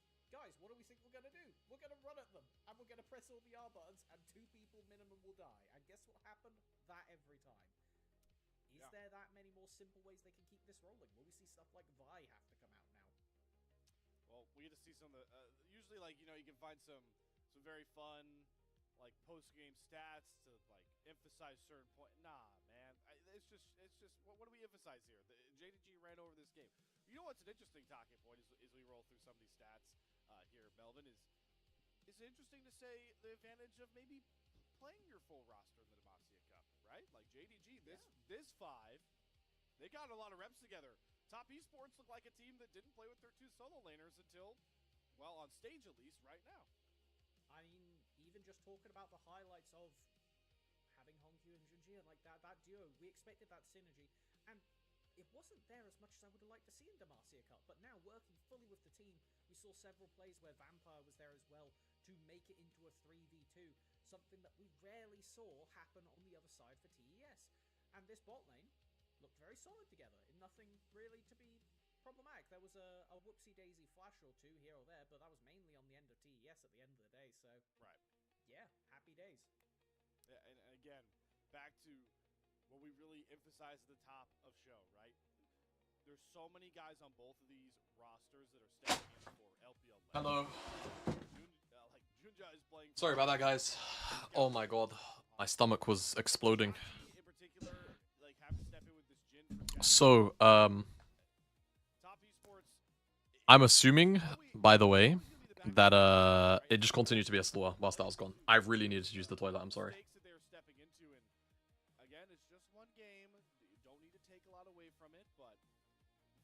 Gala, welcome to the LPL. Oh, it's because he had a really quiet Demacia Cup. Most likely what he meant. Yeah, and I mean, looking over to TES, particularly for Jachi, like you're saying with having Jackie Love, unlike the other ones, If you are still here. we know that Jackie Love is projected to come back in Split 2, just taking a break off for this one. So it's arguably the most important. I missed an insane play. Did I now? After this is all said and done, we want to see some strong performances that can really solidify him in that middle of the pack of the ADCs. And, you know, listen. On the front line, Vampire poking and prodding with some tangle barbs. Cream is getting a lot of time, though, with that lethal tempo stacked up, and Junja's going to respect Flash away here for now. Bringing up that Baron wave. Good call out there, Melvin. They have... Oh, yep, Xiaosu just slamming on inhibitor turrets. Well, that really shuts down any possibility of a fight. Yeah, when you're stuck in this state of wanting to force a play, but Honkyu first, Junja second, Gala I see. third, breakfast, lunch, and dinner. JDG are... Gala really... Not bad, bro. Oh wait, he penned off this. Sorry, I'll go back. He penned off it?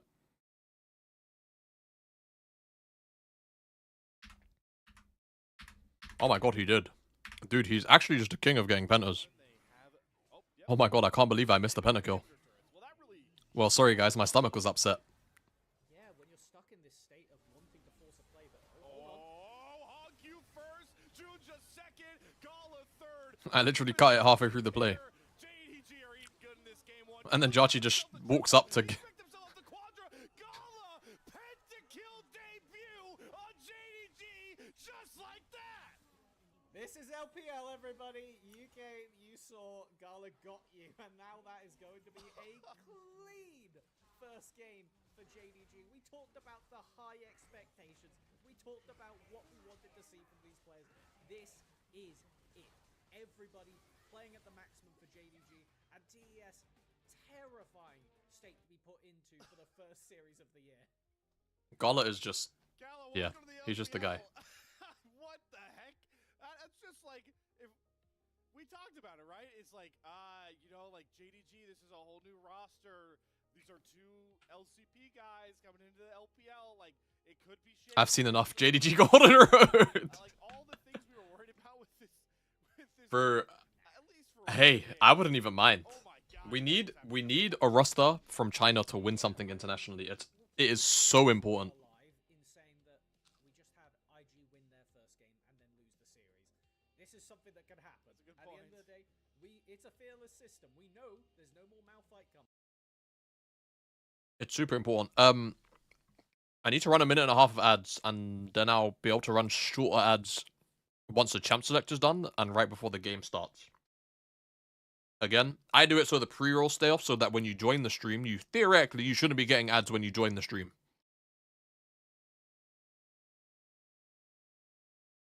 You shouldn't be getting ads when you join the stream. So I'm gonna run these 90 seconds. I'll see you on the other end of them as we just go into this break here.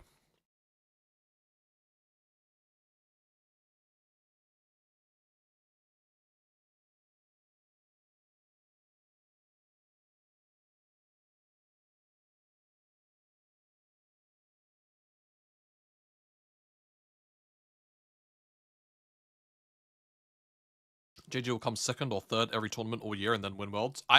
I'll take it. I'll take it.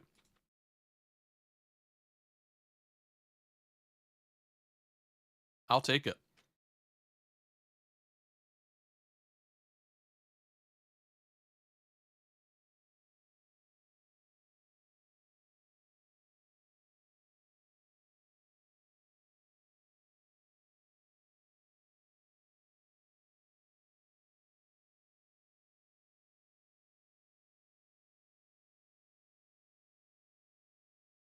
Yeah, I agree, Takeo. Like,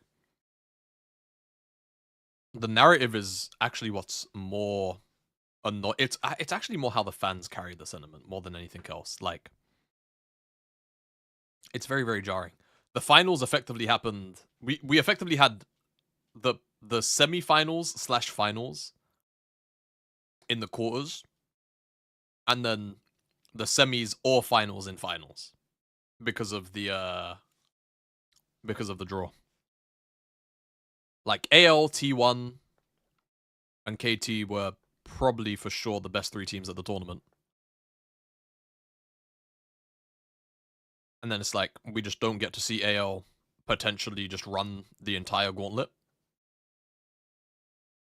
Because, again, we know, not only with, like, with the information that we saw go on for the rest of the tournament, just like if you're analytically strong and you just eye tested the team, like,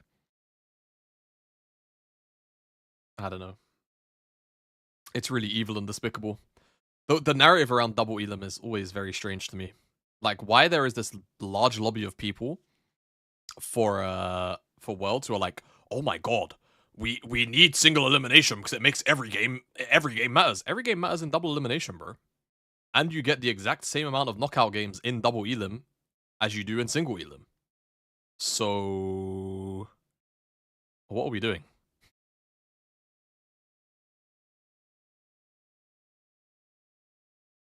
Like, genuinely, what are we doing?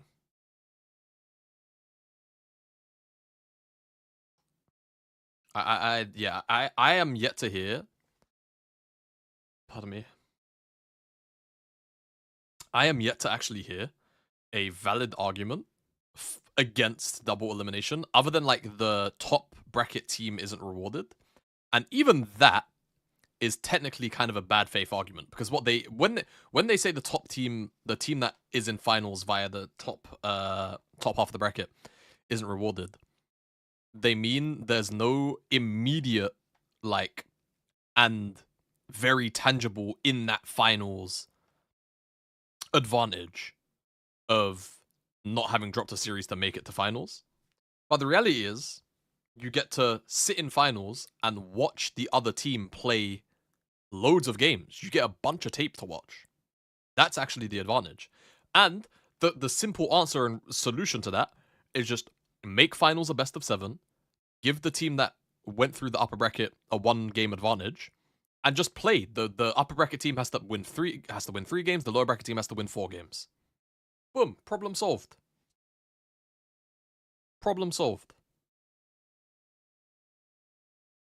Absolute problem solved. People caring about random upsets mattering more over competitive integrity, I just don't get it. As a fighting game player and esports watcher, imagine a player just losing a fighting game set and just losing Evo. GG, see you next year. Yes, like, it would be so goofy. It would be so goofy, bro. It would be so ridiculously goofy. But yeah, I don't know, this like very strange lobby of people who is just magically like, yeah, even though we lobby, like, we actually have been begging for double elim domestically for years, and then MSI got double elim, and it's fucking awesome. But we want to keep Worlds as separate as from MSI as possible, so we don't want to have double elim, and also the stakes are lower. It's like, none of these things make sense. The format thing as well, especially where they're like, we want Worlds to feel different to MSI. There's an entire Swiss stage for that, man. There is an entire Swiss stage for that. There is literally an entire Swiss stage for that. Which also needs to be remedied too, in my opinion. I'm not gonna like rant too long, because I did make a video about it a few weeks ago. At the start of December. But to like cover some of the cliff notes, it was pretty much what I've already just said. And then also like the seeding in Swiss really needs to be changed. The seeding in Swiss really needs to be changed. The one thing that really jars me, I'll bring it up quickly. The one thing that really jars me, right?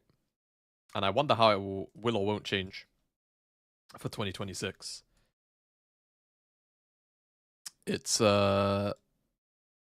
this. It's the fact that all of the seed ones, why does the Gen G logo look like this? You know what? All of the seed ones go in pool 1. This is just fucking stupid. I'm sorry. We need to stop LARPing. We need to stop LARPing. Like, on average, for the last, like, 5 years, China 2 and Korea 2 haven't just been equal to or better than the seed ones of every other region that isn't obviously China or Korea. Like, the realistic pool we need to go back to 4 pools, and then pool 1 needs to be Korea 1 and 2 and China 1 and 2. And then you just seed down the rest, like, equally and fairly. And if we're keeping this like silly single best of 5 elimination for the play-in stage, then you just again, you put them in pool 3 and 4, you shift up, like, you understand what I'm saying. But the seeding really shags a lot of the entire Swiss bracket. Because if you think about it like this, right? AL were capable of drawing fucking Hanwha Life, and they actually drew them. And then because obviously in League of Legends a team has to lose, Hanwha ended up losing. So then in round 2, PSG, after losing, like, probably taking half a deep breath, like, oh, alright, like, we might get a slightly easier... They go Gen G into Hanwha Life, man! How is this pathing allowed? This is so miserable. And now, obviously, as for BLG lost, like, that's on them for losing to to 100 Thieves, right? And that's not to say that upsets can't happen. But in the case of something like this, a matchup between AL and HLE shouldn't be like that shouldn't be possible in round 1. I'm sorry. It skews too much of the rest of the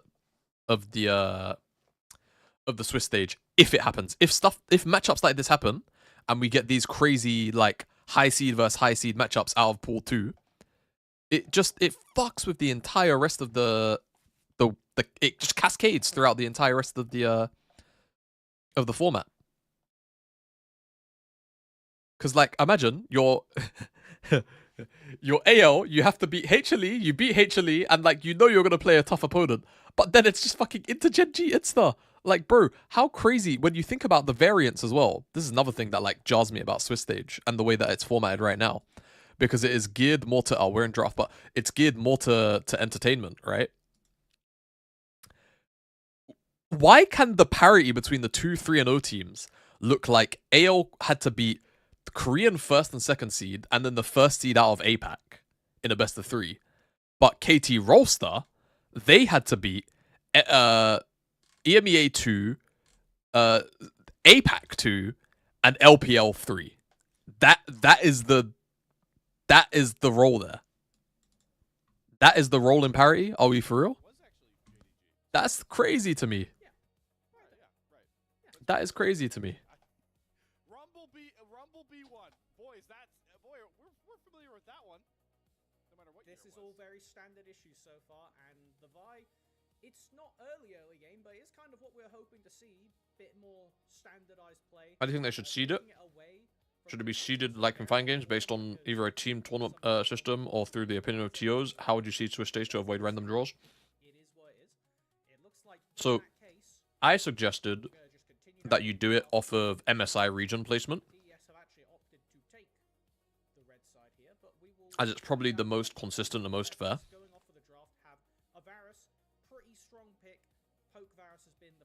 Like, I would like to say that, generally speaking, the teams that qualify to MSI are very likely to qualify to Worlds.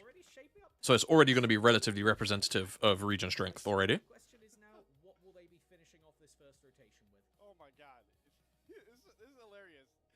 But then, in terms of how would I seed Swiss, like actually seed Swiss, I would say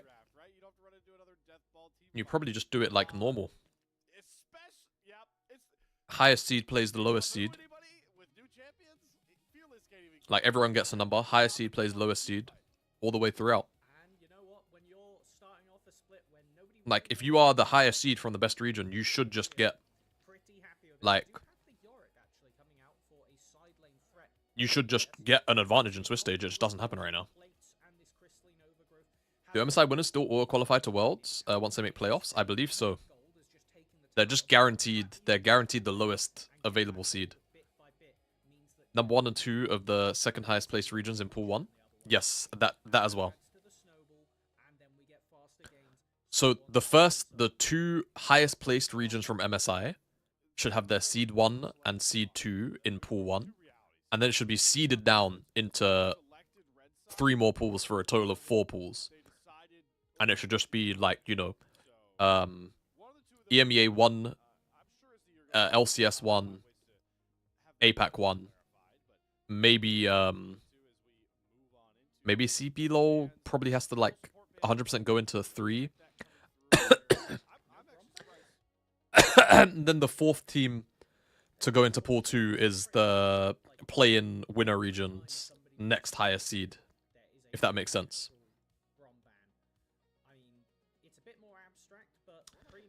Ird, you could also do that. Yeah, you could also do that. Very real world, we see a Yasuo 5th pick coming out for TES right now. Alright, our also producer Kai has confirmed to us that Top Esports selected counterpick. Yeah, yeah, that makes sense. There's no way they gave first pick and blue.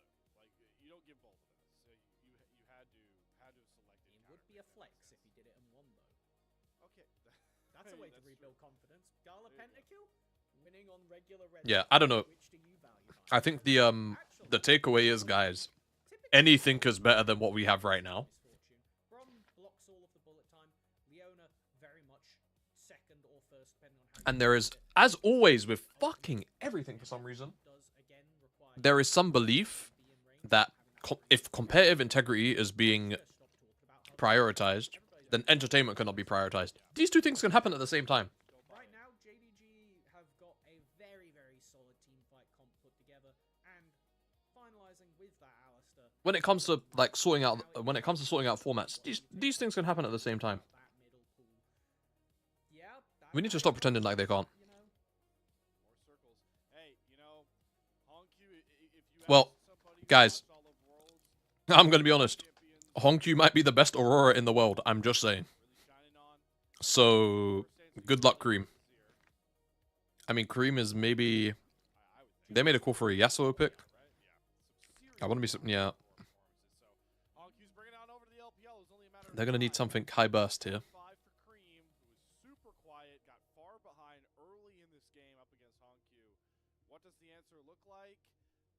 Better than Faker, yes. Bro, actually, in this exact matchup, I'm pretty sure MSI, he walked Faker down, bro. Oh no, actually, I'm thinking, was it Cassio? Was it Cassio into Silas? I don't know. That MSI series, he was dog walking Faker. For like 85% of the series, he was just dog walking Faker, bro.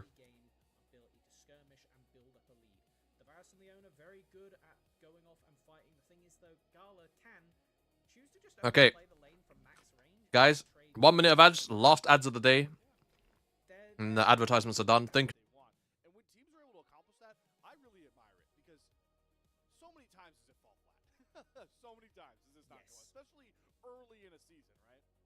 Pretty much, and I think realistically, since the Dragon Soul was introduced as an objective, we've kind of seen 1-3-1 and 4-1 fall off as an objective, but as we hit the Rift going into our game 2, I think TES have what it takes here to put together that kind of comp.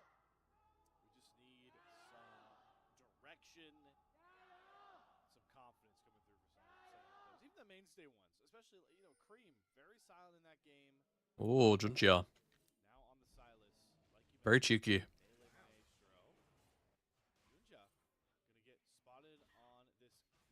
Okay, let's see what develops here. This is really interesting because now I wish I had the blowout on the map tool. I wish I could blow out the map. We're gonna get that tool probably in a week or so. But if you take a look at the minimap, like now, it's like okay, map is probably split. Right, Junjia's taking wolves. He's taking wolves, he's gonna go down and take Gromp. Very scuffed L, I know, but very hard to draw that small. For the time being, Nayo is just accepting this. But the likelihood that there's a dive off this is pretty low. That said, oh, actually, look at this. He doesn't have smite.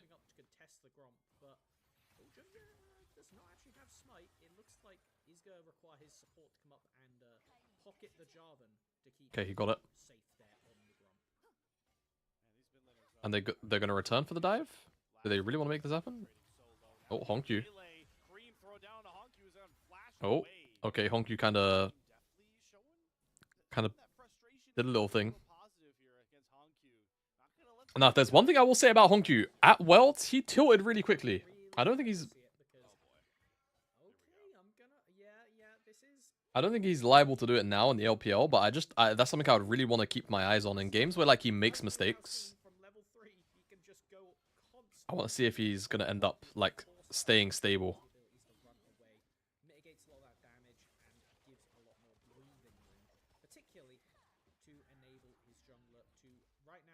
Split map, and because we have Junja going mid and trying to hover for Hongq, it means that there is a slightly accelerated clear for Nai, who really does not want to do anything on this Vi until level 6, unless it is absolutely the freest gank of their life.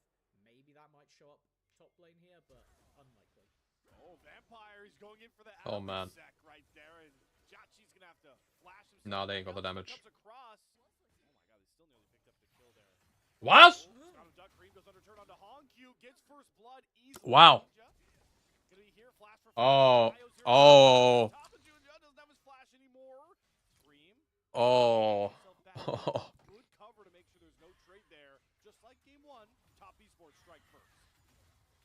question is, will they immediately drop that lead like we saw in game 1 here? Bro, Junja and Honkyu, man. Going to back off. Nice. Oh my That's goodness what we me. want to see.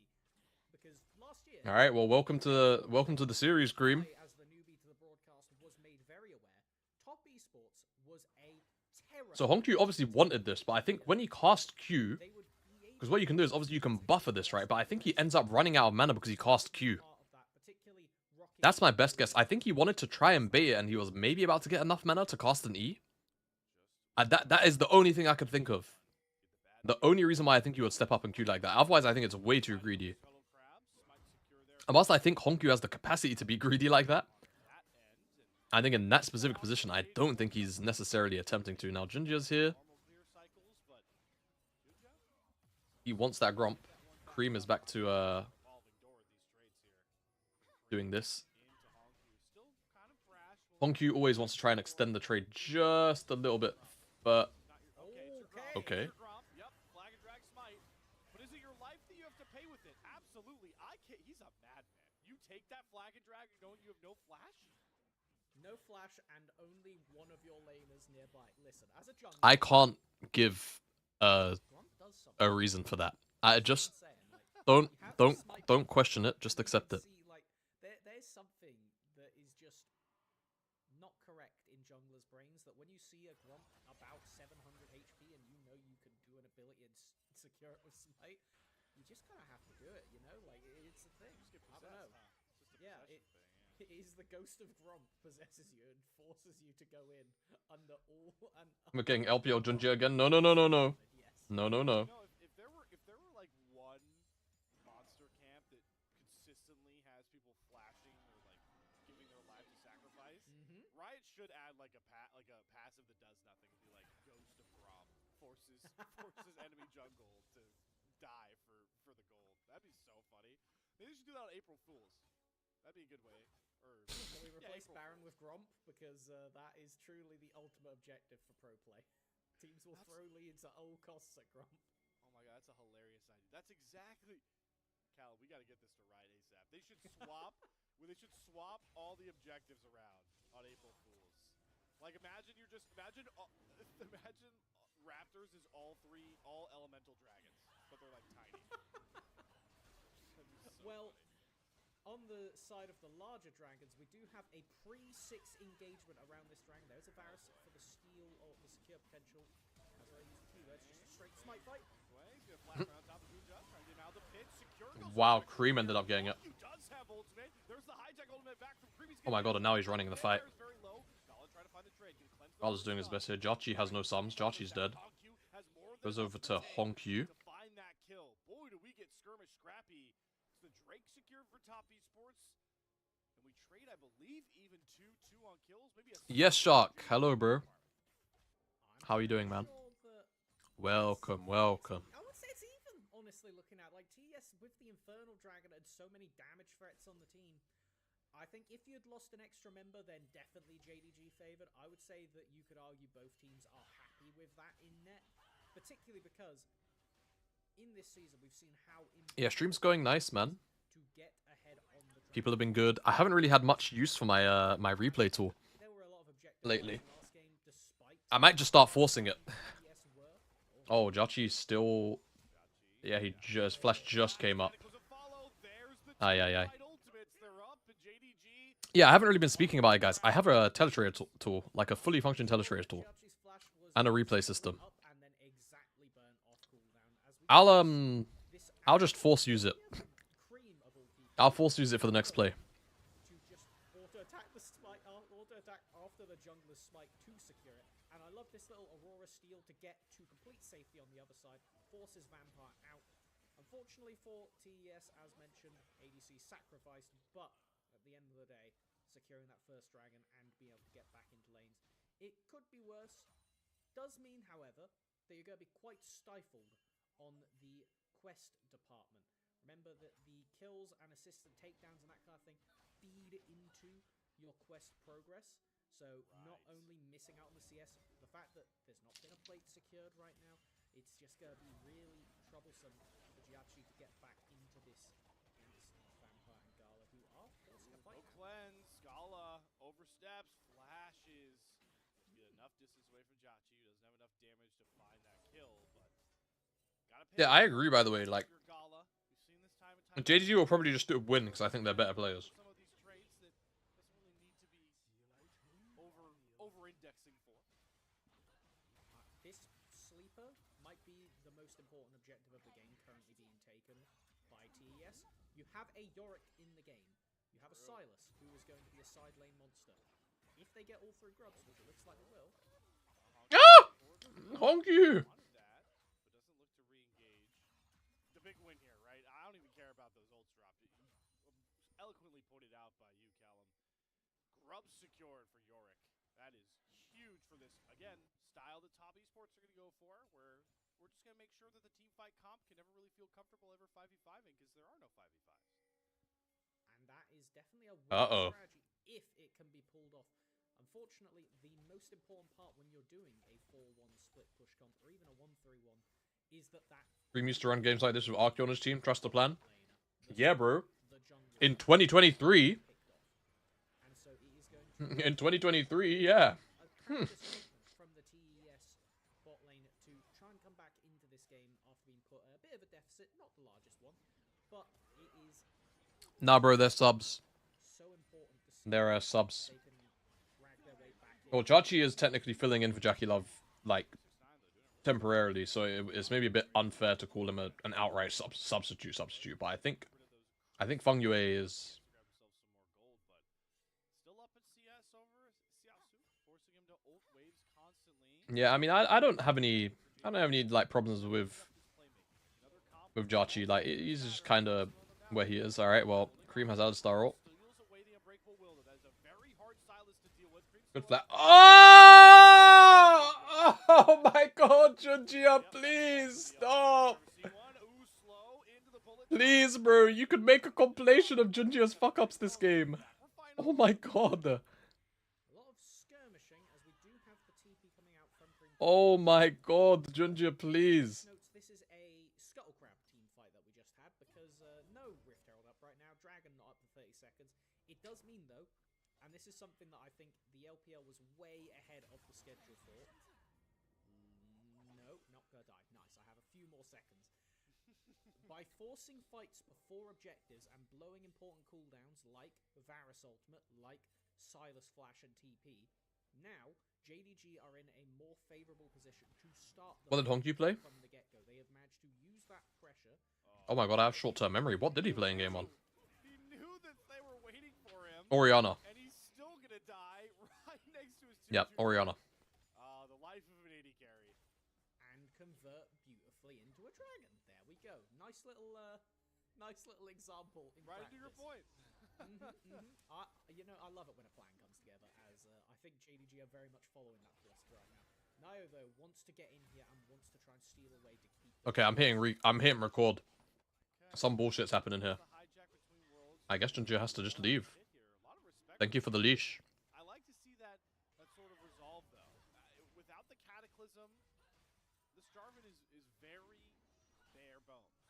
So that dragon stacking for top esports is going to be apparent. And back to the point we made about the split push, the 4-1. Getting these early dragons is huge because those are less big objectives that you're going to have to bring all 5 members to now.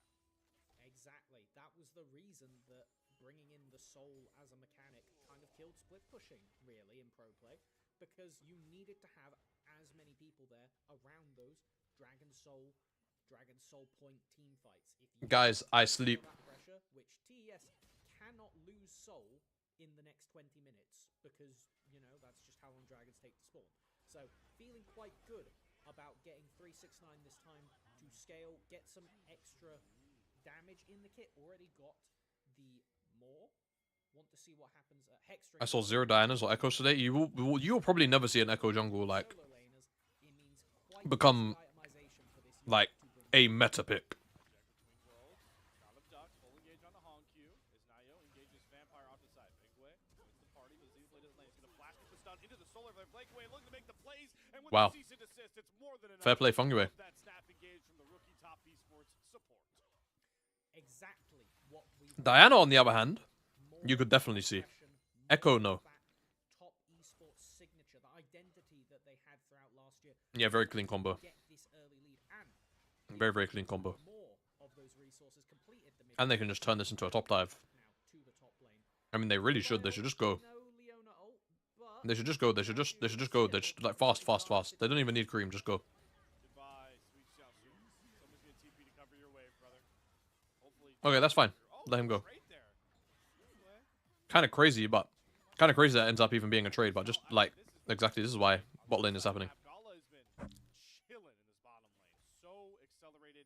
Look at the quest too, right? Way ahead on that one because Jachi's been forced way out of bottom lane. And this is a big thing to talk about for not just split pushing, but lane swapping, Callum. How those quests really are supposed to hold you in lane. I wonder how far Jachi's actually behind. He's been out of bottom lane for so long. And the thing is, Riot removed the lane swap detective mechanic that came in last year as kind of a Gala carry? 100%. solution to teams constantly. Last game, yes. This game, Change from he doesn't even really. He doesn't need to do anything. this time around, and it has worked pretty elegantly. So He just needs to press R. He needs to just be there for prio and press R. And I love his build here. I think he's going collect a second. probably the worst one. I don't know what it is lately, but I've been seeing ADCs when they play Misfortune and solo queue. They're playing lethality. Extra gold on every single minion, extra gold for doing basically everything you would normally be And I kind of hate it. and you just get a 300 gold payout upon doing so, along with that extra item slot for boots, which when you're lethality Varus and can just stack long swords into oblivion, it's really important. We have junglers posturing around. Like, just go BT, get prio on every wave, and be first move. It's not hard. Ballbreaker's cancel from Nayo. You have to try and get back out. Knows you're engaging Juja, but he brings Cataclysm down. Big waves here. Solar Flare's gonna land. There's the Velvet Carpet coming across, but Nayo gets out of it. Xiaosu's damage does not hit the primary target, so Juja has Okay, a nice Junjia result. made sure that, Himself to oh my take god, he's gonna down do some freaky shit, isn't he? Jungler. Piercing arrow Oh my god, and he buffered it. further. Jachi has no cooldowns. He has arrow in 3. This is mental warfare. He has arrow at the same time Junja has. No. Q. All right, Black he Sax does, didn't DC. but it took a lot more effort than I think Jachi thought he'd have to give. There was a very slim angle where if that Q doesn't hit, then Jarvan's over the wall and suddenly can walk away to safety, but not going to get away with it. Pretty even trades all in all. A lot of ultimates once again. Flashes as well being blown. Look at the timer. We got Dragon. I mean, I think Xiaoshu's R ended up being okay, but I could definitely see it needing to be earlier, maybe, yeah. This early on. Not only do they have the Yorick split push win condition, but they have the inevitability of if you ever sack a dragon to try and shut down 369 on the side lane, you just lose Ocean Soul, and I think at that point, it's curtains. If we expect long, drawn-out team fights because the burst on... Okay, let's have a look. Let's see. Should he have ulted? Should he have ulted sooner? Ocean Soul kind of seals the deal, as this was just really nicely initiated from JDG. I mean, yeah, there's an argument for it. Flash out of the Cataclysm. He ults maybe a quarter of a second. Like, I think you have to ult. The second that you see Vi's ulting, you just R, right? But that's the only difference, and you know, that's a real slim margin. Pardon me. And the blind stacks actually last for so long here. And for my English fans, rest OHS, assured, thanks so much friend, for the follow. I am Hello, not mate. that big-nosed gorilla. Items that show up that are kind of big, and ultimates that are finally going to come online is the Dragon is here, and Top Esports have the inside track towards. Banter. Right now, nothing super severe, but we do have... I just realized Fang Yue has Blood Song, actually. Is this normally? Oh. Well, there goes Nayo. And Fang Yue, I mean, he... Oh, good buffer from Hongq. Can't be locked down. And JDG just walked him down a dragon. Wow. There's actually nothing to really say. I love how the plays today have been so simple. There's not really been anything crazy going on.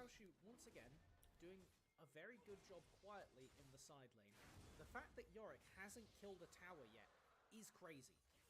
3 grubs in the pocket as well, and he is just being denied every single chance to right-click a tower. As soon as he's left alone with it, just the crystalline overgrowth on its own is going to be enough to take out the tower, regardless of who it is. So, I will say JDG doing a pretty solid job to keep themselves alive in this game.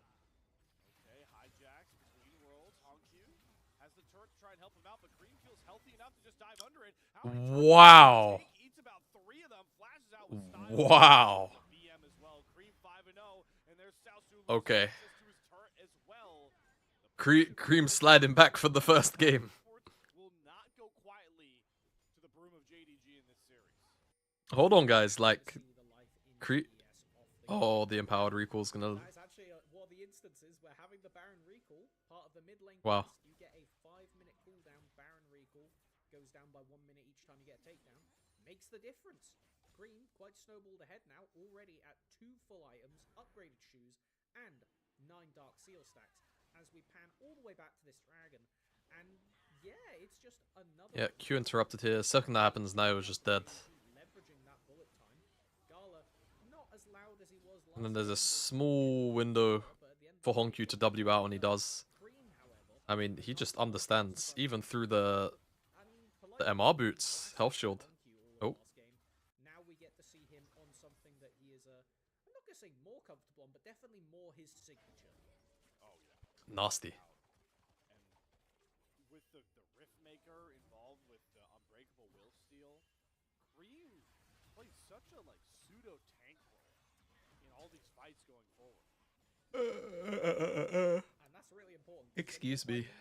Often 4v4, you do need somebody who can stand in the front, because now it looks like one of those frontliners is getting jumped on. Well, Nayo didn't get the Rift Herald because Baron spawned. Fengway's going to re-engage with a bullet time from Gala.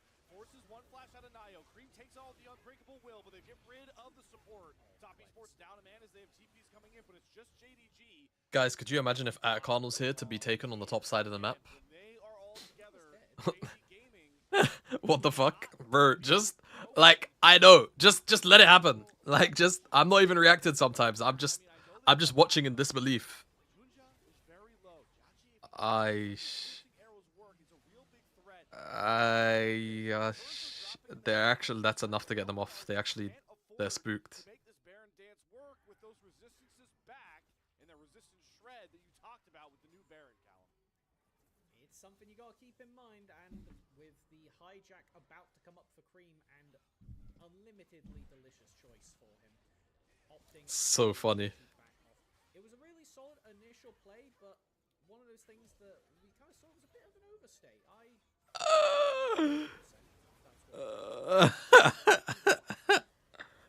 I truly don't know, but regardless, it ended up playing out quite nicely for JDG. Alright, man. Cool little cleanse at the end there. The Baron Force was something, but not a lot done in return. As now, let's take stock of the game. 369 currently being collapsed on.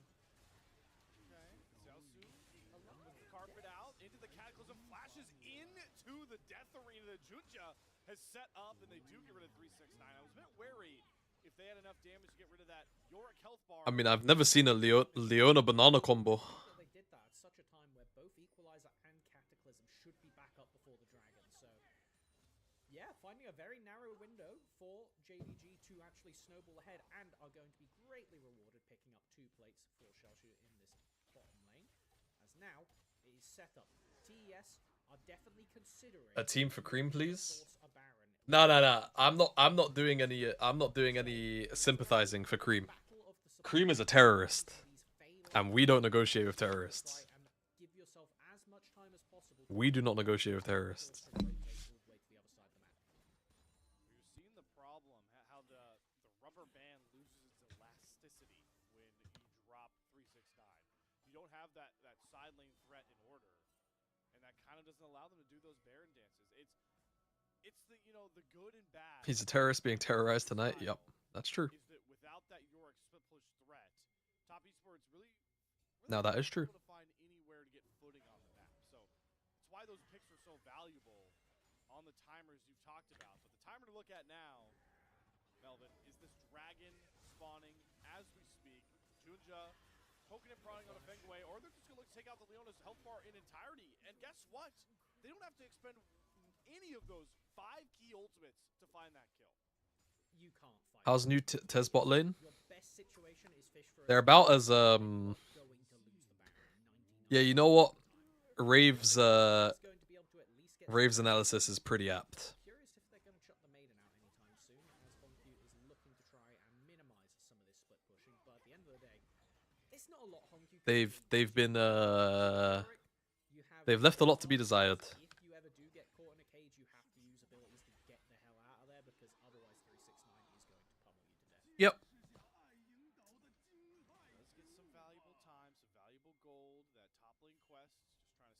levels. Yeah, I'd like his odds with the main up against Hongq. 369 is just LPL BDD. Can you just take that reset? For the last few months, I'll say yeah. For the last like 8 months, Still gonna chase Hongq down. 8 months, 9 months, yeah. Of course, it's his flying oyster former buddy, Junja, here to make it a 1v2. 1v3, Vampires here as well. 369 may have actually been the one that got caught in the trap here.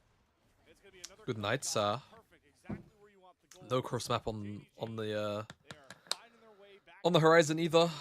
one pick at a time. Just put the Baron in the bag. Kill, forcing Cream to TP in. The threat of a Baron is Just always put- there when somebody dies on this Just map. put the Baron in the bag. Hongq knocking down a bit of this tower.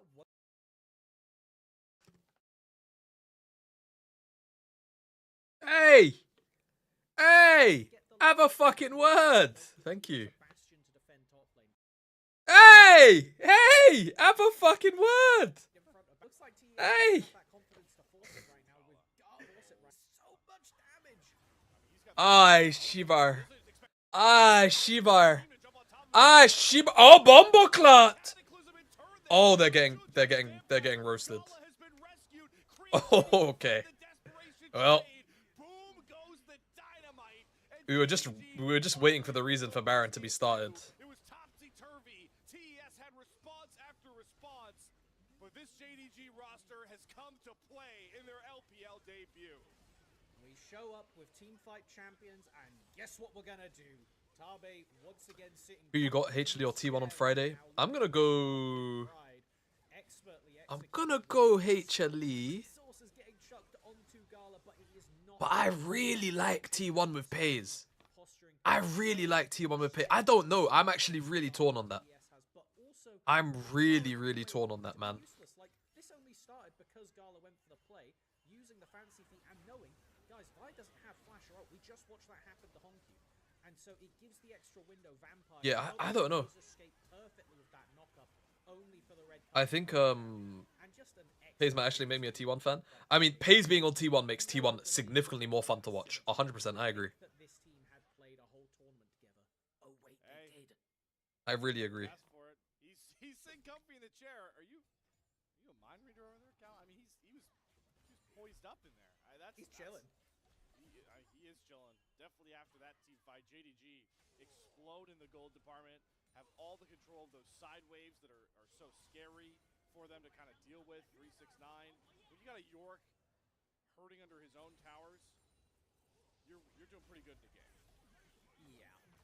It's something that just goes to say that TES, they're gonna struggle to pull this one back out because team fight with the Yorick, not exactly what you want to be doing, but it is a necessity. I should have zero hope or respect for Vampire. Just to clear the way. Bro, he's okay. And look, I mean, Cream's getting something. He is hitting town. I feel like I've repeated this exact line many times. Like, whilst I don't think Vampire is innately the best player in the world, or the best support in the world.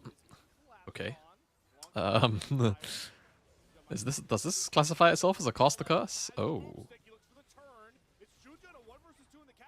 I see. Oh, the fadeaway. The fadeaway equalizer. I mean, Xiaoshu flashed in for it anyway.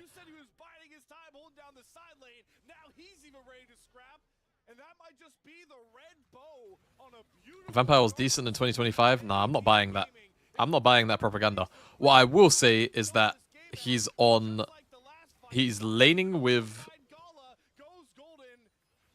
Pardon me. He's laning with Gala. And then not only is he laning with Gala, he has probably one of the best coaches to have as a support in Tabe. Like, I don't think there's a better coach to have in the world as a rookie-esque support than Tabe. So I think Vampire will improve a lot. I mean, what a slacking of a series by JDG. Look really strong. I want to see them into a real lineup though. I want to see them into a good lineup. This was not a good lineup. That said, really enjoyable day of LPL. Guys, that was our first day. First day done. First day done, man. First day done. Look, I'm going to be honest. Guys, I am shattered.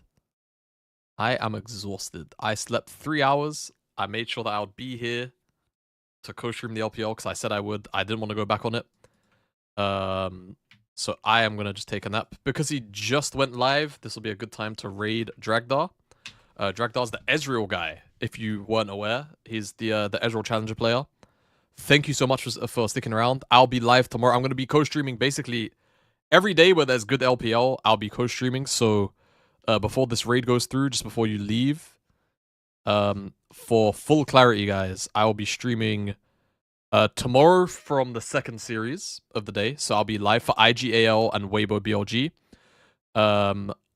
And then on Friday, I'll probably skip out on the LPL, but Saturday and Sunday, I'll be back. Are you in NA? No, I'm in England. I'm in the UK.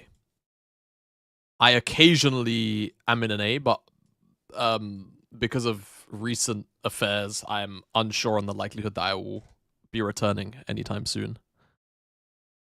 But we'll just see how things play out. But yeah, go and say hi to Dragdar for me. Be nice. Again, he's one of the bros. He's also from South London like me. So show him some love. Say hi. Give him a little bit of respect. And I'll see you guys tomorrow, same time for that second series of the day onwards. Second and third series of the day for the LPL. We'll be co-streaming that live right here. That's here on Twitch and then also YouTube as well, if that's your dig. All right, take it easy, guys. Bye bye.